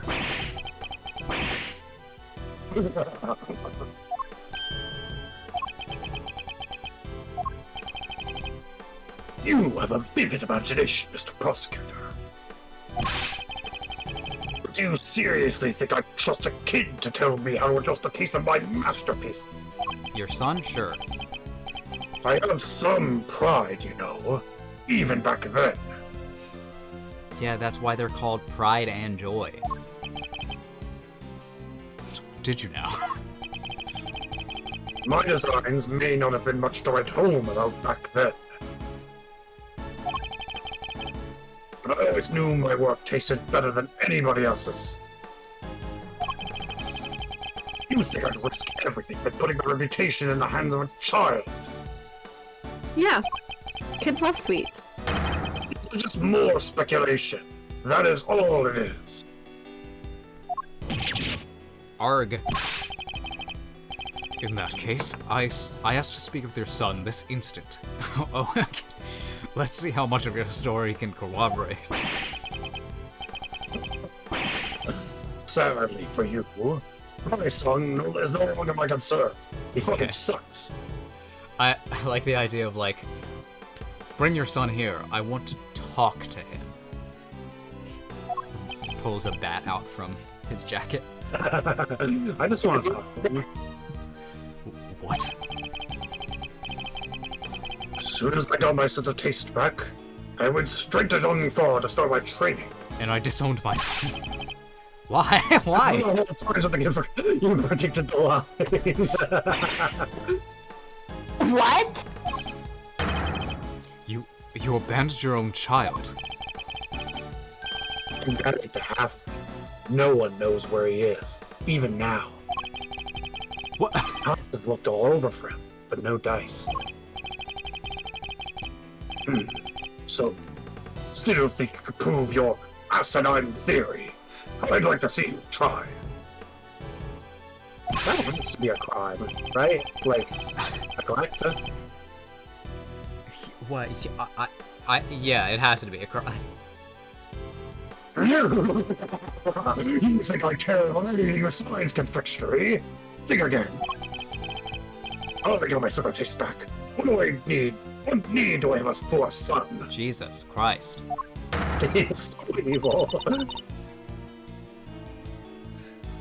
Silence in the courtroom! Can we arrest this guy for other crimes? Well, Mr. Gusto's words and actions may demonstrate a certain lack of humanity on his part. The goddess of justice cannot judge him for that. Your goddess sucks. Sorry to say. Therefore, Mr. Edgeworth, I believe it is time for you to admit defeat.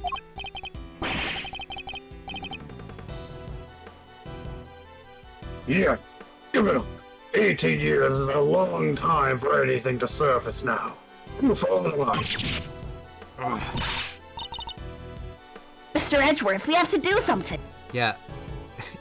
Yeah, Kay. If we don't, the truth might be lost forever. Yeah, Kay. What are you, Detective Gumshoe? Oh yeah. He needs to rush back in and be like, Cards. Yeah, the whose blood it might be. Well, I get it tested right away, sir. Please do, Detective. That's the last piece of the puzzle, I'm sure of it. Once we know whose blood it is. Hey, Miles. Sorry to cut in on your mind palace time, but I was pondering something myself. Our friend Gusto didn't come here just to check up on the body, did he? You mean because he tried to open the case? Exactamundo. Think we have anything that might explain why he tried to do that? We might. Exactamundo, that's going in the list. If Detective Gumshoe can make it back in time with a certain piece of evidence. Now, that's quite enough idle chatter, defense. Now, if you... Mr. Edgeworth, sir, sorry to keep you waiting. ba-da-bum-bum-ba-dum, ba-da-bum-bum-bum. Just like Metal Gear Solid. Back. Sorry to keep you waiting.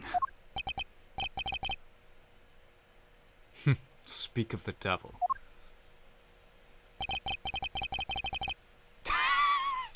Every time I see Larry. Larry is sketching the scene. It's like a courtroom drama, you know, the courtroom sketch artist. That's what he's doing right now. Yeah. There's so many characters here Write this all down. that are just There's like a lot of characters here. that just heard Gusto be like, "I abandoned my child," and everyone's like, "Jeez." This is just the definition of colorful cast of characters. What are the results, Detective? Yes, sir. The lab just got back to me. Detective, please. Court is in session. Now then, am I right to assume that you are bringing us the evidence that Mr. Edgeworth was just speaking of? What? Hey, no fair.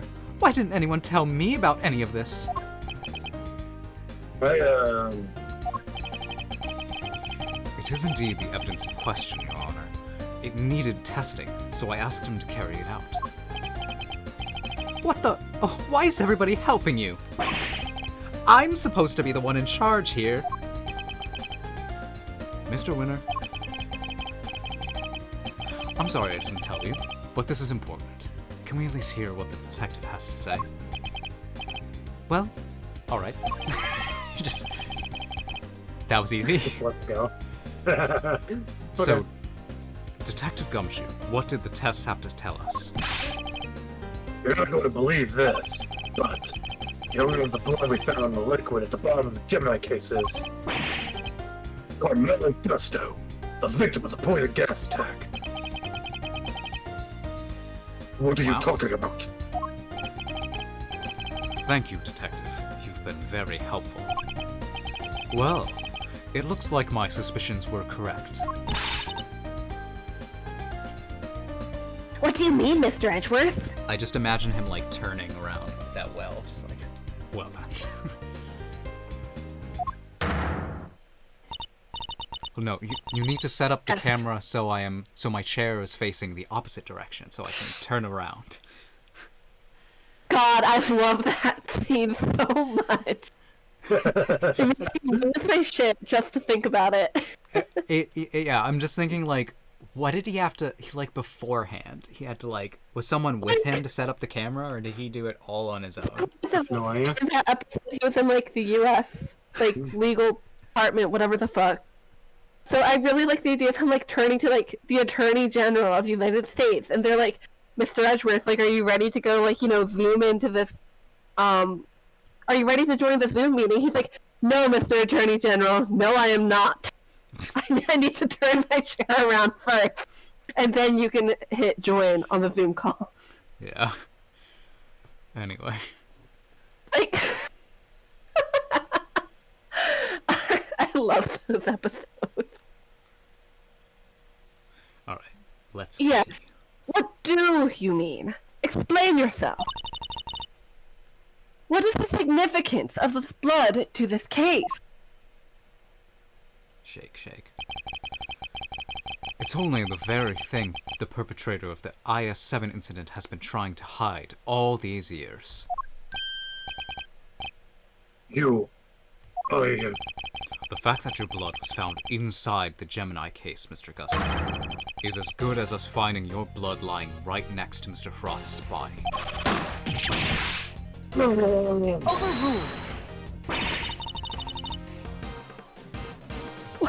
Why would there be traces of your blood there in all places, Mr. Gusteau? If you won't answer her honor, Mr. Gusto, then I will.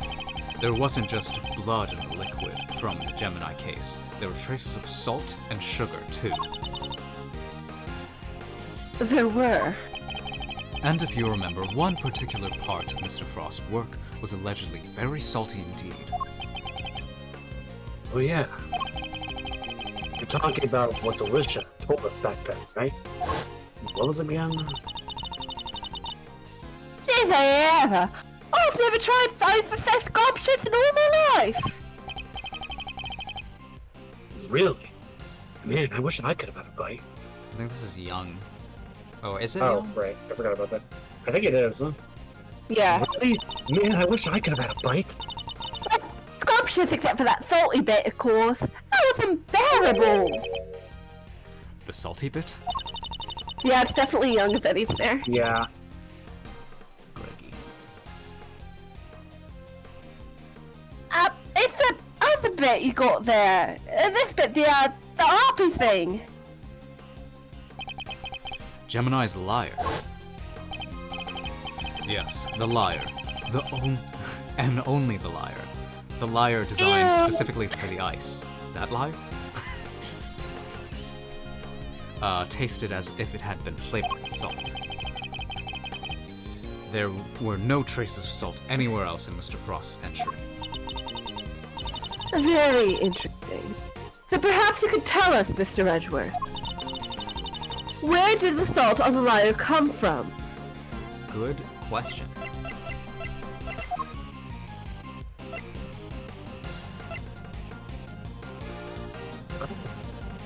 The Salt. salt lamp. Yeah, almost like Such salt lamp. this is the lamp from the IS-7 incident. Indeed, and I believe that the salt that gave the liar its flavor came from just such a lamp. Mr. Von Karma had established that both salt lamps were in Mr. Tangero's room at the time of the crime. Time of the crime. One of them was used to kill Mr. Frost, and it was stained with his blood. But no corresponding pool of blood was found in Mr. Tangero's room. Right.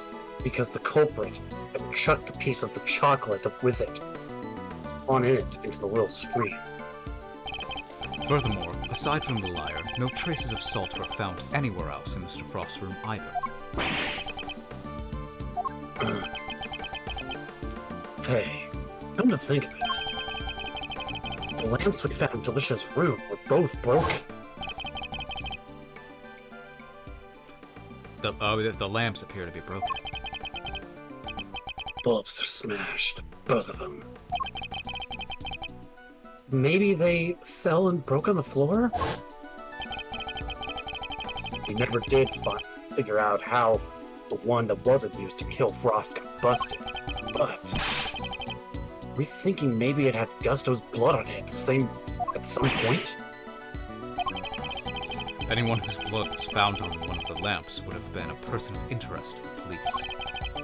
So the killer needed to hide the blood somehow, and in a way that wouldn't arouse suspicion.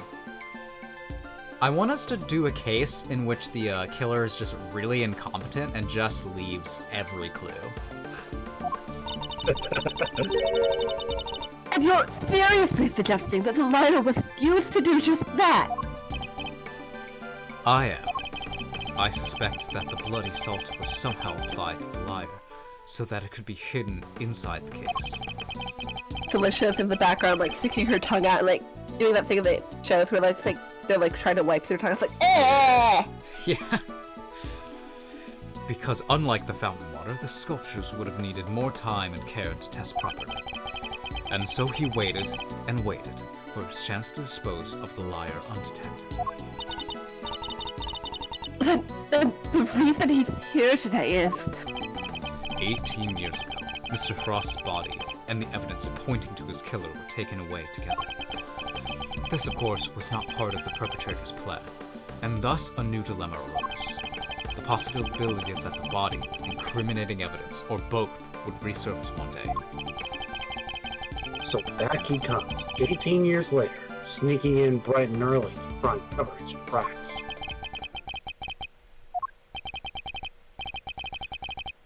Bound, you should have set up cameras. I mean, what the fuck? Well, Mr. Gusto, are you finally ready to admit it? That you were the one responsible for the IS-7 incident? You know he's not. Mr. Gusto, it's all because of you, that's Samson! We haven't hit 5 hours yet. He's not ready to confess yet. God.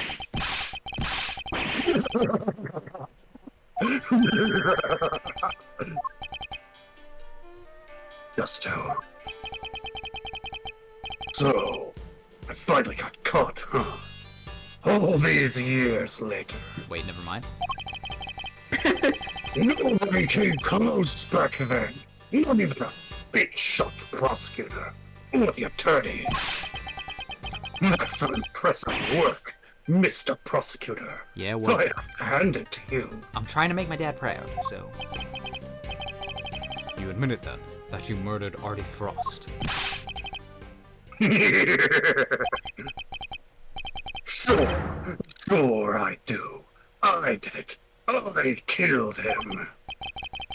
But he only had himself to blame. Yeah, that'll go over well. What Great do you mean defense by for the that? court. What do you mean by that? He agreed to help me. We were supposed to help each other, so that one of us could win. And whoever won was supposed to let the other use the cookbook. But on the day of the final, that rat finally showed his true colors. I love that Phil Collins song. Seriously, Frost? Idea. Oh my god, who's Frost? You take yeah. Yeah. it. Sorry, I'm not helping you in the final. Our little agreement is over, Gusto. But I helped you. I spent all day yesterday making the ice for your pieces. Did you?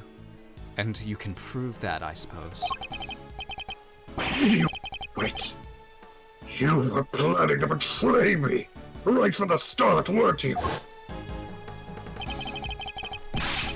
After Frost double-crossed me, I had to make my piece for the final by myself.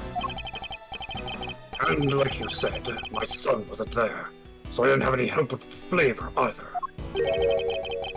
So much for that pride you claim to have in your ability to make delicious desserts. Go ahead and judge. You have no idea what it was like for someone like me to lose my sense of taste. I gave up everything to become the best. Everything. I take pride in that. Something someone like you could never understand. Oh yeah? You're right. I don't understand. Do you take pride in the fact that you resorted to murder? Or that you abandoned your son? Why would I want to understand someone who could do such things? None can afford to rely on other people. I learned that the hard way 18 years ago. My son never showed up on the day of the final. So it was retribution? My god. And in hindsight, I wouldn't be surprised if Frost was the reason why. Why would you think that? What exactly happened to your son? How am I supposed to know? I told you, he's not my concern. Right. And according to you guys, nobody knows where he is now either. And you don't care? You're horrible! He is horrible, like, Jesus Christ. So with his disappearance, so too went your chances of winning, correct? Yeah, I had to find another way of getting my hands on that book. That's when inspiration struck. Always a good time. I decided to skip afternoon tea and snuck into Tinkero's room. It should have been so easy. All they had to do was photograph the formulas I needed and get out of there. But unfortunately, I thought I might find you here. Stealing recipes from the famous cookbook, hmm? Tut tut tut. false. What's this? A cure for taste disorders. Oh no, that's just too tragic. A confectioner can't taste anything. What will people say? If you tell anybody, I'll... Okay, so it did sound like Frost kind of sucked too. Yeah, he also Every- sucked. Except for Delicia, who, like, was pretty okay. Everybody else sucked. Yeah. Yeah, Everyone's the asshole here. basically. Yeah. You'll what? You can't even hit me, you miserable worm. Damn. Why? Well, you know what this reminds me of? Unfortunate. It's like a collection of unfortunate last words, being like, Uh-huh. "What are you gonna do? Stab me?" Yeah. It's literally What are you gonna do? Hit me over the head with a rock salt piece? It's basically what he said. It's so funny. It's like, oh, that's a great idea. It's a great inspiration struck. Frost shoved me hard when I went to punch him. Put me clean with my feet. I crashed into one of those lamps. That must have been when my blood got. So Mr. Frost wasn't the first to get hurt. When it was all over, I realized I had to get rid of the blood somehow. So I scraped off all the bloody bits. I dissolved those salt shavings in some flavored ice mixture and brushed it all over the harp. And that's how you made the evidence linking you to the murder vanish. Frost was going to blackmail me. He would have made me give him money to keep quiet about my condition. So you decided to kill him? Yeah, I guess I did. Yeah, a little bit. What's another let to live? Who do you want someone holding something like that over your head? Besides, he's the one who drew first blood. Makes for a solid case of self-defense, don't you think? So that was the impetus behind it all. Anyway, I initially took the lamp to Frost's room. And straight there once I figured out how I was going to hide the bloody part. Inspired by all the ice-sculpted tools lying about the place, I guess. You're not as dumb as you pretend to be. Yeah, I figured I could use them to chip it off and grind it up. Once that was done, painting the stuff all over the harp was easy. But, Samson, why did you have to frame him? Why, Simpson?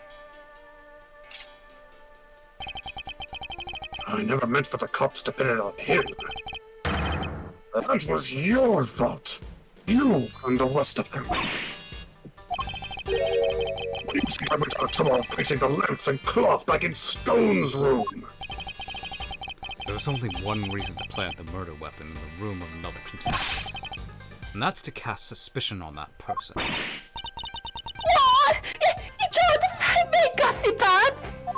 Man, everybody hated her, and it's so unfortunate. She really didn't deserve it. Her only issue was that, like, she was sent in by the Tangaroa group to, like, win back the book for the company, but, like, other than that, she was, like, perfectly Person, though, fine. She yeah, was I mean, a pretty nice person. yeah. And it's like Judy stole from her. He tried to frame her for murder. It's like, Jesus, man. But what for me?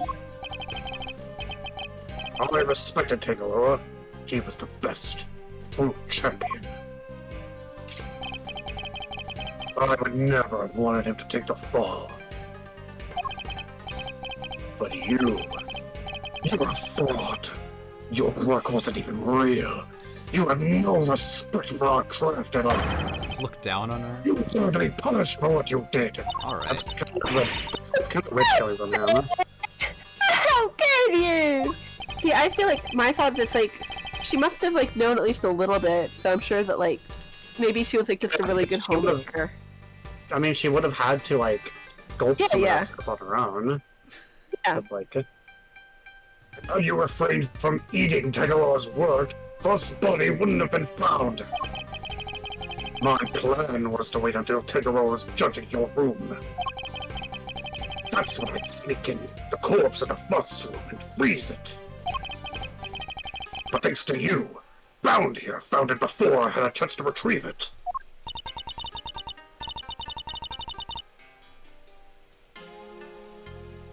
I don't understand. Why did you need to freeze his body at all? Why indeed. Okay. Mr. Bridgeworth, surely you must know.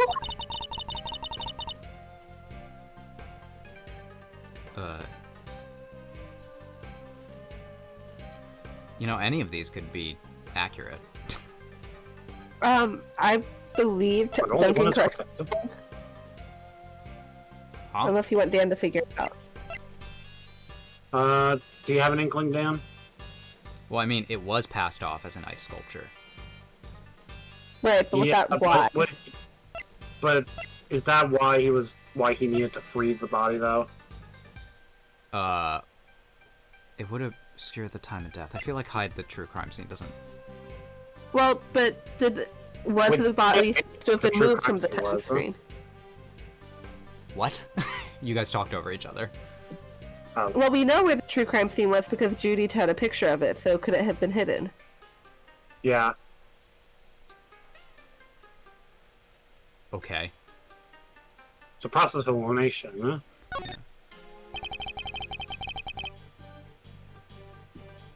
Did I click the right one? I don't know what you clicked. Okay. The reason Mr. Gusto had to freeze the body was to hide the true scene of the crime from the police.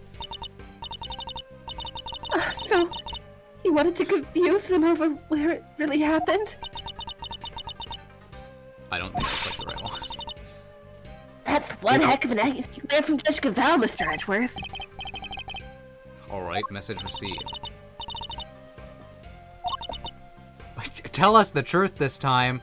I swear to God, you people. Mr. Edgeworth, please pick the right option this time.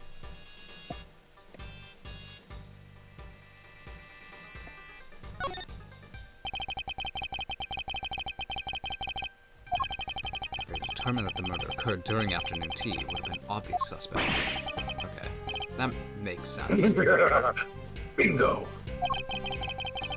Freezing Frost's body wasn't simple. Preparing everything took time. So I decided to put his body in the chest in Tangaroa's room while I got everything ready in Frost's. At the time, it seemed like the perfect hiding place. Never counted on some gluttonous pharmacist showing up and making the whole ship collapse. I still don't get it, though. Why disguise the body as an ice sculpture at all?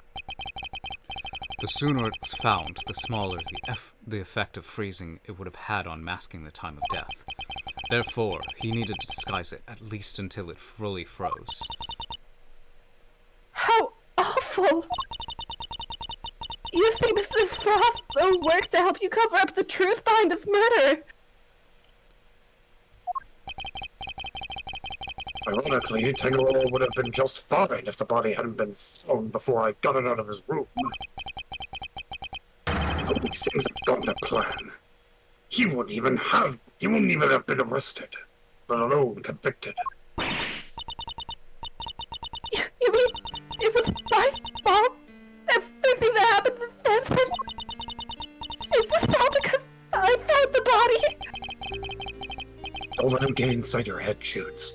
None of this is your fault. Yeah, he killed the guy. He literally killed the guy. If it wasn't Samson, it would have been Delicia instead. She would have been the one they arrested. Either way, there's only one person to blame here. And that's Gusto. It didn't help that the initial detective was so bad at his job either. He never even told the prosecutor that the body had vanished. So then, Mr. Von Karma had unwittingly placed Mr. Tangaroa under arrest in the absence of a body?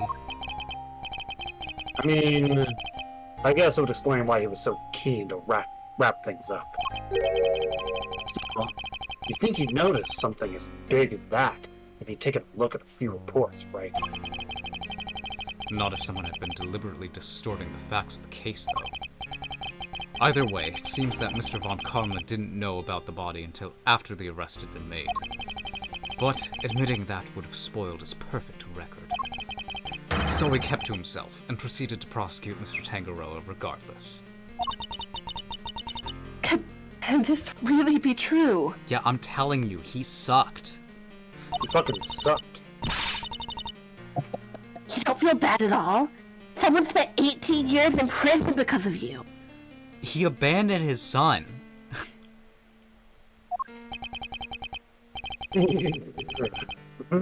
Sticks and stones, girlie. Sticks and stones. That doesn't make Fuck any me. sense. It's not how that phrase is used. No, not at all. Jerk. I'll punch you in the face right now, pal. Don't stop me. I'm afraid I can't allow you to do that, Detective. Because you're going to do it before he does. Let you. Because I'd like to put my gavel in his face. So you noticed, huh? Glad somebody did. Yeah, if your goddess of justice doesn't allow you to hit someone with the gavel when they are like this bad of a person, what is she I don't worth? think goddess of justice at all. Yeah. The judge is right. You can't lay a finger on me. What? But you just confessed to murder.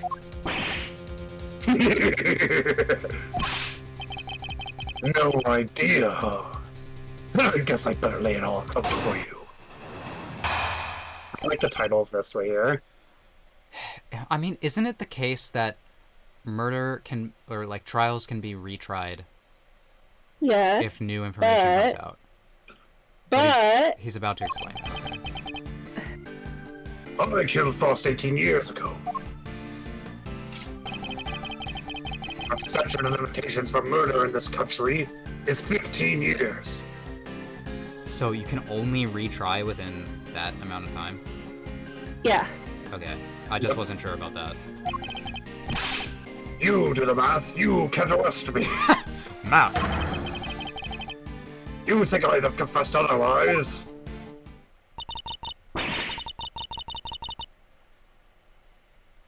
That's right. The statute of limitations is only 15 years. Oh no, math. Crazy. this really the end of the line, Mr. Edgeworth? Well, actually, if we do the math, we can find out that Fuck, he's right. his body wasn't fully dead until it was frozen 3 years into the freezing process.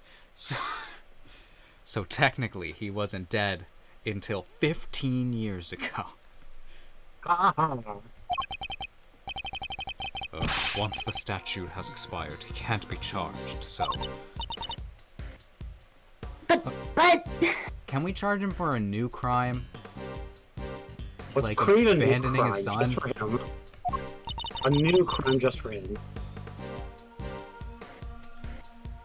How unfortunate, Mr. Edgeworth. I'm afraid that both Mr. Gusteau's confession and your deductions will have to be struck from the record. No! But that Tangaroa's conviction will remain in place. But we've finally proven that the police had never had Mr. Frost's body in their possession. Even if we can't arrest Mr. Gusteau, surely Mr. Tangaroa has grounds for a retrial on that basis. Does he? I wouldn't be so sure. I'm afraid that the goddess's judgments are somewhat harder to overturn than you might imagine. So the committee means for the verdict from 18 years ago to stand no matter what. Why? Look, Mr. Prosecutor. There must be something we can do. Something to bring Mr. Gusteau down.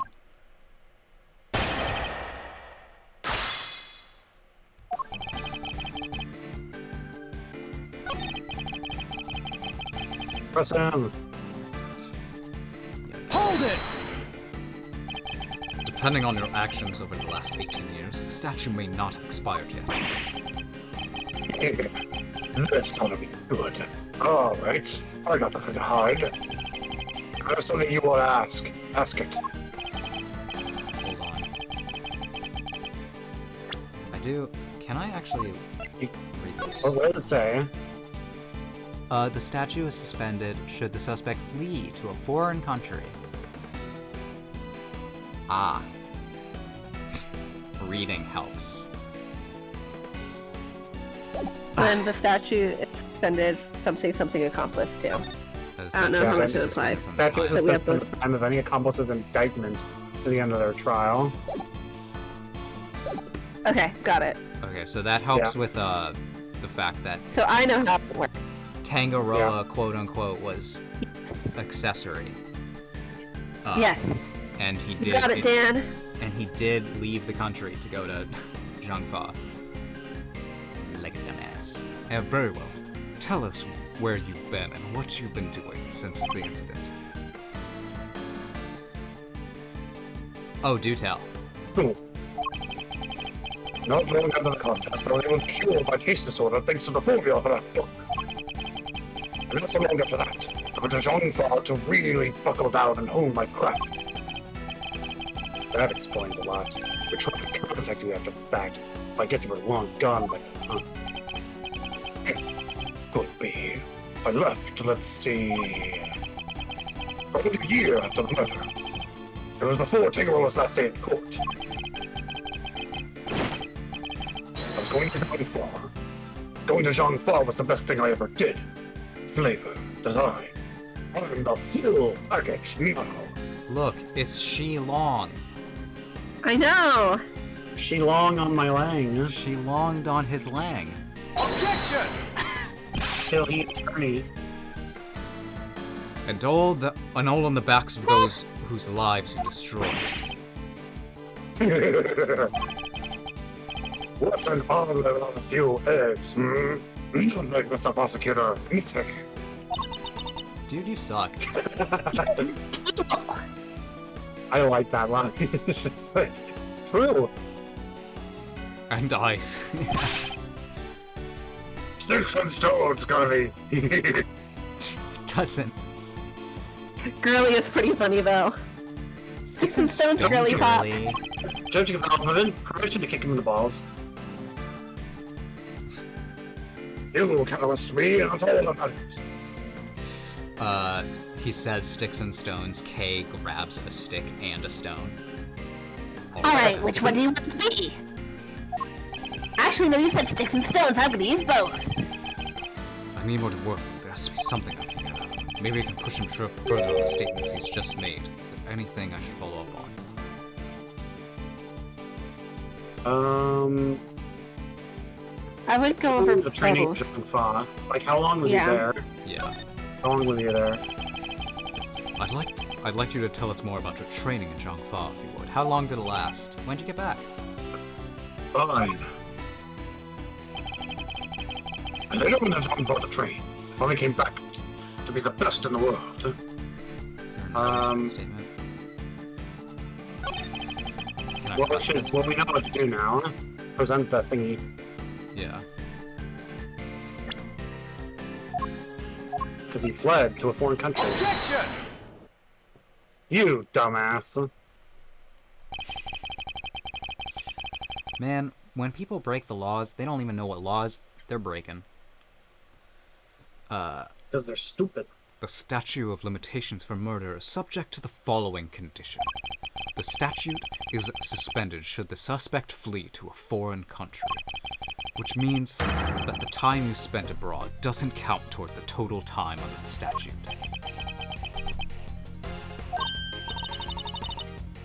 No way. So it's like someone hit pause while he was in Zhangfa? It appears that there may be time left on the clock yet. Shouldn't you know this? You gave us the book. Well, let me fucking finish. Alright. That will depend on how long you stayed in Zhangfa, Mr. Gustav. It was, 3 years exactly. Oh-ho? 3 years. Hold on. Nobody said anything Nobody said anything other than the math. Hold on. Math. Carry the one, carry the... Math. Carry the Carry the other one, one, carry the carry the the 15. fourth one, carry the 8, carry... So what are you doing over there? I need to shut up. I'm eating paper. I have to do the... Are you doing long division? Murder happened 18 years back, and the statue is 15 years, and I had 3 overseas. 15 plus 3 makes exactly 18, which means... Good job, No Kay. way! Mr. Edgeworth, you did it! The statute hasn't expired after all!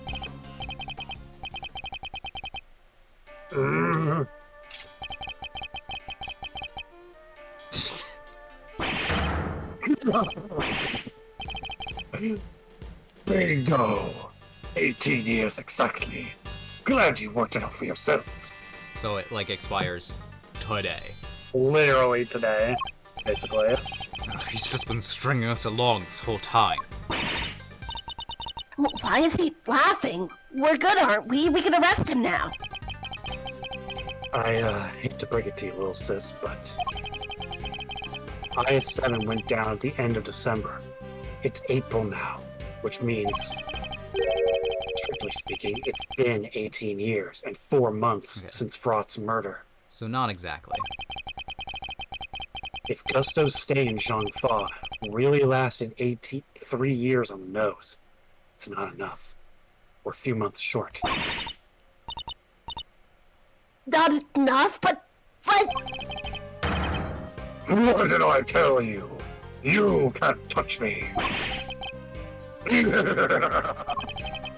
I hate to admit it, but he'd read the board well when he made his confession. Wait, I have one, there's wait, what? But there's How a thingy. fortunate. A thingy. If only this... How unfortunate for you, Mr. Edgeworth. If only the statute had been suspended for another year. Those who would overturn the goddess's judgment must be willing to pay the price should they fail. And you, Mr. Edgeworth, have failed. Hold on. It's like a character from SpongeBob. God. What am I thinking of? I think I'm thinking of, like, I hope my horrible ugliness doesn't bother you at all. Not at all, boy. That guy. Anyway. There must be something I can do. I'm ugly knew and it. proud. If the law can't bring Mr. Gusto to justice, then... He's gonna fucking kill him. Jutes, what are you thinking? She's getting her piece. Objection! Yeah, Eustace chimes in. That's a nice piece you got there. Oh my god. That's a callback. That's pretty good. This is the moment where Gusto says, "What are you gonna do, Judy? Stab me?" Yeah. There's no need to go adding to your rap sheet just yet. We're not done here. Far from it. Because there's still a way we can nail him. There is? Alright, Mazzarino. Pep talk. I need you to think back over everything we know about the case. But I already got it. Gusto's overlooked one critical thing you yourself were led to believe wrongly about. Which is? He wasn't there for Samson's last trial, remember? Best I can tell, he doesn't know. He doesn't seem to know what the final verdict that came down that day is. Which means there's still one way left. There's still one way left to us. Crack open your statute for dummies there. And take another look. 17 years ago, they really did a number on Samson and framed him like a pretty picture. But if we make good use of the verdict now, we can make Gusto pay for full for what he's done. Fender, are you? Those who would overturn the goddess's judgment must be willing to pay the price should they fail. Samson is my client, Miles, and I can't bring myself to use the source of his pain as a weapon in this fight. So whether we play our last card or not, it's gonna have to be up to you.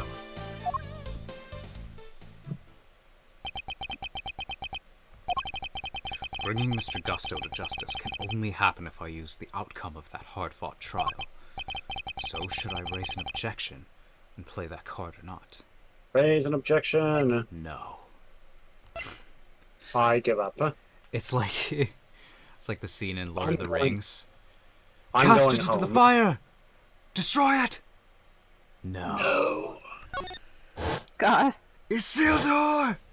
Oh shit, I'm having Dad. The dad flashback. my father and Von The death Karma flashback. and Mr. Von Karma. One sought to reveal the truth, the other to hide it. I know which path I chose to follow.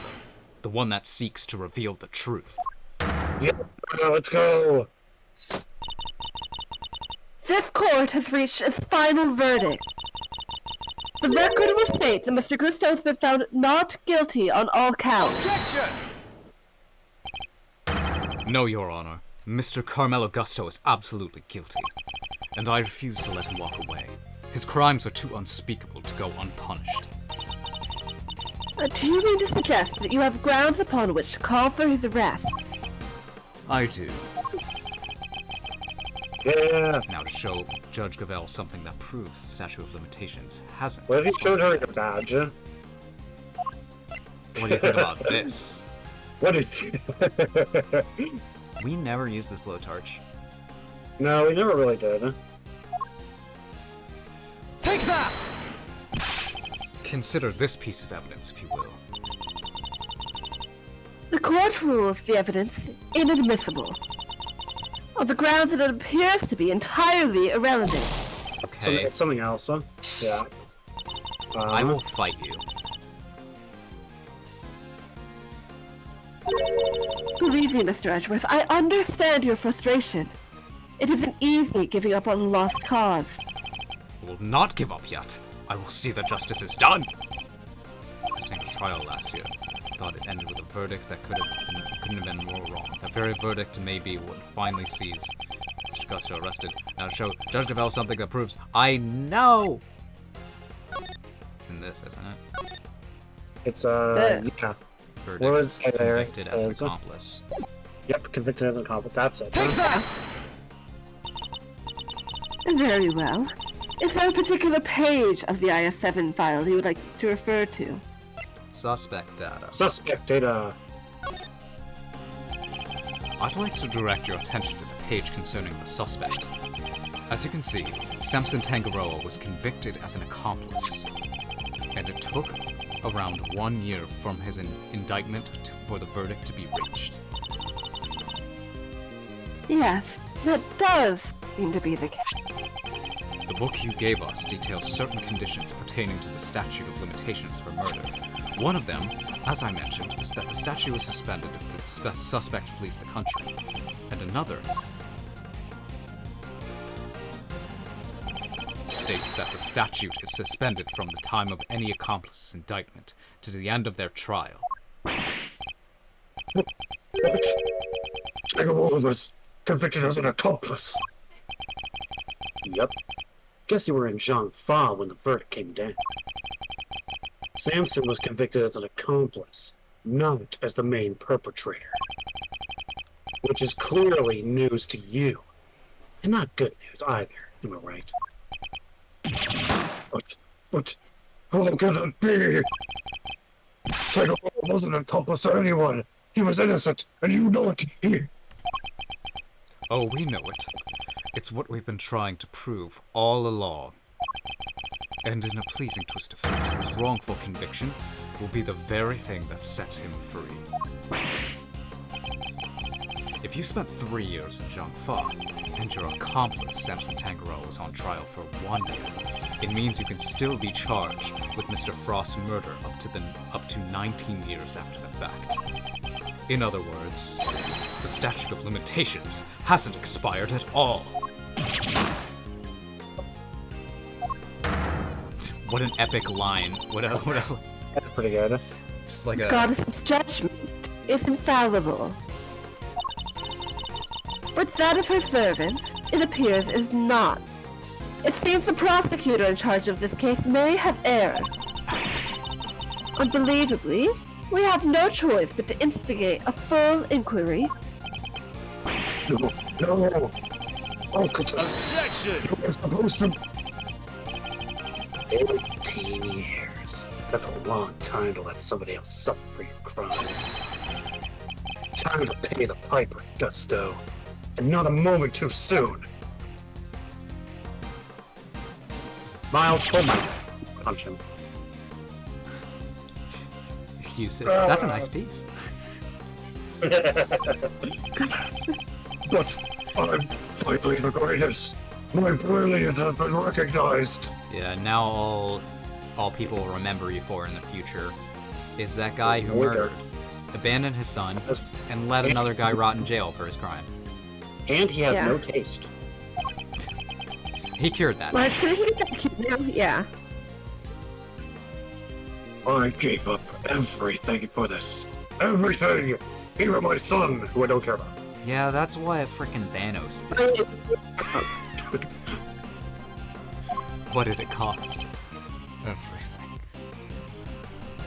More's the pity. But you can't run away from the law forever, because the bills come due at last. Oh, the breakdown. Now it's not time to break down. Oh, what is he gonna make? Oh. Whoa! He killed himself. He committed confectionery seppuku. Mr. Gus is all set for his trip downtown, sir. Oh, good. Which means it's your turn next, right? I suppose so. Yeah, you did attempt murder. Yeah. You kind of did that. Jutes. Man. Sorry, I'm laughing something that I'm about to send Duncan. Okay. I'm sorry, everybody. I've caused you all so much trouble. Man, she's gonna go to jail, and Yeah. Tangaroa is gonna get set free from jail. They are just gonna miss each other. I'm sad. But I... Thank you. Thank you so much for bringing Mr. Goose to justice at last. What a bittersweet end to this trial about sweets.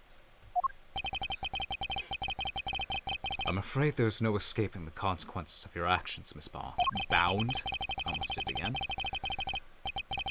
But those actions were born of the legal mistakes that were made all those years ago. We all know that. So allow me to apologize in return, on behalf of the prosecution. Oh, no. I have no one to blame but myself for it all, starting with those sculptures. You're gonna have to stop that, first of all. Hey, Jutes. You think maybe you might want me to represent you? I'm not some nervous newbie anymore. And there's no way I'm letting you take the rap for everything. Ew. Aw. Oh! I'd be honored. Thank you, Mr. Fender. Sorry that I said ew, but... Is he gonna... Thought he was finally gonna get a hug from a woman. Is Fender finally gonna feel the touch of a woman? Sorry, ma'am, but you gotta come with me now. Of course.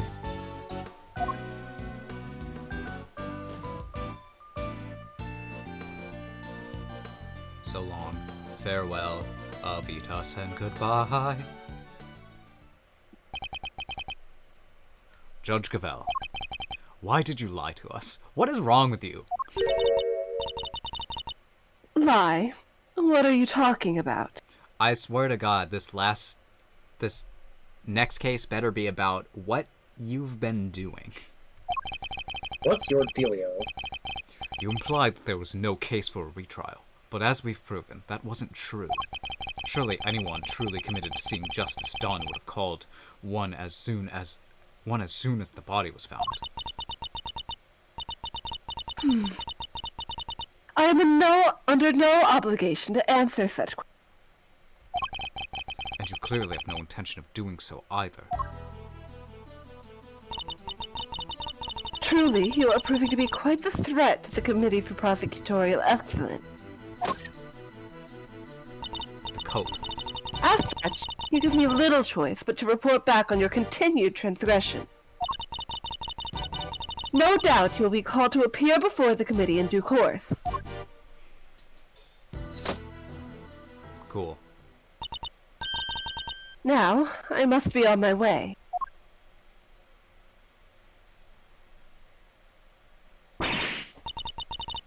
What the heck? And after you caught the real killer and everything. What the heck? What the heck is going on around here? What the hey? Isn't that what prosecutors are supposed to do? Regardless of how it may all play out, I will never regret what we accomplished here today. Mr. Edgeworth. Hey! Mr. Edgeworth, Yes? why did you stick your nose in this case anyway? You weren't even on the job! My job is to bring the truth to light, Mr. Winner. Not only as a prosecutor, but as a person. I don't get it. I'm confused. He doesn't get a lot of things. I wouldn't expect you to understand, not as long as you believe that closing a case makes you a winner. That's going way over my head. I'm going home. Like, oh! What was that all about? Eustace still has a lot to learn, is all. God, if he showed up as a prosecutor in the future Ace Attorney games, the Apollo Justice trilogy. That would be something. And he's all like, he's grown up. He's no longer tiny. He has muscles now. He got. That's the idea of Fuse Fest. He got yoked. Oh, we gotta talk to you now. Puffy Wolfie! Oh, he's got a new nickname. Yes. I just wanted to say, oh, Greggy Pegleg would have been so proud of you today. Look Hey, at you it's the tearing up. stream name. Yeah, thankfully someone's saying it. The stream.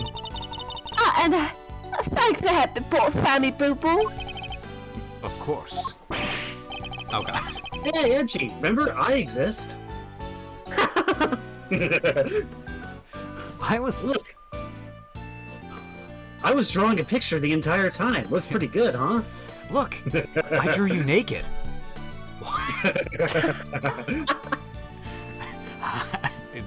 It's I impressive.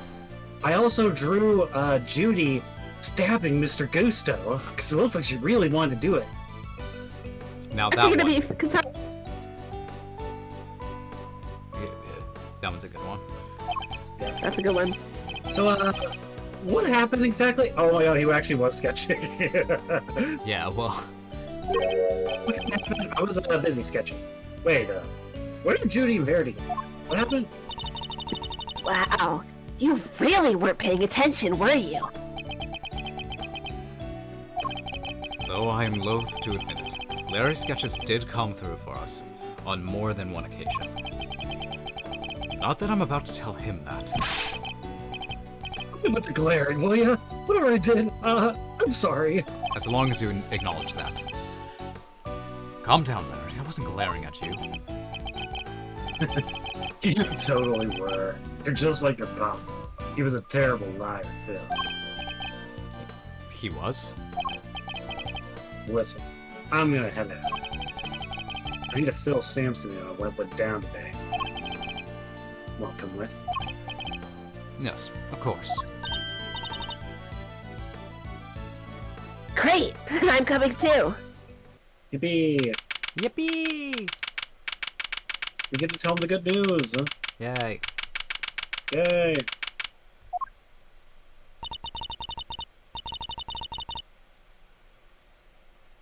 So, what's Mr. Tinkerer like? I can't wait to finally meet him.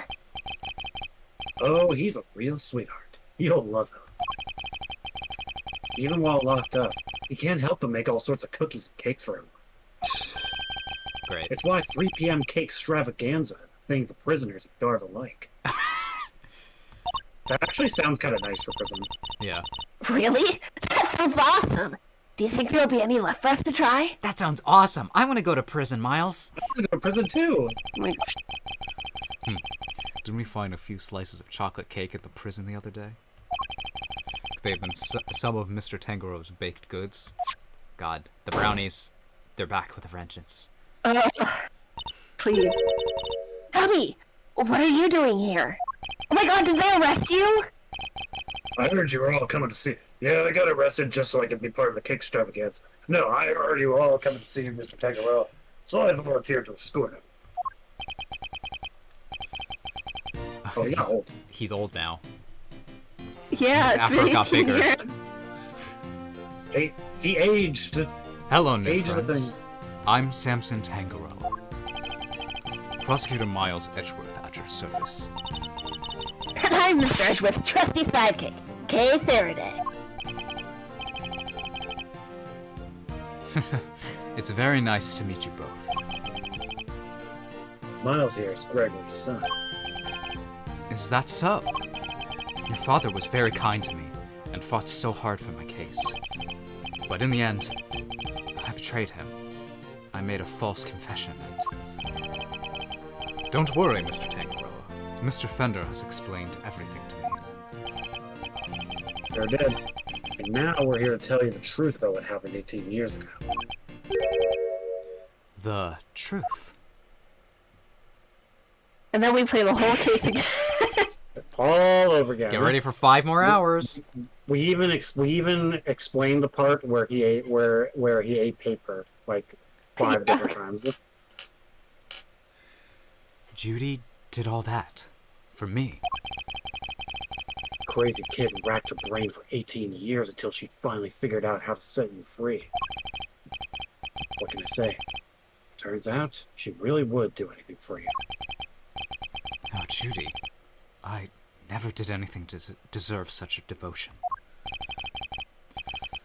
Come now, Mr. Tangaroa. I think we all know that's not true. The bond between the two of you has held strong for all these years, after all. You think so? Well, I guess I'd better show him. Which piece of evidence is proof that the bond of Mr. Tangaroa and Miss Bound? The blowtorch! We finally get these. The chocolates. They're his chocolates. Yeah, Or the chocolates. not the chocolates she would make for him, right? Yeah. Take that! Those chocolates. Judy made them, didn't she? Yes, she did. They're super delicious and sweet. Miss Bound continued making them just as you taught her, even after that fateful day. So that there would always be some waiting for you when you finally came home. Judy. Aw. I bet they're beyond super sweet then, aren't they?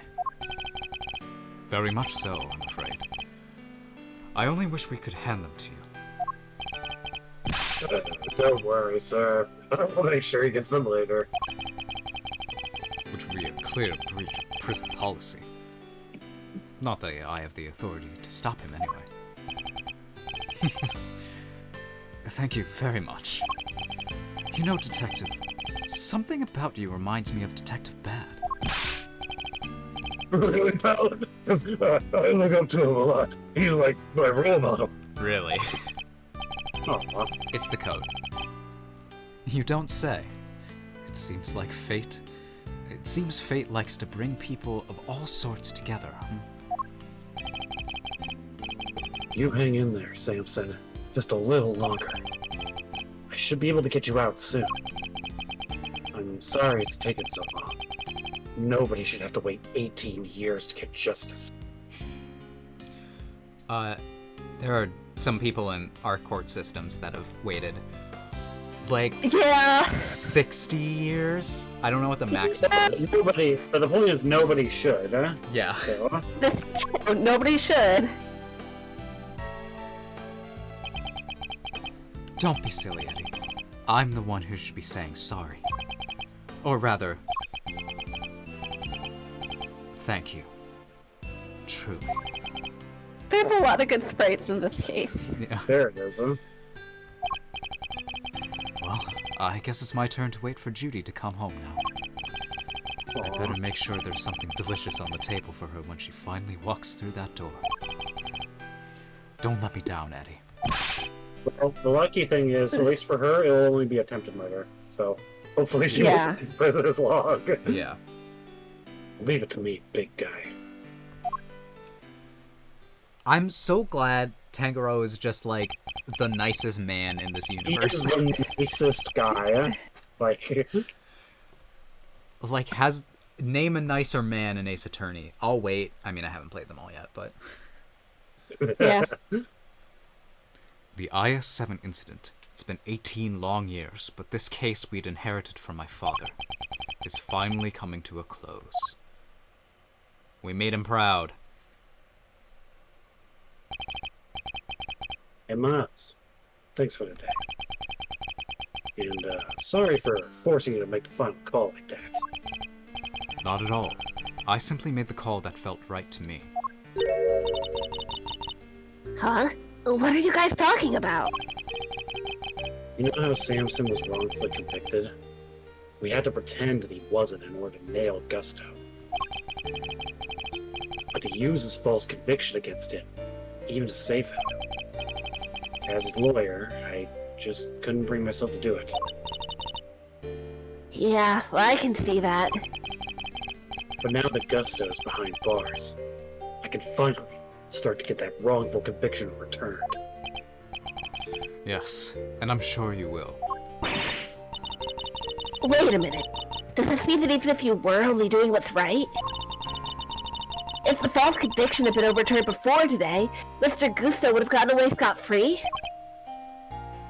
Yep. That was the break. It's what folks in the trade like to call a legal contradiction. Contradiction, you say? An Ace Attorney? No way.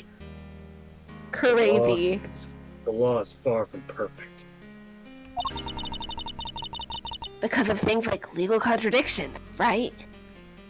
Yeah, and things like evidence law and things like extraterritorial rights. Let me tell you about them.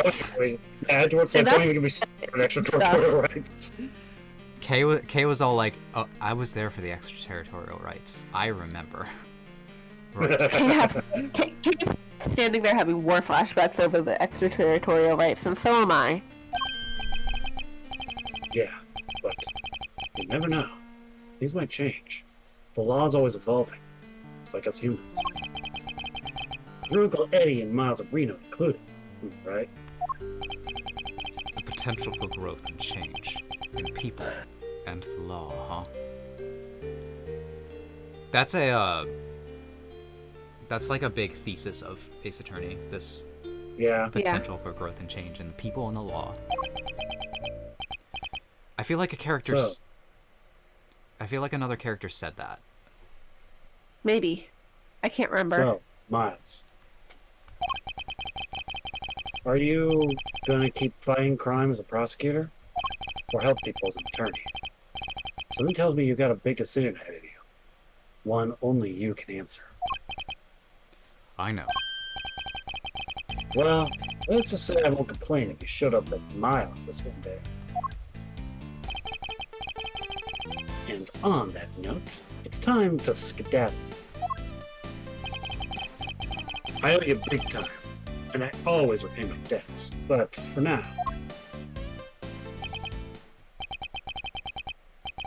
Thanks again for today. I mean it. See ya, space cowboy. I guess. He seemed kind of in a hurry to get out of here to you. He did. And honestly speaking, I'm the one who owes him a debt of gratitude. After all, he gave me the chance to reckon with my father's final case. When I was a boy, all I ever dreamed of was becoming an attorney like my father. But then, during my time with Mr. Von Karma, I learned the way of the prosecutor instead.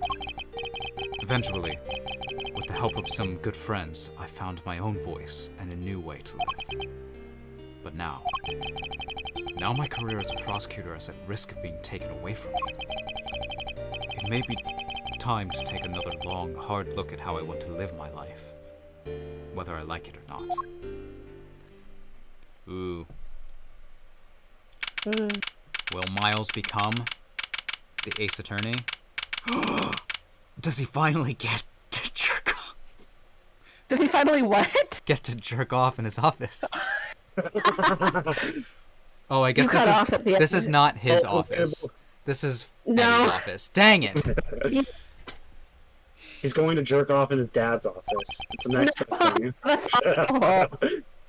I hate that, actually. Hold on, before we start this, because it's going to be emotional.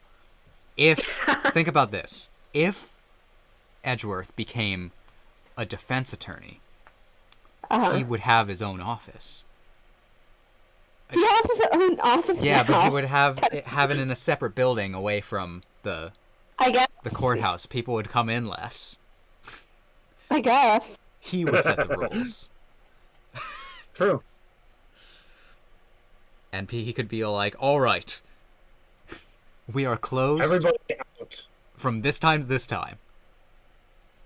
Jesus Christ. Anyway, let's go on with the emotional scene. On that note. Hey, Gregory. Sorry for pouring in so late. It may have taken 18 years. I see the jacket and the hat in the background. Oh! Yeah. almost just made me Still die. after all these years. But we're finally in a position to prove Samson's innocence. All thanks to your boy, Miles. You couldn't have done it without him. You should have seen him. The way he fought for the truth gave me the chills. It was like I was watching you. Look, I know I'm not half the attorney you were, but those guiding principles you tried to instill in me, I like to think I'm embodying them now as I carry on your legacy. Here's hoping It's the same face. your boy will be joining me in that soon. Like father, like son. He took the picture and they were both like, why did you do that? I love the way this case ends up. Yeah. I love the ending of this case. Am I going to fight So crime as a good. prosecutor or as a What's the right answer? Which path should I choose? To be continued. The Yay! end. Turnabout Legacy. Yay! I got an achievement for that. Good fucking Where'd you be? case. There's an achievement that One was of the like, best, huh? complete it without using PG story mode, and I'm like, what does that mean? Alright. Holy god. That was We a did it. that was a 5-hour stream, which makes it one of the longer ones we've done. But I do have to say, it did not feel as long as Hey, Mr. like we weren't crashing out like last time. It didn't No, feel as not long really. as Mr. Extraterritorial over there. Oh, nothing can ever live up to that. You say Honestly, these cases it's get pretty longer, good. but none of them will ever feel as long as that But one. they also get better most Yeah. of the time. Yeah. Most of the time. Not always, but most of the time. So this one was more tolerable to do for a long period of time. In fact, this case was Exactly. really good. I can see why you guys think it's one of the best. It was definitely a longer case, but I thought it was pretty well paced. You Uh-huh. know, in my opinion, I think this is the best third case in the entire series. In my opinion, Probably. I mean, they're usually backstory cases, right? So yeah. Well, I mean, the third case in the game usually has the burden of being the quote unquote filler case, because usually it's not like a plot stuff doesn't happen. It's just that usually the least amount of plot stuff happens. But in this one, you get like a shit ton of Ace Attorney lore. You know, Uh-huh. like you get to Yeah. go all the way back to like the case that set the dominoes in motion for Edgeworth's whole backstory, yeah. which is pretty insane. Now, I am wondering. I actually don't know where. I mean, obviously, I don't know where this game is going, so I don't know what Edgeworth chooses. Well, you're gonna but- find out. That's the Well, then we'll beauty wait of to it. find out. Because I'll be honest, I don't know any future appearances of Edgeworth in the Apollo Justice trilogy. I don't even know if he's like in those really. You're I gonna have to find out. yeah.